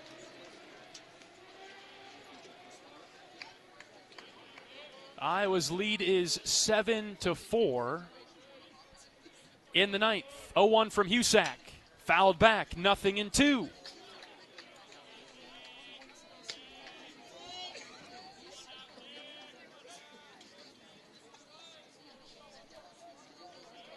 Joe, the right-handed closer for Iowa, out of the windup is ready. Here comes the 0-2 to Hanley. High, eye level.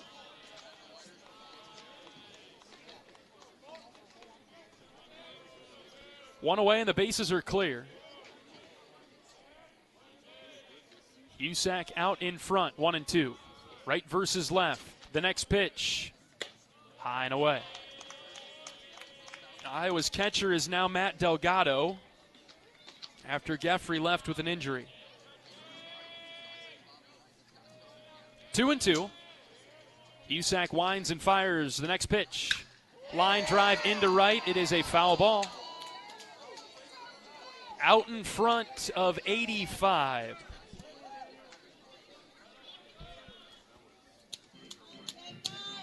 He saw it well, but couldn't wait for it to get there.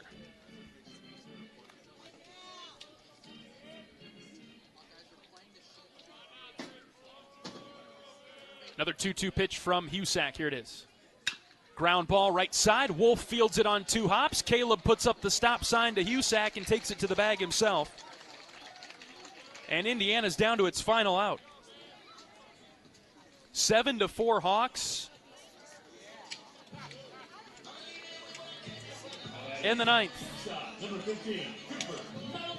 Cooper Malamazian is up. He's Indiana's last chance. With 2 outs, bases are empty. Husak's first pitch in there for a called strike.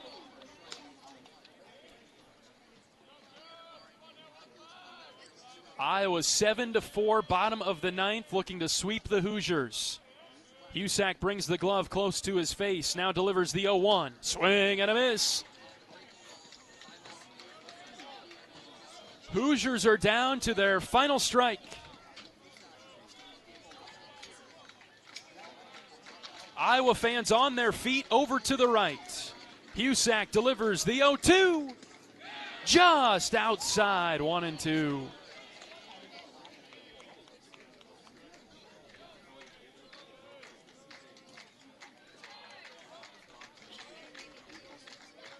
Iowa fans getting behind Joe Husak. Brings the glove close to his face. 1 ball, 2 strikes, 2 outs. The pitch from Joe. Line drive right to Gable Mitchell, who made the catch. Game over as the Hawkeyes hop out of the dugout and complete the sweep of the Hoosiers. A 7-4 Sunday winner for the black and gold. 3 up, 3 down for Joe Husak. He slams the door on Indiana, and Iowa moves to 26-16 on the season, 10-11 in Big Ten play. Indiana down to 19-24 and 6-15 in the league. Huge sweep of the Hoosiers this weekend. Iowa takes care of Indiana with a 7-4 victory this afternoon. Play the song, A Happy Bus Ride Home, back to Iowa City. We'll be back with post-game coverage after this on the Hawkeye Radio Network from Learfield. Hey fans, I know you'd do anything for a win on game day and an ice-cold Bud Light. Because whether you're tailgating in the parking lot or parked on the couch, sitting on your lucky stool at the bar, or standing in the fan section all game long, the clean, crisp taste of Bud Light turns a win into a win-win. And there's nothing easier to enjoy than that. Bud Light. Easy to drink, easy to enjoy. Enjoy responsibly. Anheuser-Busch Bud Light Beer, St. Louis, Missouri. You're a Hawkeye. You named your dog Kinnick and your cat Herky. Your morning alarm is back in black. Yep, you're a Hawkeye. And now it pays to be a Hawkeye with a Hawkeye account from Community Choice Credit Union. Low fees and great perks, plus Iowa exclusives like your choice of a Hawkeye-powered Visa debit card, Iowa merchandise, and exclusive giveaways. You've spent more time at Finkbine than you have at your office, so we know you're a Hawkeye. Now make it pay with a Hawkeye account from Community Choice. Learn more at HawkeyeAccount.com.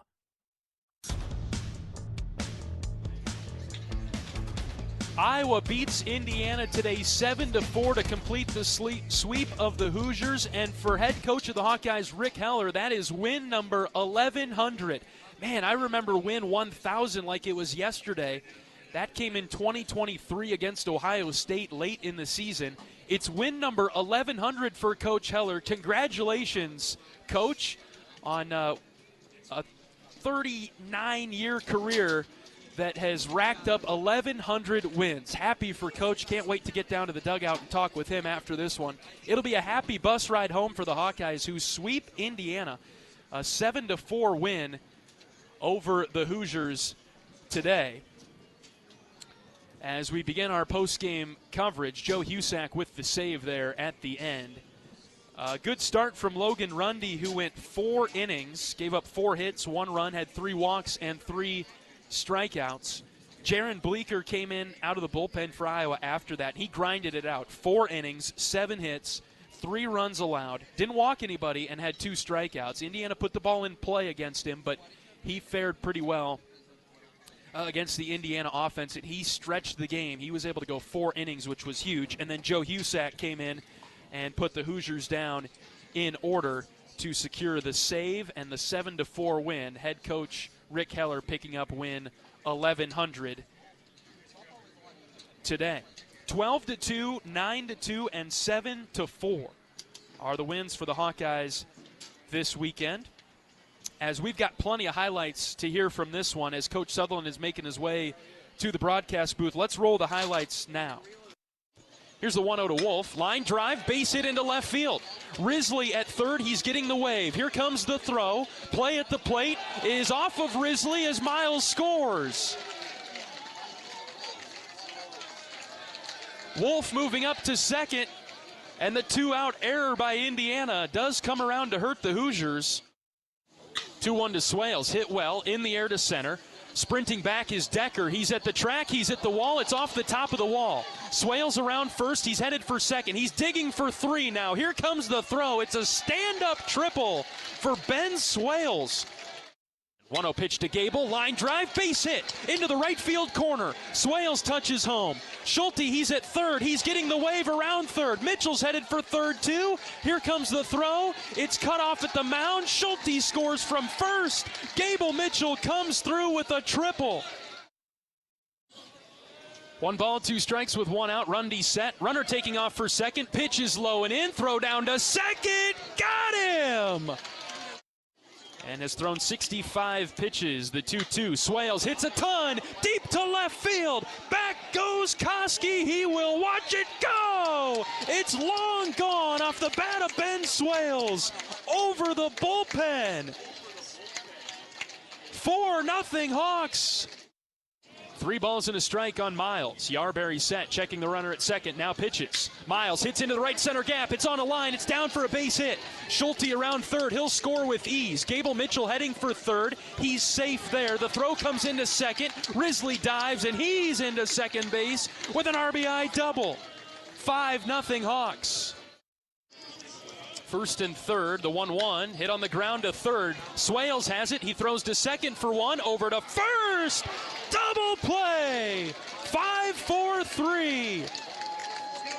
Nice turn by the Hawkeyes. The run does score for Indiana. And Jaron in front of Skyler, 1-2. Bleeker's pitch is right down the middle, and Skyler watched it go by. Bleeker struck him out. And the Hoosiers leave a couple more on. Bleeker goes from the stretch, first base side of the rubber. The 0-1 pitch, ground ball right to Schulte at short. He'll win the race to second base. Force out there. Iowa fans getting behind Joe Husak. Brings the glove close to his face. 1 ball, 2 strikes, 2 outs. The pitch from Joe. Line drive right to Gable Mitchell, who made the catch. Game over as the Hawkeyes hop out of the dugout and complete the sweep of the Hoosiers. A 7-4 Sunday winner for the black and gold. Plenty of highlights all weekend long, capped off by a 7-4 win to complete the sweep over Indiana. We're joined by Associate Head Coach Marty Sutherland. Coach, got it done. We needed the series win, got the series sweep. Well done. Yeah, challenged them to finish it off, and you know, we had a couple moments. We really hadn't had moments in the first two games, meaning we kind of got out to leads and everything kind of was not easy, but you never were super stressed. You know, maybe the double play yesterday on Hanley, but this got a little crazy there in the middle of the game. You know, we got a little sloppy, didn't make a couple plays. You know, credit to them, they just kept putting good at bats together, and then Jaron came in and minimized the damage, did a great job, and we were able to survive it. And you know, credit to their guys, we didn't get much offensively the back half of the game. The funny thing is, I thought the at bats were actually really good. We just didn't, you know, we win our 3-2s. You know, credit to that kid. He just kept throwing strikes, and we couldn't capitalize. But overall, you got to kind of win one of these type of games on a weekend where, you know, you get punched, and then we call them an OS moment. You know, you got to have one of those and just respond, and guys did a great job. What did you see out of Rundy and Bleeker today, Coach? You know, a good thing is I thought Logan was sharper this week than he was last weekend. You know, and then just kind of the frustrating thing is just that walk to start the fifth. You know, it's just a 4-pitch walk, non-competitive after, you know, you just get another couple 2-out runs. It's 5-0, you know, and then they hit and run, and then you feel like, okay, you know, the hard part is you just don't want to bring somebody into a bigger storm than you know is needed, and so you just felt like the right time to, you know, Logan wants to work through that, you know, obviously, but just felt it was the right time to go to Bleak. He does a good job of getting out of that inning with just the 1 run, and then they just get some things going, you know, in the 6th. But he was able to get a pop out, and then you know, I think maybe a ground out or a fly out, whatever it was, but worked out of that inning, and that was really the inning, right? If it gets to 7-5, 7-6. You know, it's a different feel in the dugout, but getting out of there still with a 3-run lead feels a heck of a lot better. It was really impressive offensively, Coach. We had 8 hits at one point through 4 or 5 innings, and 7 of them were with 2 outs. We did pretty well with runners in scoring position today. All those things that we've been talking about for so long, guess what? Stick to the process right along with it, and the breakthrough weekend was this weekend against Indiana. Yeah, and I think the first 5 runs we scored were 2 outs, and some of those were 2 outs, nobody on, and just continued to get really big hits with Riz and Gable and just some guys that just really Caleb, so just continued to have some big hits there, and we challenged him. Coach challenged him basically verbatim on what you and I talked about. That's what I was told was happening in the dugout or in the locker room after the frustrating game on Wednesday. He's like, listen, man, this is the deal. Or actually, it was Sunday. This is the deal. I mean, this is going to make or break our season. We got to be better in these moments, or we're going to be fighting uphill, and we're not going to get what we want. And whether that's not necessarily why it happened, it happened. That's and why we scored 7 and 9 and 12 or whatever is because we just were better in those spots. We did a better job moving guys. We did a better job executing in general, and then just guys just clutching up. And a bevy of guys, you look at Ben has 3 hits, just does a really good job, the big homer. Then Cooper drops a bunt down, Gable gets a hit, and then we just get going. Riz has a big 2-out hit. All that stuff happened with 2 outs. So those are the types of things that lead to you feeling pretty good when you leave the park. And so what a weekend. It was a really big swing weekend. You're close with Indiana, moving it, coming into the weekend, and now you build some distance and you stay tighter into the middle of the pack of the Big Ten race, and a similar weekend coming up at home, and really our last home weekend. Right. So we need great crowds and Hawk fans to get behind us and see what we can do here with the last kind of set of home games. A midweek game, Illinois State on Tuesday, and then Illinois coming to town on the weekend. A couple things before we let you go. One quick thing. What did you learn about the team this weekend? Well, what we're capable of. I think that's the big thing is we kept talking about, listen, man, the right guys are here. We're capable of doing these types of things.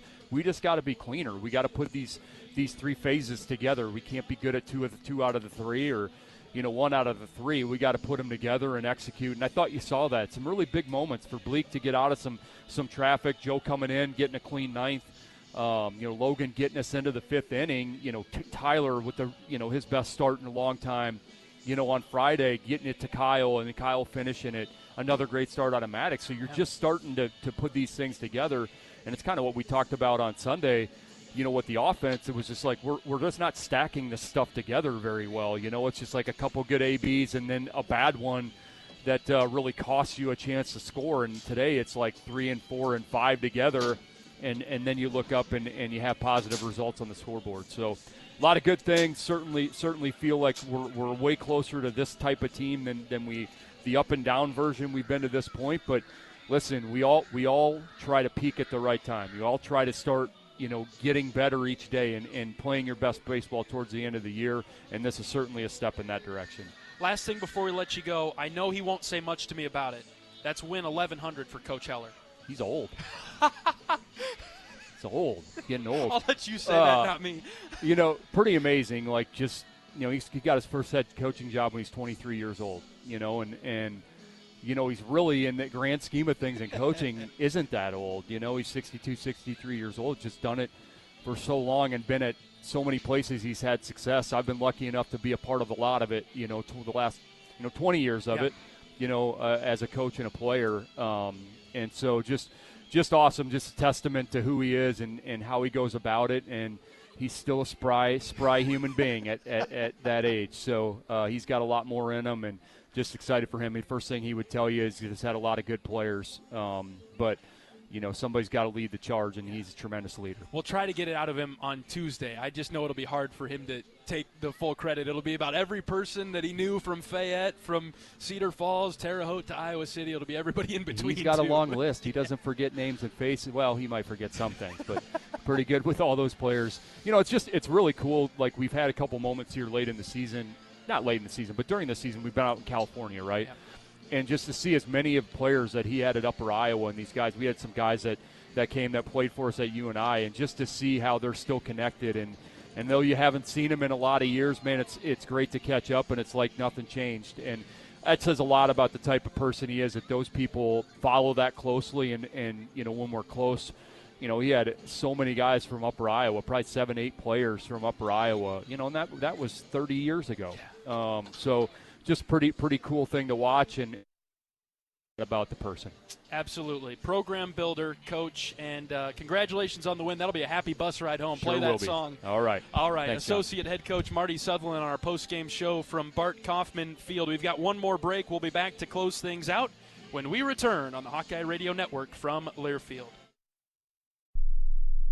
You asked for all the extreme internet performance at an all-in price, and we listened. Get 1 gig internet with a 2-year price lock and everything included. Unlimited data for non-stop streaming, powerful Wi-Fi for enhanced coverage, built-in online threat protection, and internet equipment. All for just $65 a month for 2 years. It's the extreme 1 gig internet deal you asked for. Call 844-4FASTER or visit extreme.com for details. Offer available to new customers only. Price doesn't include one-time charges, tax, and government fees. Hey fans, I know you'd do anything for a win on game day and an ice-cold Bud Light. Because whether you're tailgating in the parking lot or parked on the couch, sitting on your lucky stool at the bar, or standing in the fan section all game long, the clean, crisp taste of Bud Light turns a win into a win-win. And there's nothing easier to enjoy than that. Bud Light. Easy to drink, easy to enjoy. Enjoy responsibly. Anheuser-Busch Bud Light Beer, St. Louis, Missouri.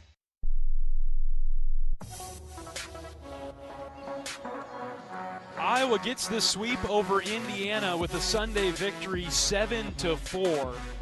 Jaron Bleeker gets the win, his 5th of the season. Yarberry the loss, now 0-5 for the Hoosiers. Joe Husak, his 2nd save of the year, as he went 1-2-3 against Indiana in the 9th. Iowa 26-16 now, 10-11 in the Big Ten.